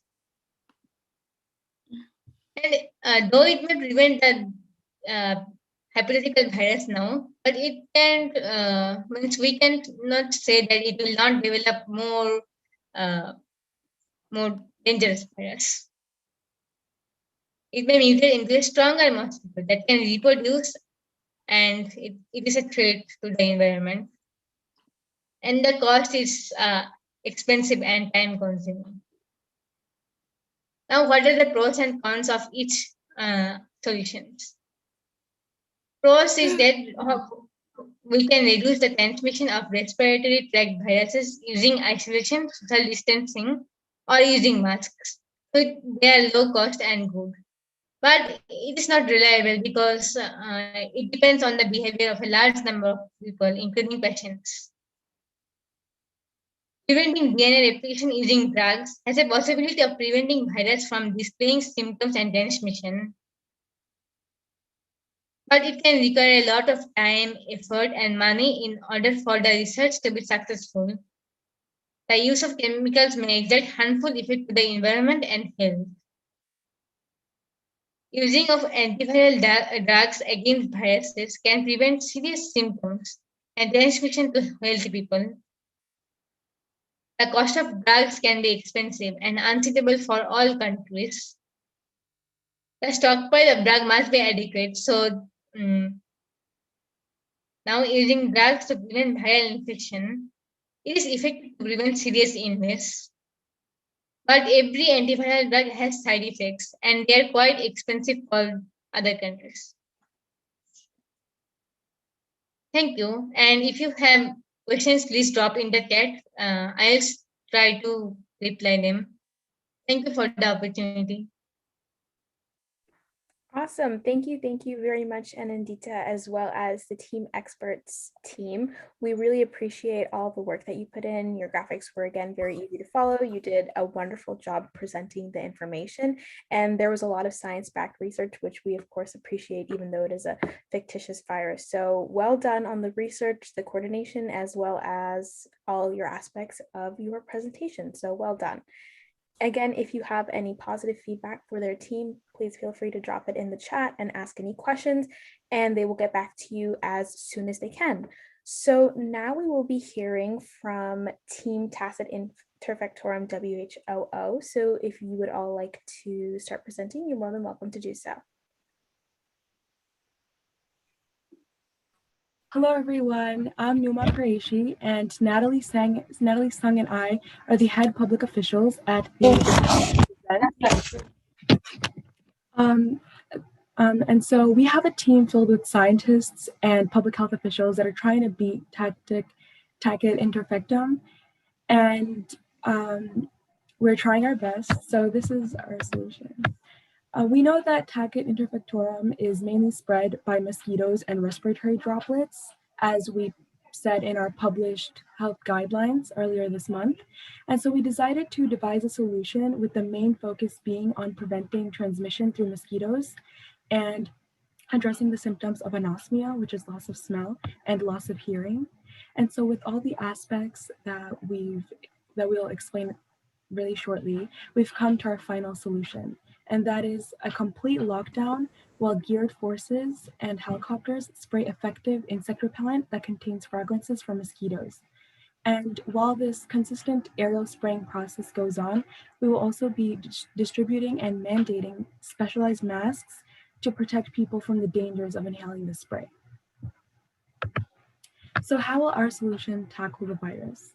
Well, in aerial spraying, the helicopters and planes will spray larvicides, which will kill the mosquitoes before they're even born. And they will also spray adulticides, which will just kill adult mosquitoes while they're flying around.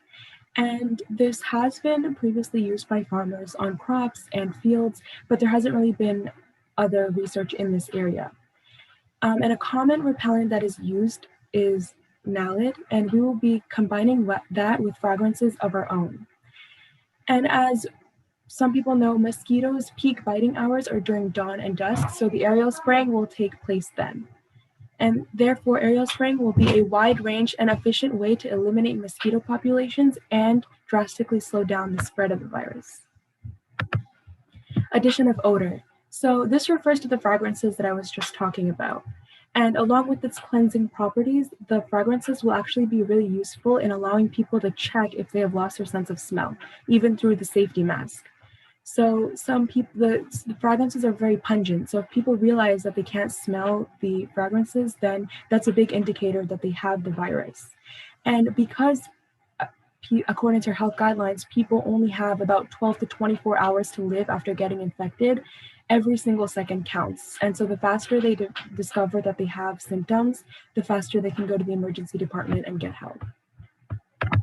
Another symptom that we were planning to address was the hearing loss. And this is where the sounds from the planes and helicopters come in. So the sounds emitted by the planes and helicopters can help people keep track of their sense of hearing. Now, some people might be able to just realize when they can't hear something, but there are people out there who live in very quiet neighborhoods or live by themselves, or perhaps just fail to notice that they became deaf. And so anticipating constant helicopters and planes going over your house, or just anticipating the noise, will allow people to constantly and effectively make sure that they still have their sense of hearing. Our group designed 2 clinical trials to test the solution. The first clinical trial we used to perfect the spraying technology, the effectiveness of the spray, and find out how long it can last. We will conduct it in areas unoccupied by humans, and we will try to improve the spraying technology by making sure that the nozzles spray the right amount of formula. To find out the effectiveness of the spray, we will check the sprayed areas every hour over the course of a day. For this trial, the quantitative data will consist of counting the number of mosquitoes in a specific area every hour with the help of technology and specialized technicians. This will help us conclude how long this formula can last and how much of the formula is enough. Based on these results, we will determine how often aerial spraying will be performed. In the second clinical trial, we will test for possible side effects of the spray on humans. The trial will be conducted on residents who live in a seriously infected area over a course of 3 months. How often aerial spraying is conducted during that time will depend on the results of the first trial. And the quantitative data that we will record is the number of cases of illnesses in the control group, which are separated into 3 categories. Then we will compare those results with the results of a group of people who don't live in a place where aerial spraying occurred. So, if the number of cases of illnesses in both groups of people are relatively similar, aerial spraying will be available for public use. However, trials will be repeated or the project will be stopped if significantly more people in the experimental group report moderate to severe cases of illnesses when compared to the control group. Next, I'll talk about the logistics of aerial spraying. Firstly, citizens will be notified about aerial spraying 4 days in advance through different means, and they will be instructed to stay indoors and keep all windows closed during this day of spraying. Then, during the chosen day itself, workers will check the streets to ensure no one will be outside during the spraying, which can last anywhere from 30 minutes to 2 hours. Finally, 15 minutes after a plane has passed, people will be allowed to go out onto the streets again if they absolutely need to. And then here we have the pros of aerial spraying. Aerial spraying can cover large areas and is much more effective than other methods of spraying mosquito repellent, which means that a lot of people would benefit from it. Furthermore, this method can be quickly implemented and done in a short amount of time, and so will be helpful in stopping the virus. The process of aerial spraying will also emit smells and sounds that could potentially help people detect the virus and hopefully allow more people to survive.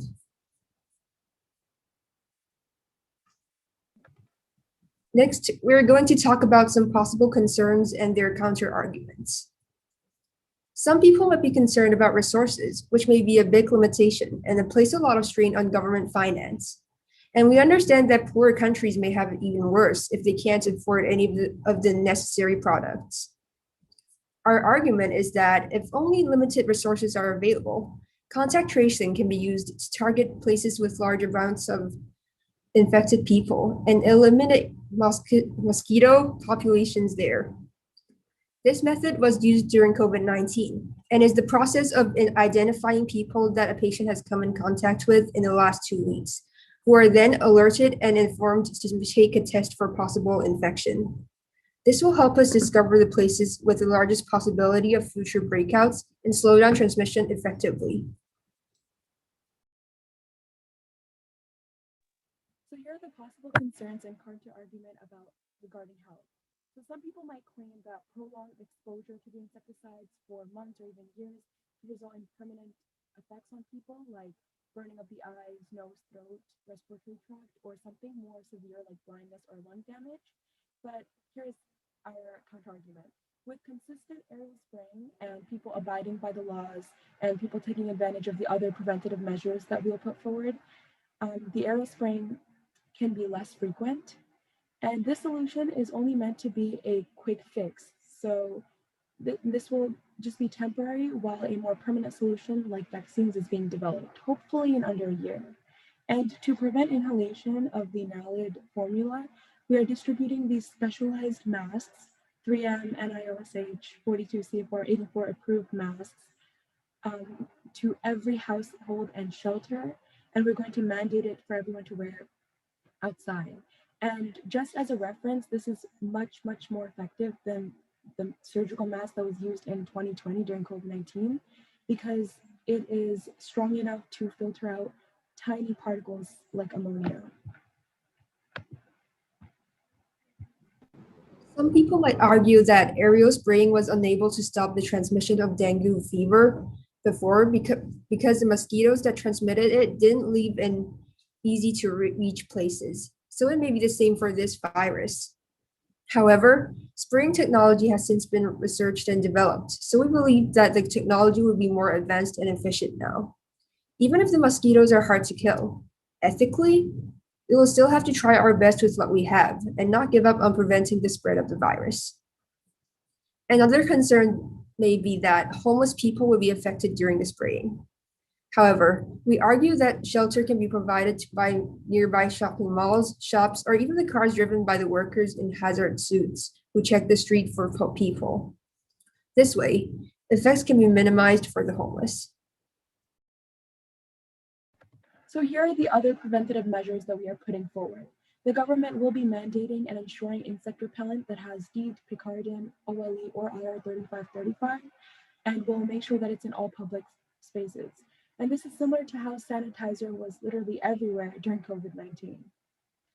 And we will also give some other tips. So it would be helpful for people to install window screens in all their windows and doors to prevent mosquitoes from entering their homes, using mosquito nets to prevent getting bitten while they're sleeping, traveling restrictions to places with high infectious rates, staying indoors, and no going outside during the peak biting hours, which again are dawn and dusk, wearing light colors and thick fabrics, having permethrin treated clothing and gear, and having items that hold water like plants and flower pots to be thrown out like consistently to prevent mosquitoes from laying their eggs. And this one is specifically for stagnant water. So again, stagnant water is literally a breeding ground for mosquitoes. So the government will seal all pits and pools with stagnant water and like cover open drains, fix broken pipes. And what citizens can do for this is that they can ensure that there's no stagnant water in or around their homes or areas. And if they see any, they can notify their respective authorities and they'll take care of it. So to conclude, aerial spraying, along with the other preventative measures that we put forward, was chosen as our solution to tackle infectorum because we believe this is the most cost-effective and accessible way to tackle the virus. And again, this was meant to be quick and temporary while something more permanent is being made. And the best part about it is that it will drastically reduce the transmission of the virus through reducing the mosquito populations, and thus will reduce fatality rates. And we hope that with this solution, the virus will be exterminated rapidly and people can have a peace of mind knowing that they are safe and will soon be on a Taggart infectorum free earth. Thank you.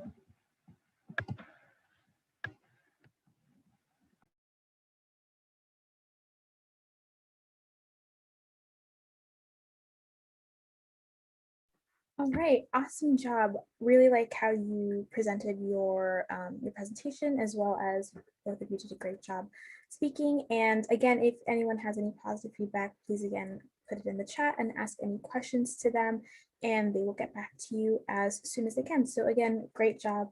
And we look forward to reading your full solution when we are marking everything. So now we will get started with our next presentation, which is pre-recorded. So if Team SOS TI 2050 would like to start sharing their video, you may feel free to do so.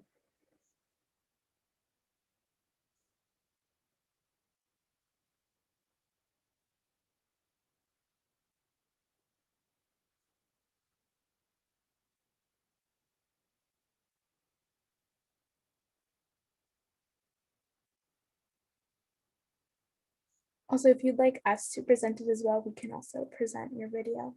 That's easier.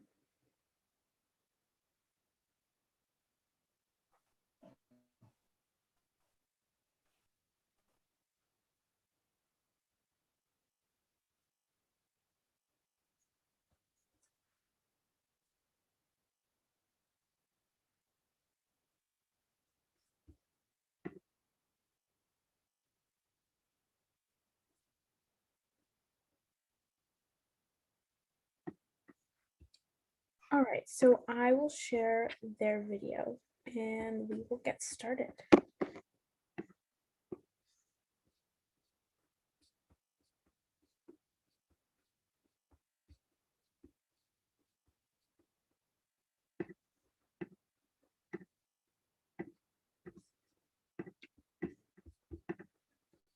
Research Symposium by Shaw, Molina, Sozan, Kristen, Clara, Hal, Leandra, Jolly, and Mary.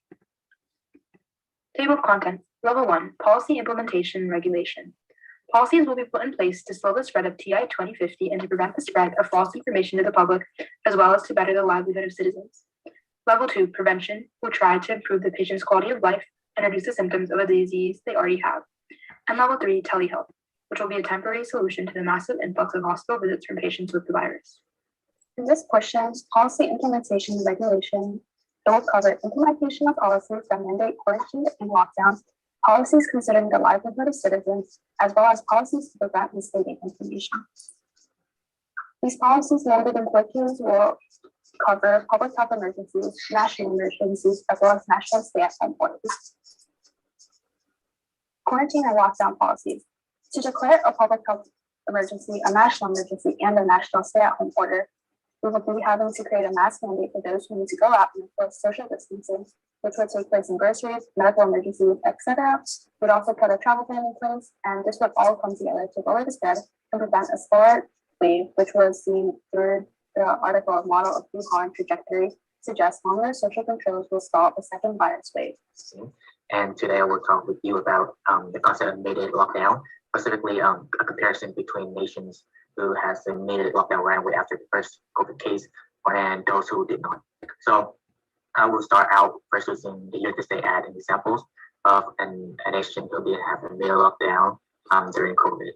So as you notice, right now the US have over 34 million COVID cases and over 608,000 deaths right now. So just doing a little bit of math by dividing the total cases by the US population, the US will have a death, an estimate of 10.36% of the population being infected with COVID-19. So on a similar note, by dividing the total death counts to the total number of cases in the United States right now, we would have around a 0.18% of death rate in the United States due to COVID. So now let's compare those numbers to an examples of a country which did go to a nearly national lockdown, Venezuela. So Venezuela is a country of 38 million people with a 293,000 cases and around 3,000 deaths due to COVID-19 right now. So just doing the same math, Venezuela has their infected rate of 1.3% and 0.0118% of that rate, would be extremely lower than the United States. So exactly how long did the US did it take for the US to have a lockdown, a national-wide lockdown? Let's move on to the next slide. So as you can see on the time graph I have on my left screen, the United States first COVID-19 case were around January 15, and it took almost 2 months for the United States to begin to localize recommendations and begin lockdown locally for some of the cities.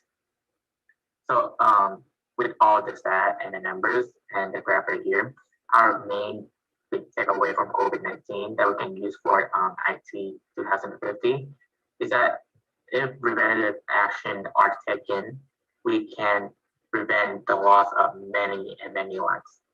So we can use, we can also use based on our information about many other countries have dealt with the pandemic in the past, and by taking an outbreak as like an immediate threat, through evidence from the information, and it has been proven that it will be and create less death and cases for all overall. Compared to COVID-19, IT 2050 is more deadly. So taking, nationwide lockdown would be necessary to stop the spread of virus and decrease the death numbers and cases overall. The economy will be greatly affected by the impact of this pandemic. These policies were put into place during COVID-19 to help protect the economy and the people who are part of it, so they should be helpful for this ongoing pandemic. The Emergency Rental Assistance Priority Index is an index that estimates the level of need in the census tract by measuring the prevalence of low-income renters who are at risk of experiencing housing instability and homelessness by examining neighborhood conditions and demographics, incorporating instability risk factors before the pandemic, as well as the pandemic's economic impacts. The index emphasizes an equitable approach, accounting for risk factors that are higher for certain groups, particularly Black, Indigenous, and Latinx renters. These groups have been historically and systematically excluded from housing and economic opportunities and face greater health and economic impacts from the pandemic. We will also incorporate assistance for small businesses, such as the Paycheck Protection Program, which provides small businesses with resources needed to maintain payroll, hire back employees who have been laid off, and cover applicable overhead. Emergency Capital Investment Program supports the efforts of low and moderate income community financial institutions, and small business tax credit programs extends a number of critical tax benefits, particularly the employee retention credit and paid leave credit to small businesses. Policies pertaining to the livelihood of citizens. The following actions will be put into place until the extinction of the virus or until it dies down. So the Defense of Production Act of 1950, so it took into consideration from this, the primary source of presidential authorities to expedite and expand the supply of materials and services from the U.S. industrial base needed to promote national defense. Next, these policies concern the livelihood of citizens themselves. So there's Preference and Necessity Act, issuing the order that requires essential workers to work wherever necessities can perform other duties and overrules an employer's policy. This solves the issue which concerns the starvation, dehydration, especially during these dire times. Survivor Policy Act. Those who have contracted and survived the virus must show valid proof that they overcome this virus. They perform the duties of an essential worker, help preserve the existing population, and are protected by this law, similar to the Good Samaritan law, which protects survivors from being sued. Survivors must test negative after a certain time period of survival, and were suits provided by the Defense Production Act of 1950 to prevent further spread of the virus. Such policies will minimize the amount of people going outside and reduce the amount of non-essential workers going shopping.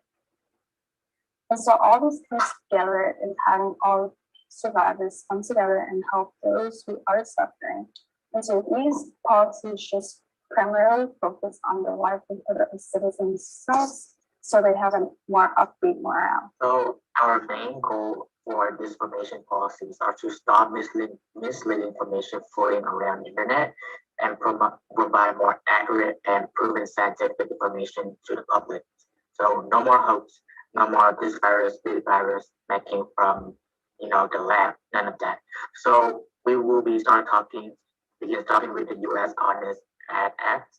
So the U.S. Honest Act is essentially a bill that would modernize campaign financial law to account for online political advertising. And the whole history of the act would go back into the 2016 election with interferences from coming from Russia, social media, political advertising. So Facebook CEO and Twitter had expressed that it will be and will supporting the Honest Act in 2018. So our idea for this is that we could make an upgrade from this political act, right? So we can turn this whole act into the use for medical. So this act will be used to prevent misinformation about the IT 2050. So the Honest Act could address and find fake social media accounts that spread false information, as well as find and address automated bots online. So inspired from Facebook's policies, we propose that every advertisers who want to run medical or IT 2050 ads will need to be verified. And to get verified, advertisers will need to confirm their identity and locations. And any advertiser who doesn't pass will be prohibited from running medical or IT 2050 related ads. And we also proposing, to require people who manage large pages to be verified as well. And we think that this would make this much harder for people to run pages, to use fake account and, to grow virally and to spread misinformation and adverse content that way. And our research team on this information also researched internationally and landed upon UK policies and the concept of warning labels. So the UK has their own national security communication unit. So it was tasked to, combating disinformation by state actors and others. So an idea we proposed was that, so essentially we can reuse these UK policies and we can establish our own, the US federal committee that will be responsible for, preventing disinformation across the state and monitoring the internet. So we also let upon the warning labels IDs.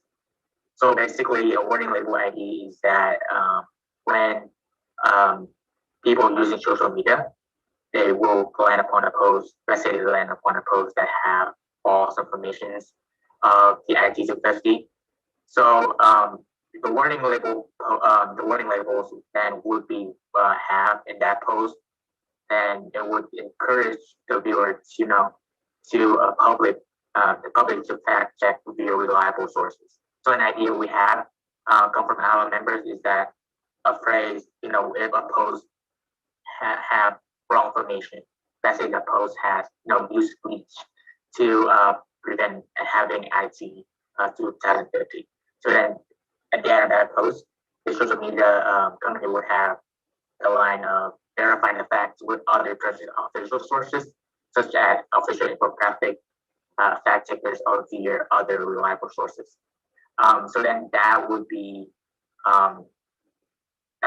much harder for others and the public to lend their hand on misinformation, because misinformation spread like a rapid fire if the public got their hand to it. So we have with warning labels, and using the UK idea of having a government system that oversee what misinformation are there inside the United States, and also using an upgrade of the U.S. Honest Act. I think that will prevent most of the problem with misleading information. Now I will pass it on.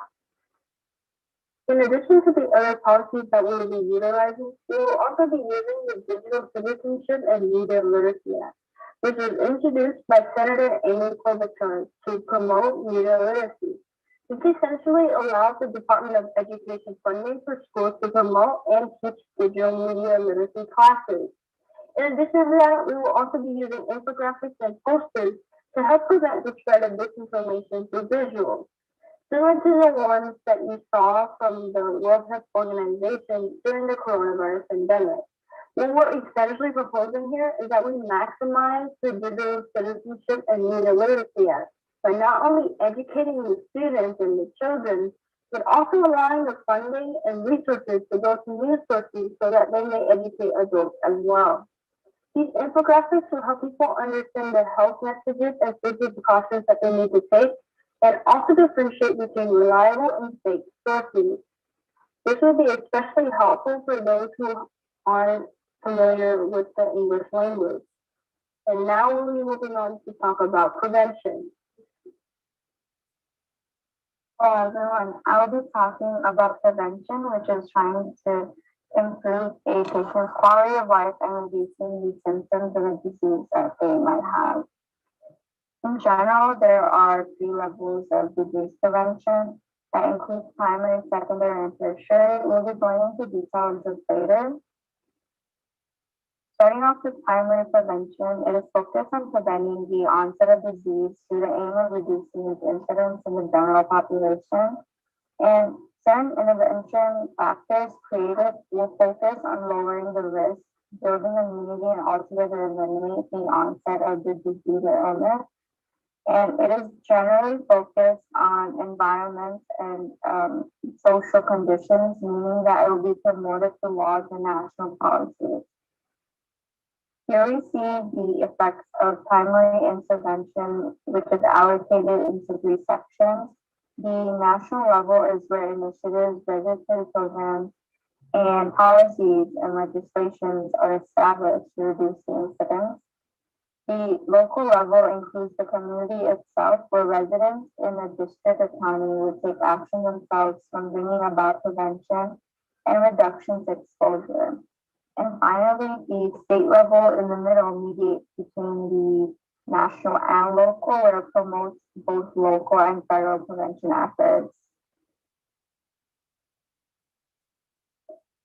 Following from the last slide are some examples of intervention methods, where first the federal program will focus on sponsoring health screening programs, promoting healthcare education, and improving the overall healthcare infrastructure. And in the local level, we have community education, and primarily education that would highlight gaps or weak spots, blind spots in infrastructure to further improve upon them. And there can also be the establishment of coalition networks that can help influence policies and legislation themselves. One study focused on the prevention and control mechanism that was implemented in China after 2003 SARS pandemic, not the COVID pandemic that is currently happening in 2019, but this was something they were working on way back in 2003. It includes the primary level emergency management in 2007, where districts were required to set up emergency committees and sub-district offices that were put there to prevent public emergencies and to be able to respond to them quickly within their respective administrative areas. The new healthcare reforms that was implemented and passed through law between 2003 and 2009 invested heavily in healthcare infrastructure, prevention, and treatment measures. There was also the establishment of contagious disease national district reporting system and improved guidelines about national public health emergencies in 2004 and 2016 respectively. Here we see an example of these measures in the Fushan district of Shenzhen City, which established the ACP community prevention and control model, which was a grid-like prevention and control mechanism that allowed community closure management in divided counties based on risk factors and also the level of risk they face. And by the way, the APT stands for Administration, Community Health Service, and Trinity Mechanism. Here we see the prevention and control risk were dynamically adjusted according to the epidemic, where workers and volunteers regularly conducted data registration and procured materials and conflict mediation. Lots of screening was done, and residents were required to have physical examinations prior to hospital appointments. And those infected were required to stay in one or in a centralized medical observation setting. And one example is just the 14+14 management or rule, in which a patient was required to stay 14 days in quarantine, following another 14 days at home rehabilitation after they were on leave from the hospital. They also focused on information management, which was seen where communities were conducting prevention and control advocacy through social media, such as WeChat official accounts. So that was an example of how social media was used, because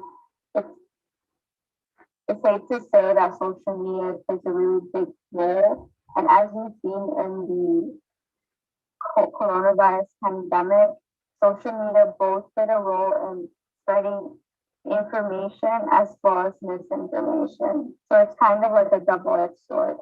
Another thing I found interesting was a health code system that was implemented through the AliPay app, and it was when the primary staff determined where residents were allowed to enter or leave according to their health code status. So basically limited large mass movement of individuals, and also allowed a sort of control of the population, and it allowed the workers to further get help. They get better from the get cured more, because it helps separate who was infected and who wasn't. What is secondary prevention? Secondary prevention is detecting a disease early, identifying its risks, and trying to prevent the disease and its symptoms progressing. It's used to identify risks, including blood pressure tests, blood glucose tests, cholesterol tests, bone density tests, body mass index, waist to hip ratio calculations, and fitness assessments. Secondary prevention usually involves lots of tests to find out if there are any problems going on before the symptoms even start to show. Why secondary prevention is important. Secondary prevention with TI 2050 will help lower the mortality rate because of early disease detection. It can also help prevent permanent damage that might occur due to this disease. If TI 2050 is detected early on in the first few hours, people will have a higher chance of surviving, as a doctor can start to address the symptoms from the very beginning before they worsen and become life-threatening. Secondary prevention for TI 2050. People who have become infected with TI 2050 have lost various senses within 5 to 6 hours of becoming infected. Within a few hours, they also have impaired function in various limbs, resulting in limb loss. This is because the infection has caused tissue death, and it will require amputation. We can prevent this by using new and emerging technologies for secondary prevention, and they can help people to not lose their senses and or limbs if something is developed that can prevent the immune system and tissues from being attacked by this virus. To tertiary prevention, let's now learn about what it is in the first place. Tertiary prevention targets both the clinical and outcome stages of a disease. It is implemented in symptomatic patients and aims to reduce the severity of the disease as well as any associated sequelae. It also focuses on people who are already affected by a disease. The holistic goal of tertiary prevention is to improve quality of life by reducing disability, limiting or delaying complications, and restoring function. It aims to reduce the disease and provide rehabilitation. The treatment team can include and is not limited to your doctor, medical specialist, qualified exercise professional, occupational therapist, and physiotherapist. With regards to interdisciplinary integration of tertiary prevention, proper communication among the various healthcare personnel should be there to provide appropriate levels of prevention to the general public and patients. Principles of preventative medicine can be infused into prevalent practices in complementary and integrated medicine, promoting public health in the context of more responsible practices. The field of preventative medicine and public health share the objectives of promoting general health, preventing disease, and applying epidemiologic techniques to these goals. At this level of prevention, the tertiary level, the full range of complementary health approaches pertain to such goals as pain management, symptom control, stress relief, disease management, and risk reduction. Upon exploring a World Health Organization survey of 130 countries, the effects of COVID-19 on mental health can be understood to be very severe. There were over 60% reported disruptions to mental health services for vulnerable people, including children, adolescents, older adults, and women requiring antenatal or postnatal services. 67% of people saw disruptions to counseling and psychotherapy, 65% to critical harm reduction services, and 45% to opioid agonist maintenance treatment for opioid dependence. It's important to remember that these statistics aren't just numbers, and that they represent the lives of people around the world who have been directly affected by the pandemic from one extent to another. Similarly to the COVID-19 lockdowns, the TI 2050 lockdowns will most likely cause parallel results due to the closure of the economy, affecting the jobs, livelihoods, and survival of our communities. When exploring a retrospective study about the effects of COVID-19 on physical health, including the 2 years preceding the pandemic, it can be observed that less physical activity is directly correlated with severe COVID-19 hospitalizations if one is infected. Patients with COVID-19 who were consistently inactive during the 2 years preceding the pandemic were more likely to be hospitalized, admitted to the intensive care units, and to die than patients who were consistently meeting physical activity guidelines. Meeting US physical activity guidelines was associated with substantial benefits, but even those doing some physical activity had lower risks for severe COVID-19 outcomes, including death, than those who were consistently inactive. Pandemic control recommendations should include regular physical activity across all population groups. The potential for habitual physical activity to lower TI 2050 illness severity should be promoted by the medical community and public health agencies. Another significant factor leading to severe hospitalization when facing viral illnesses is obesity, highlighting the importance of reducing it for the health and survival of our communities. It has been clearly illustrated that obese patients are potentially more vulnerable to COVID-19 and more contagious than lean patients in a case study with 4.7 million residents from South California. This study also shed light on the challenges that obese patients pose for healthcare providers inside and outside ICUs. They are more challenging to intubate, to diagnose via imaging, and for nursing staff to position and transport. They may require special beds and positioning or transport facilities. The comorbidities associated with obesity were found to be correlated with the severe clinical course of COVID-19. Increased mortality and high BMI have been shown to be correlated with hospitalization, the need for medical ventilation, and non-survival. And so, after reflecting upon how severely TI 2050 will affect mental health and physical health, and be affected by obesity, the need to encourage tertiary prevention across the country is vital. Some examples of target areas of physical activity as advised by tertiary prevention include activities for strong bones and muscles, activities for safe and healthy joints and muscles, and activities for healthy and strong hearts and lungs. All in all, primary, secondary, and tertiary prevention are key to slowing the spread of TI 2050 in communities across the US. Primary prevention will implement key regulations to lessen the incidences of TI 2050.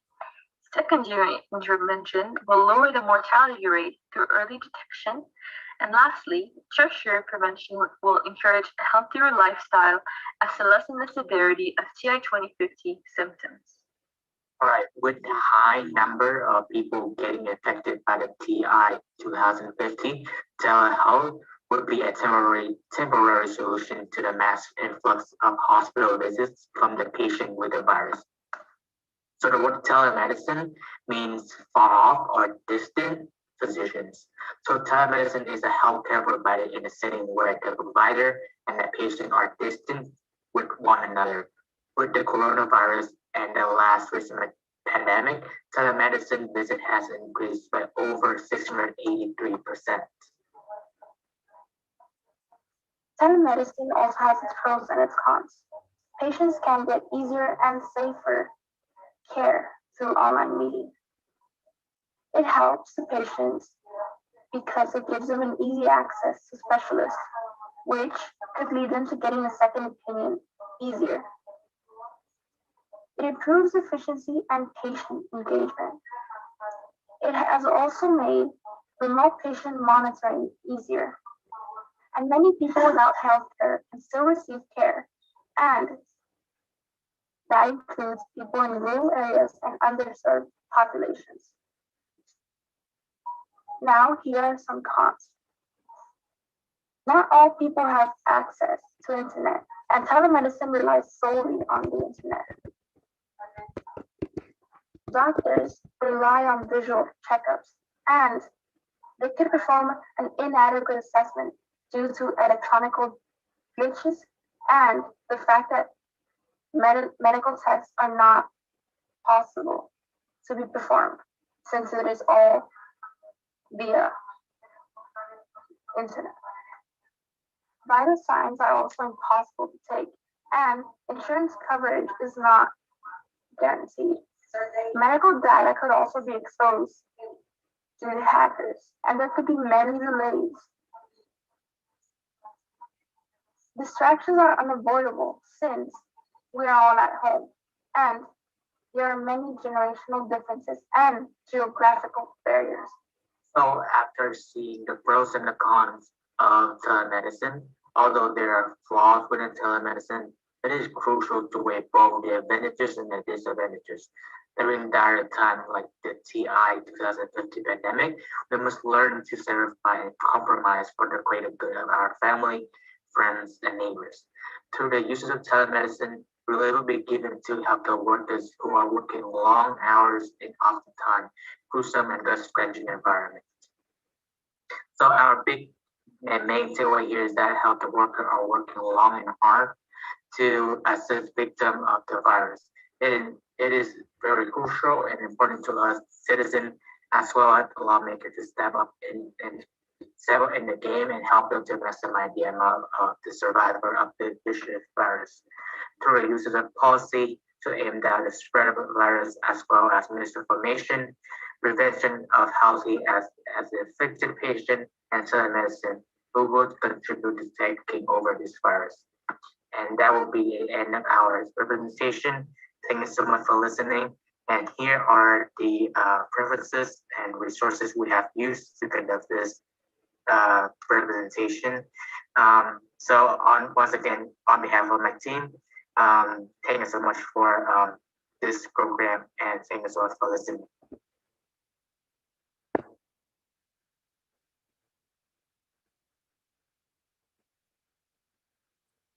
Right. Thank you very much to our team for presenting that information. It was great to see how you implemented social media as well as a bunch of different preventative measures because that's very important to get ahead of the game, and you all addressed your pros and cons very well, and everyone did a great job speaking. So now we will be moving on to our next guest, our next team. And again, if you have any positive feedback or any questions that you want to ask this team, Team SOS 2050, please feel free to put them in the chat and their team members will respond once they get a chance to. So now we'll be moving on to Team Gem's presentation.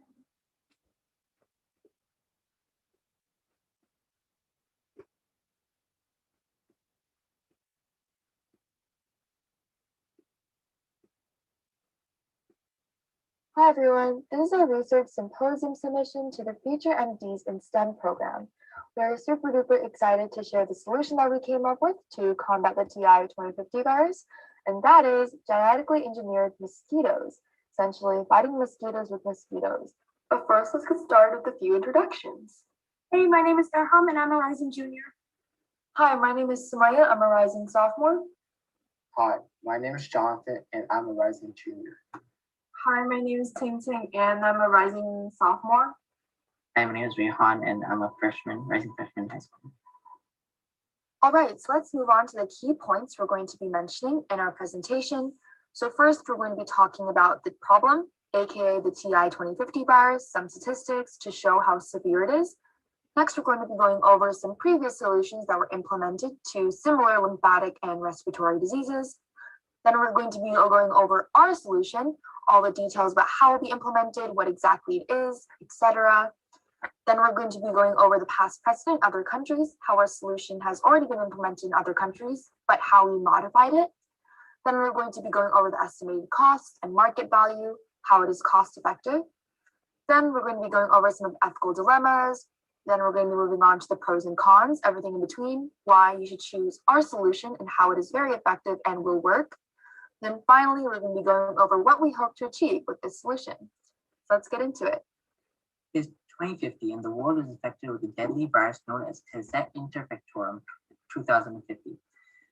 Being spread through mosquitoes through bites, the virus particles are injected into the bloodstream of the individual. Through the bloodstream, the virus can then travel towards the lymphatic system, impacting the patient's immune system. Infected individuals have been documented to lose various senses, most commonly hearing, followed by smell within 5 to 6 hours of becoming infected. Within a few hours of infection onset, many individuals also begin to have impaired function of various limbs. However, one of the most terrifying and lethal aspects of this virus is the many neurological problems it causes. So moving on to some of the statistics of the TI 2050 virus. In the past 2 weeks since the onset of this virus, over 100 million individuals globally have been infected due to the high transmission rate. 65 people out of 100 people who test positive for the Tasset interfectorum die from the virus, for those in the age ranges of infants under 1 and those over 65 years of age. Since Tasset interfectorum is rapidly recent, little research has been done to investigate how exactly to stop the virus. Since we know there are similar symptoms of TI 2050 to COVID-19, let's take a look at similar or past solutions to viruses like this. So some past solutions and similar solutions that have been implemented are vaccines and quarantining policies.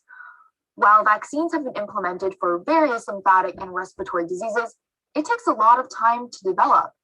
Even after months of research and development, the distribution process takes months, if not years. Even after all of this taken into account, vaccine development and distribution requires a lot of money. Taking a look at quarantine, we know from experience that not everyone follows the guidelines. And even if everyone does follow the guidelines in the TI 2050 virus case, mosquitoes will always be everywhere, causing people to still get infected. This has led our team to conclude that the root cause of this issue are the mosquitoes, and we should develop something that gets rid of them first. Which leads us to our solution, a unique approach involving fighting mosquitoes with mosquitoes. The solution has two main parts that will not only optimize results, but will also shorten the time frame. In the first part of our work, we will use genetic engineering to insert a very well-known bacteria called the Wolbachia into mosquitoes. The Wolbachia is essentially a bacteria that affects many insects, specifically in their reproductive system, making them infertile. It's important to remember two key elements in this first part of our solution. Number one, it will only be inserted into male mosquitoes.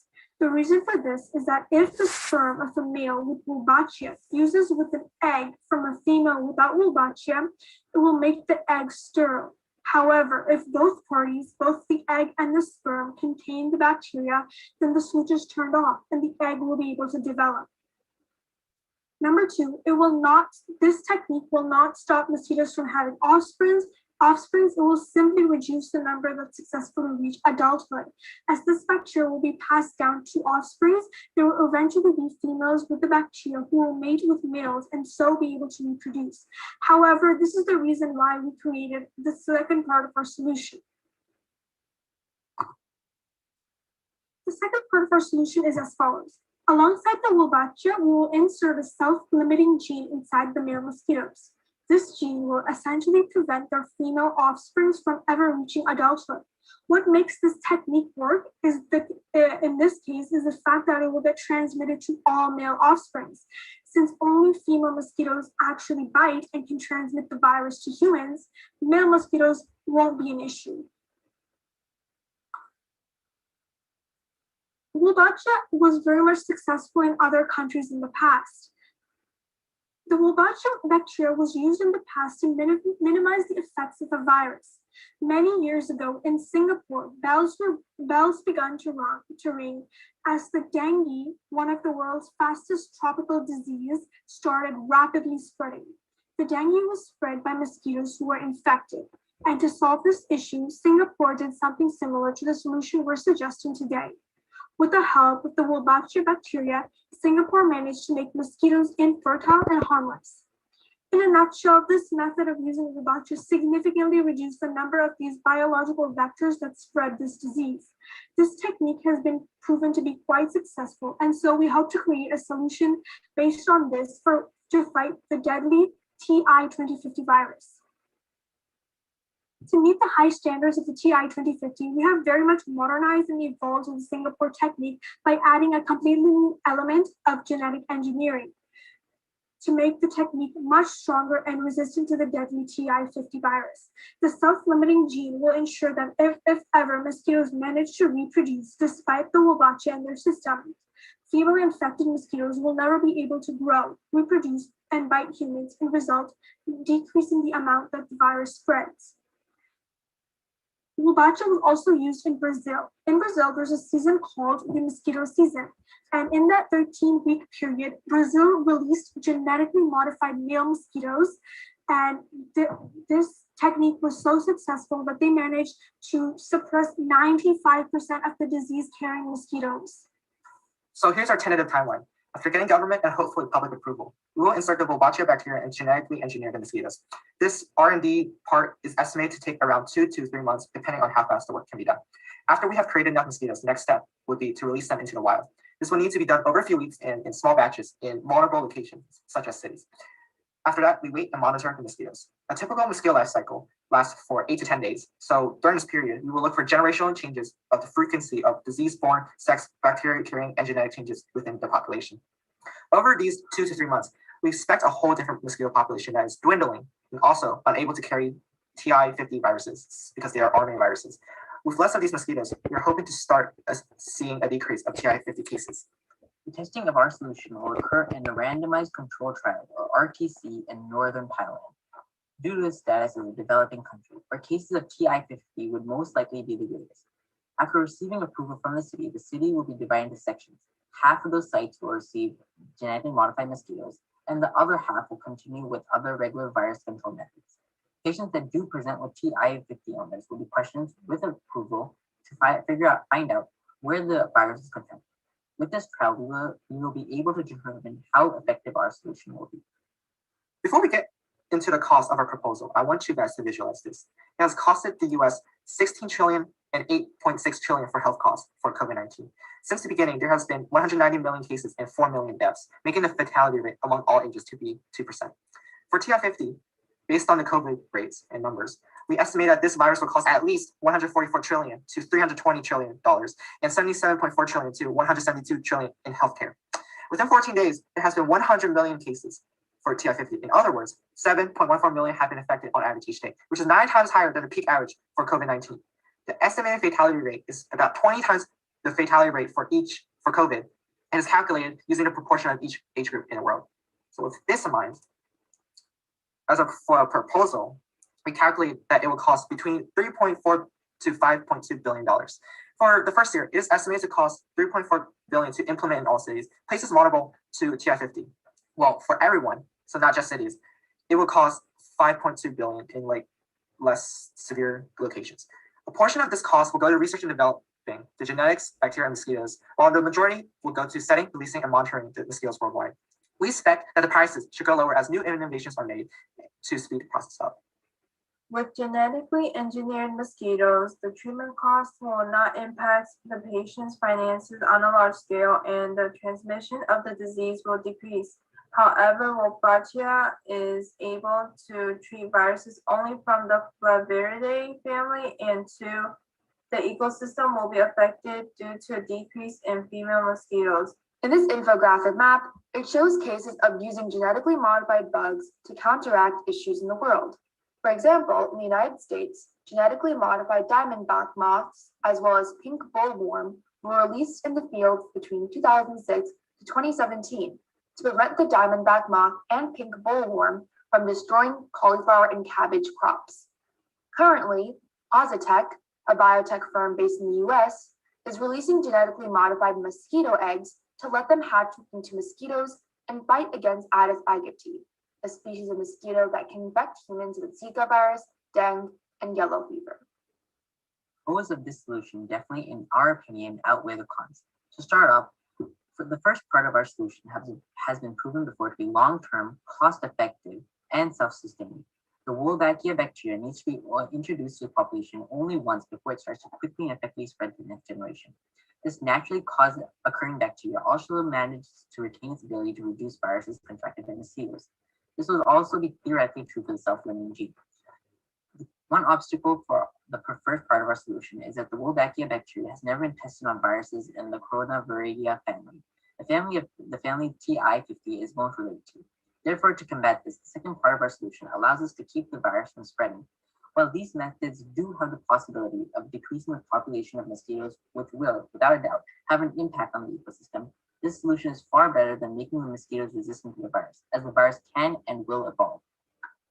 We want the genetically engineered mosquitoes to achieve the following: decrease the female population of mosquitoes, preventing female mosquitoes to reproduce and have offsprings with TI-50, and lastly, mitigate the amount of TI-50 cases. Thank you so much for listening. All of our works cited and sources will be in the slides that we submit to the Google form. If you have any questions, do not hesitate to reach out to our team. We'd be happy to answer them.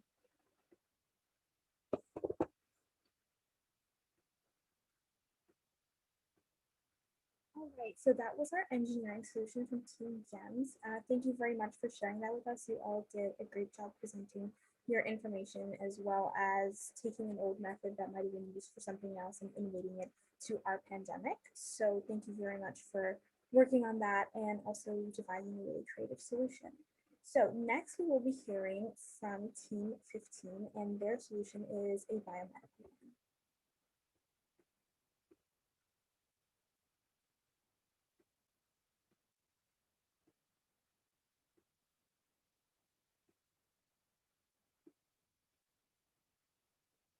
Hello, we are Team 15. My name is Erin McHenry. My name is Alana Wolfson. I'm Nashka Babe. And we are here to present our biomedical solution to the TI 2050 pandemic.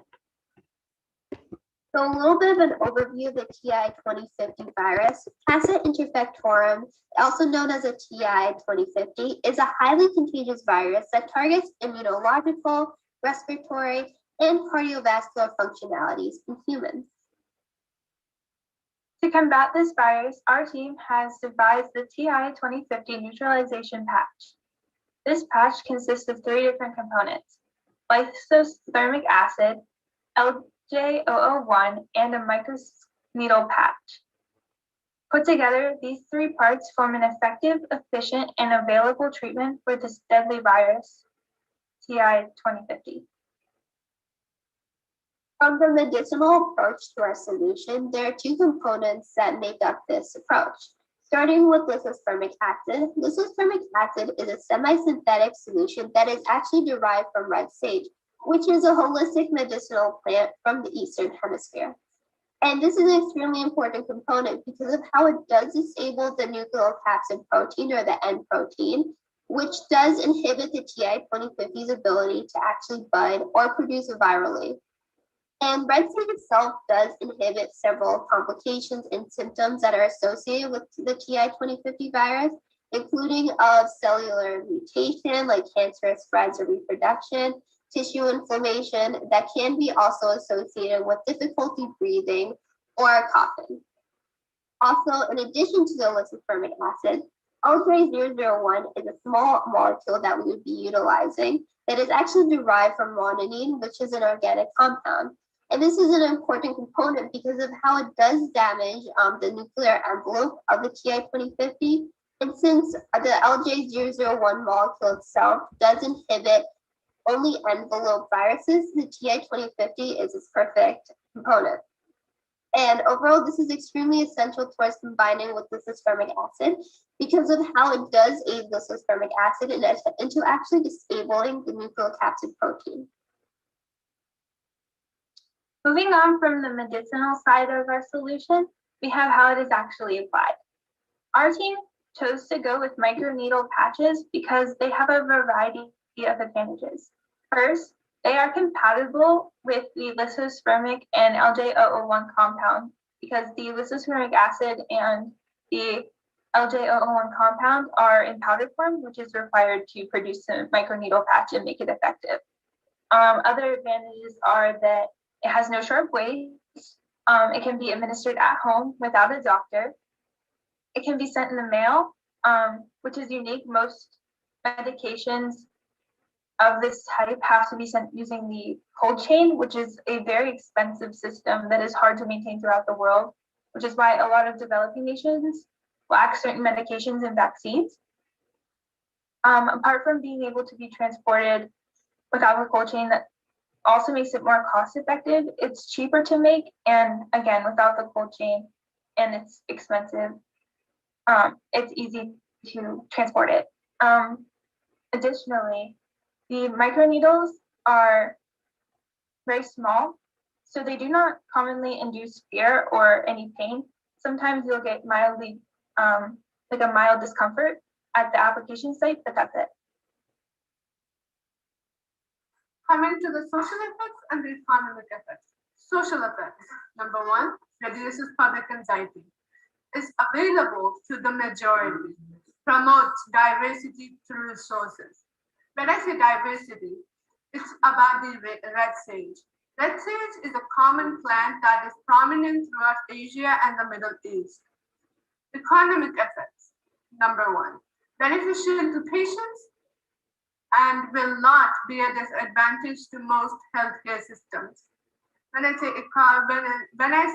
beneficial to patients and not a disadvantage, I mean that the microneedle patch itself is a cost $1.65, which is affordable and might not affect the economy or the hospital drastically. So there are a variety of advantages that are associated with this antiviral medication. First of all, the TI-2050 antiviral medication that we developed or proposed actually does neutralize present virus bodies or viral spreads of the virus, and it does induce future immunity towards resistance for this TI-2050 virus.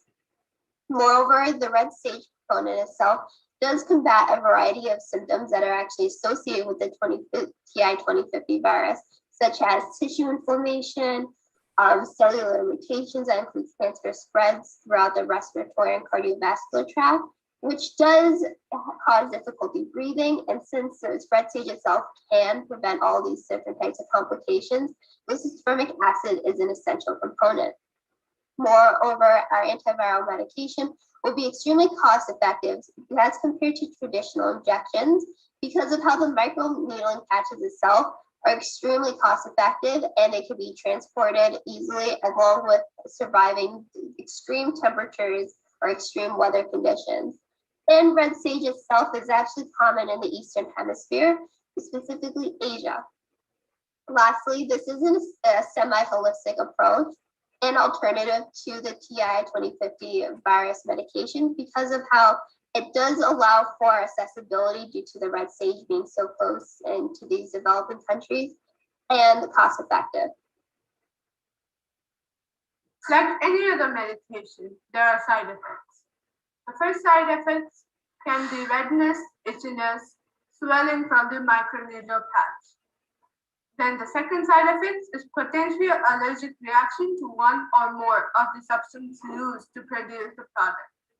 Now the redness is caused due to the microscopic holes made through the microneedle patch, but there is no scary or dire side effects that are known.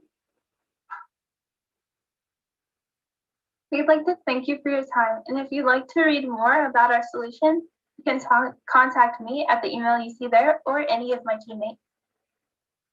Thank you. Thank you.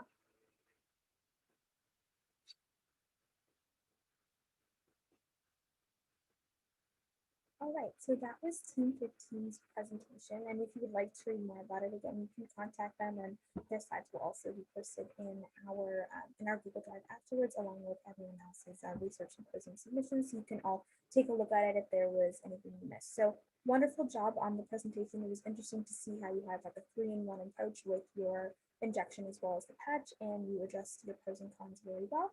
So good job with the speaking as well as your presentation as a whole. So again, if you have any feedback for the group, please feel free to put it in the chat and their group members will be sure to respond when they can. For now, we have 2 more presentations to wrap up the symposium today. So now we'll be hearing from Team the Influencers.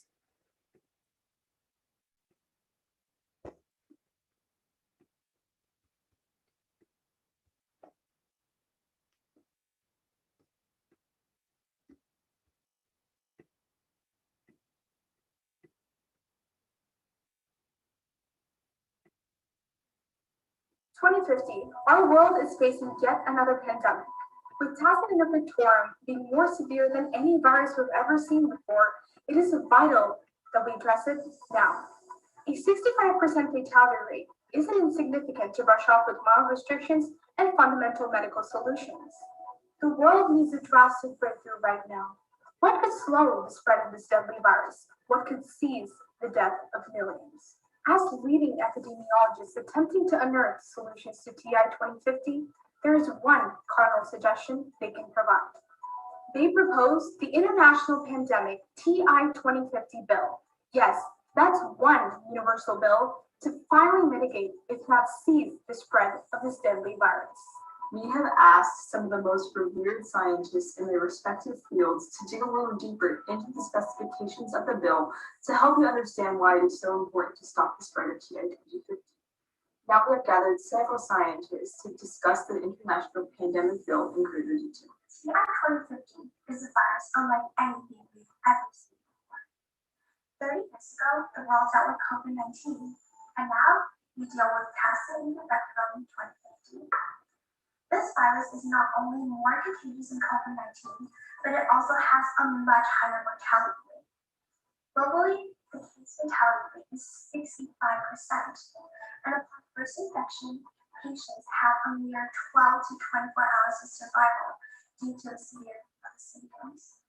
With a virus as dangerous as this, immediate action is required to mitigate and control the spread of TI 2050.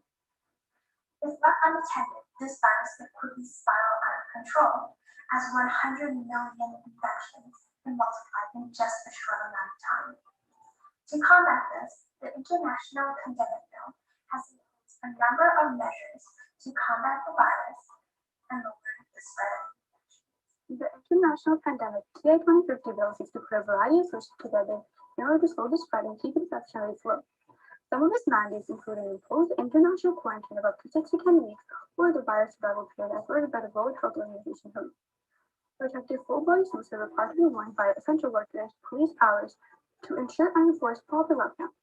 These measures will slow the spread of TI 2050 by greatly limiting interactions between groups of people, thus limiting the spread of the virus via respiratory droplets and preventing individuals from getting bitten by infected mosquitoes.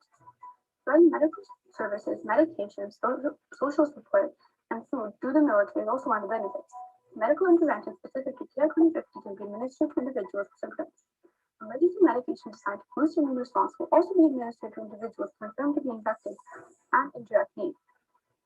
With the military assisting medical professionals in distributing medical aid to the public, people will be able to access medical care without leaving their homes and receive prescription medication right at their doorstep. With the severity of the symptoms of this virus, emergency medication will also be distributed by the medical professionals and the military. Thank you, Dr. Jasmine. More than anything, an immediate quarantine response is crucial right now. We learned from the previous COVID-19 outbreak that taking action early on can really help mitigate the spread of viruses. An immediate quarantine response would limit the spread of infection, which is really our ultimate goal here. As we saw with COVID-19, the growth rate for new infection cases had a tendency to decrease when a quarantine was imposed in a country. Studies show that a quarantine is most effective when implemented early on and imposed over larger communities. Contact tracing, screening, and isolation can further improve the effectiveness of quarantines. Therefore, our global healthcare system should consider high levels of contact tracing and screening services, early initiation of quarantine measures, the preparation of effective isolation centers, and the distribution of emergency medications to improve the immune system. All of these measures will help defeat this virus and prevent any more damage that it has already done. Hello, everyone. My name is Jasmine Brown, and I am the lead epidemiologist here at LTV International in Atlanta, Georgia. So today I'm just going to be further discussing the bill and the benefits of the bill and how we can change the outcome of this pandemic if we follow the measures and protocols stated in the bill itself. So as you all have already heard from our previous scientists and our speakers, this virus is serious and it is dangerous. So we need to quickly devise a plan and not waste our time. Like how we have seen from our last pandemic, the COVID-19 pandemic, we do not need to waste any time and we need to go ahead and devise a plan so that we reduce the amount of people infected and the length of time that we are in a pandemic. So for that reason, several fields like law enforcement and public health professionals have come together to devise a written plan known as the TI 2050 bill to combat the spread and the effects of this virus. Implementing these procedures and protocols into everyday life and routine will save hundreds of thousands of lives.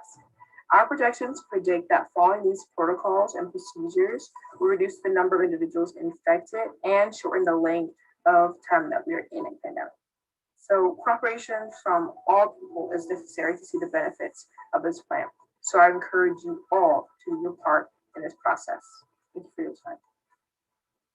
We were also able to get a hold of two politicians to get their opinions on the potential of this bill. Good evening, everyone. My name is Adibola Oyere, and I am a political activist based in Nigeria, here to provide you a more liberal standpoint on this TI 2050 bill. Now more than ever is the time to sit back and listen to the experts. The International TI 2050 bill will once again change lives drastically across the globe. However, such is needed to defend against a virus as deadly and dangerous as this. As we close our doors once again to quarantine, I encourage people to stay connected via technology and the internet. This virus has robbed us of our loved ones, some of our brightest minds, and now our freedom to touch our family and friends. But one thing this virus has not taken from us is our ability to adapt and change. Stay inside and save lives. Good evening, humankind. My name is Harneet Kangura, and I'd just like to say, coming from a conservative viewpoint, I know many of us look at the idea of another quarantine reluctantly. I mean, who's the government to dictate where I go and what I do? However, folks, this virus is not a joke. This is not a hoax nor an exaggeration, not even your common cold. This is no COVID-19. In fact, one could call this the second Black Death. This is real. People are dying within 24 hours. People are losing limbs within days. And I would know since my own mother contracted the virus less than a week ago and has already passed away. So please, stay inside, not because you're submitting to authority or central power, but because you love your family. And most of all, because you want to live to see another day. Stay inside and save lives. Thanks, everyone. After listening to all of these exceptionally knowledgeable people, it is quite obvious that utilizing the International Pandemic Bill would be extremely useful and beneficial to the entire world. It would slow the spread of Tassa interfectorum, protect more people, ensure that their livelihoods are secure, and eradicate the virus at its source for a more effective solution. That's all for now. Back to you.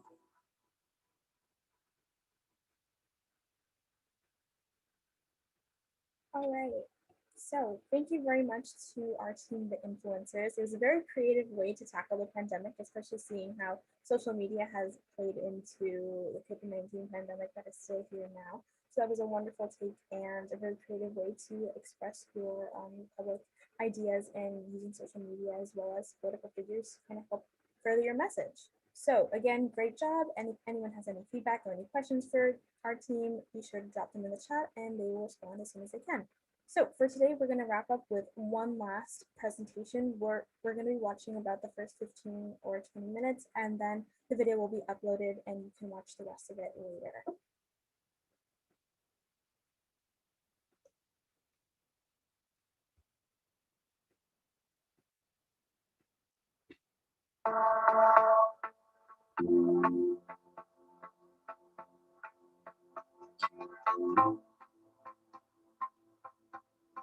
Hi, our solution to the TI 2050 virus is a mobile application and a water testing device. We wanted to provide viable resources to defeat the virus. We wanted to give you protection right at your fingertips.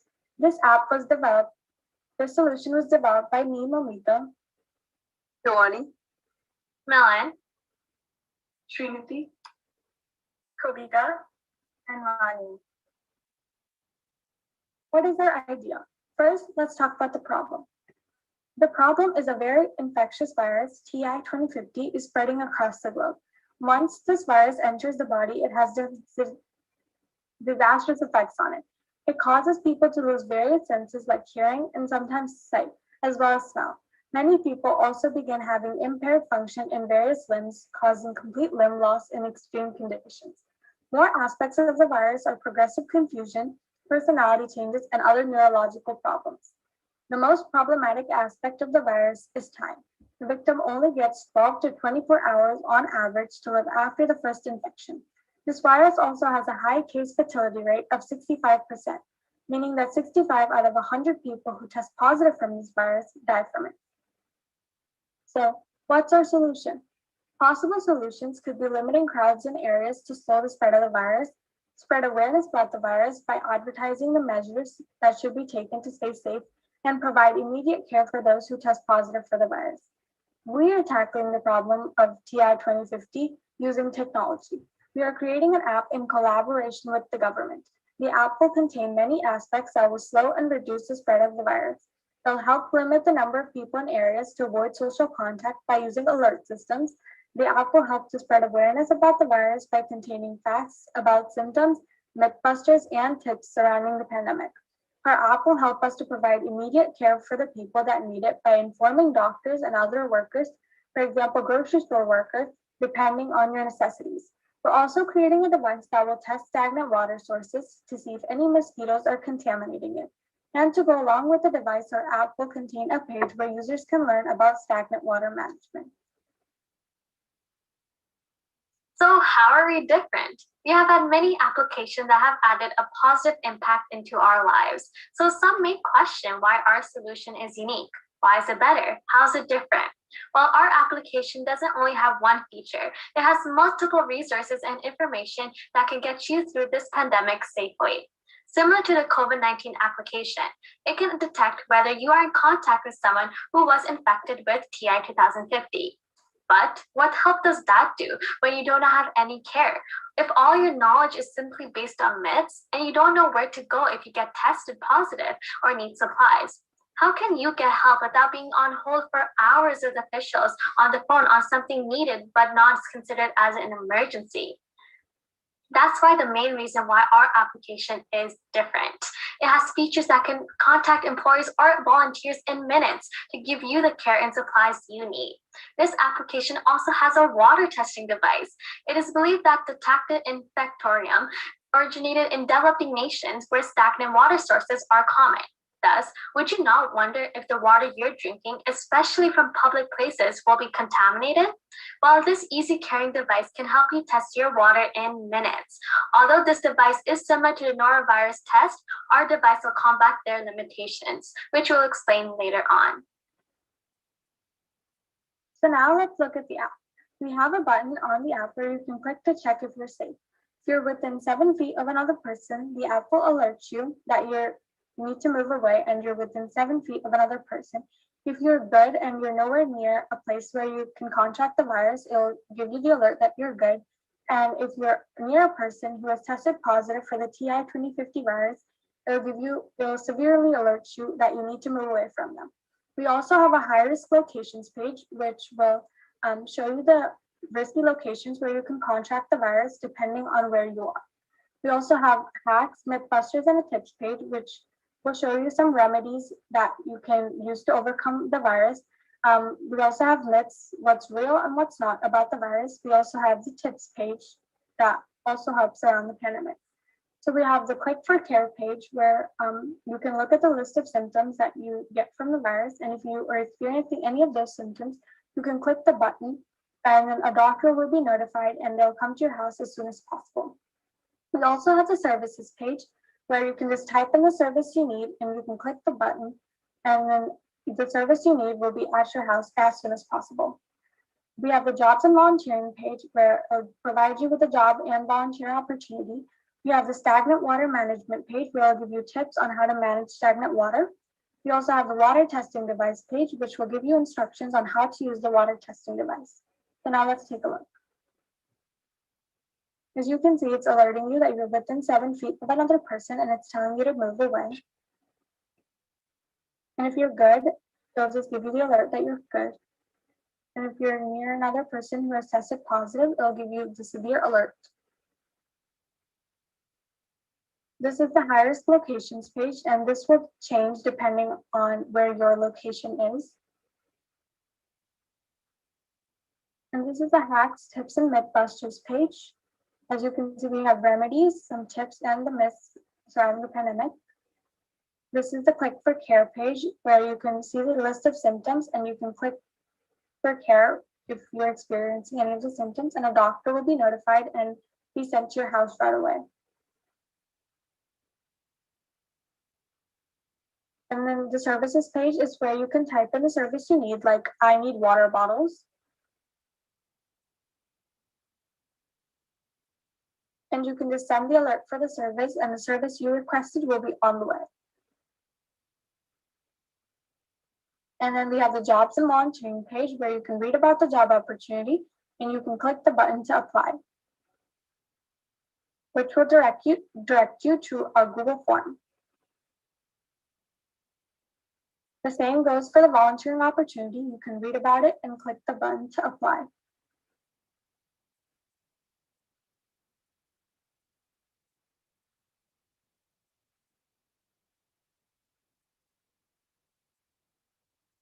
And then we have the stagnant water management page, which will give you tips on how to manage stagnant water.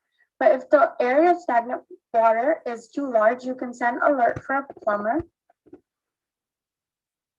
The alert will be sent to a plumber and they'll be at your house or wherever the stagnant water location is right away. And then we have the water testing device page where you can just use the water testing device as shown in the picture and you can click the button to test if your water is positive. Your water will test positive or negative for the TI 2050. So that's the app. To summarize everything stated earlier, our app contains many aspects to beat the virus. We have many resources and features that will slow the spread of the virus, as well as spread awareness about it, and provide immediate care to people who need it, even to the people who don't have the resources to gain these facilities. So now the water testing device. So this inexpensive water testing device will help all citizens globally. In the past 2 weeks since the onset of this virus, over 100 million individuals globally have been infected. That means our device will benefit everyone all around the world. Once you connect this device to your phone and open the application, you can place this device in any sample water, which is still or running, for around 30 seconds. And within 3 minutes, the application will tell you if the water is contaminated with TI 2050. How? Well, it works by using paper-based microfluidic chips, which are inexpensive wafers that drop water samples onto them, so there's no need for external pumps. Once the device is placed in the water, it will dispense tiny fluorescent polyester beads coated with antibodies to the TI 2050, which will be mixed in the water. If the virus is in the water sample on the paper chip, the beads will be clumped around the virus, making it possible for the cell phone to detect them and later give a result of positive or negative. This is how the testing device will work on the biological features of the virus. In the wake of hurricanes and other storms, flooding can cause sewage systems to overflow, potentially mixing with water intended for drinking. Municipal water system managers would breathe easier if they could be certain that they didn't have to worry at all about TI 2050 contamination among the sanitation and regulation they're already doing. This device was from the inspiration of norovirus, but there are always counter-arguments and limitations to this solution. With the norovirus, the idea of false negatives could be present, just like with any other testing device. That is why this device will include 2 of these chips. Because it is very inexpensive, the idea of adding 2 chips to the device is reasonable and counter-argues its likeliness for false negatives. The user-friendly device will help everyone in public to use and check if their water is safe and protected. So let's have a water demonstration. So perhaps you are in a public place and you like to drink water from a water fountain. But when you do get that glass of water, you wonder, is this water safe to drink, and should it be tested? So you take your glass of water, and what you do is that you get your water testing device, which is very easy to carry, and you can probably put in your pocket or even put it in your bag or purse. You put that device into your sample of water, and once you connect it to your phone, you open the app, and the app will tell you if the water is tested negative or positive within 3 minutes of putting the device into the water. And just like that, you can be sure that the water you're drinking is safe to drink, and it's very easy to use this device. So that is basically how our water testing device works. The TI 2050 app also has an alert system that will give the user exposure and social distancing notifications. The system works very similarly to the COVID-19 app, which has been very effective in the past. You must keep your Bluetooth on for the system to work. The system will then generate a random code for your device, which will change every 10 to 15 minutes to make sure that the codes cannot be used to identify you or your location. Your phone will exchange these codes via Bluetooth when in close contact with others using the TI 2050's app alert system. If an app user tests positive, they can notify other users. You will then get an exposure notification warning you of possible exposure to the virus. The app will also give you social distancing notifications. If you enable them, they will notify you if you are within 7 feet of another person. The app provides a constantly updating list of high-risk locations near you. This feature is synced with the alert notification system and Google Maps. You will need to keep your location turned on in Google Maps so the app can focus on scanning random codes from app-using devices, which are in locations closest to you. If many app users in a certain location tested positive, the app will update your list of high-risk locations near you.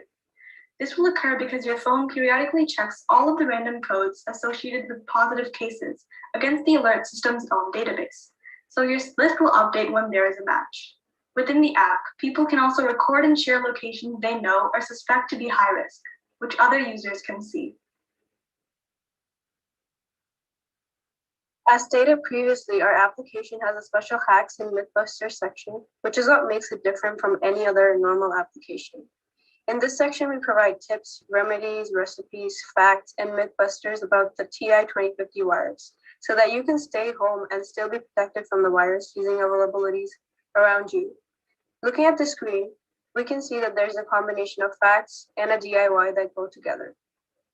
For example, did you know that mosquitoes can lay up to 100 eggs in water at a time, and it is their only way of reproducing?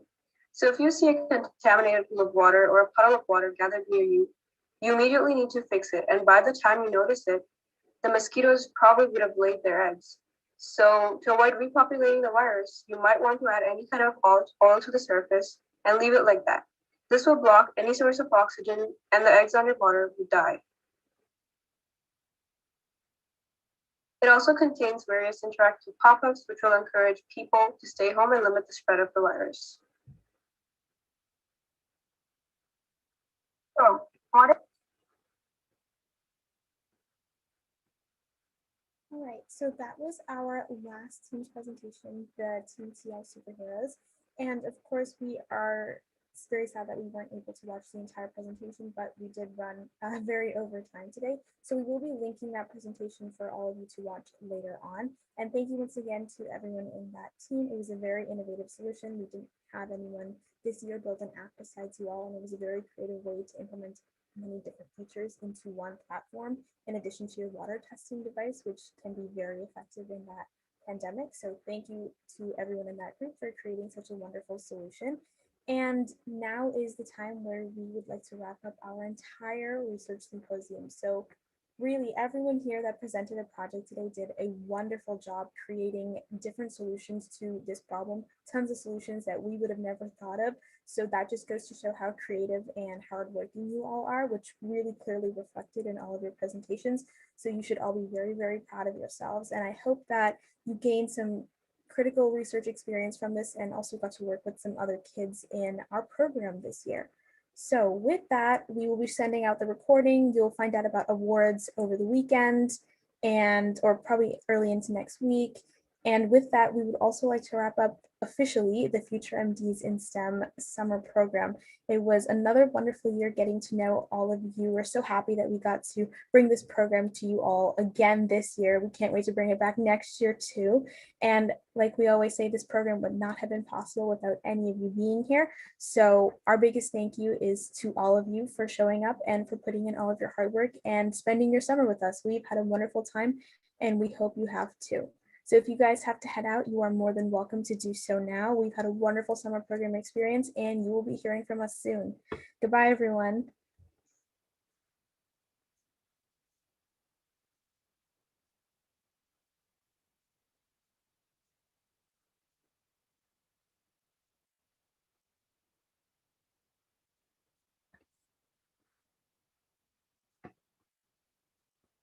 Oh, and you'll be getting 6 shadowing hours from this event today.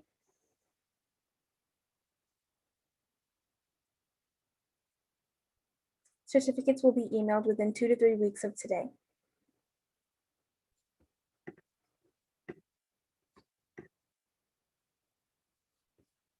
If no one has any questions, we will wrap up the session and wrap up the program. Goodbye. And again, if you have any questions, be sure to message us on Slack.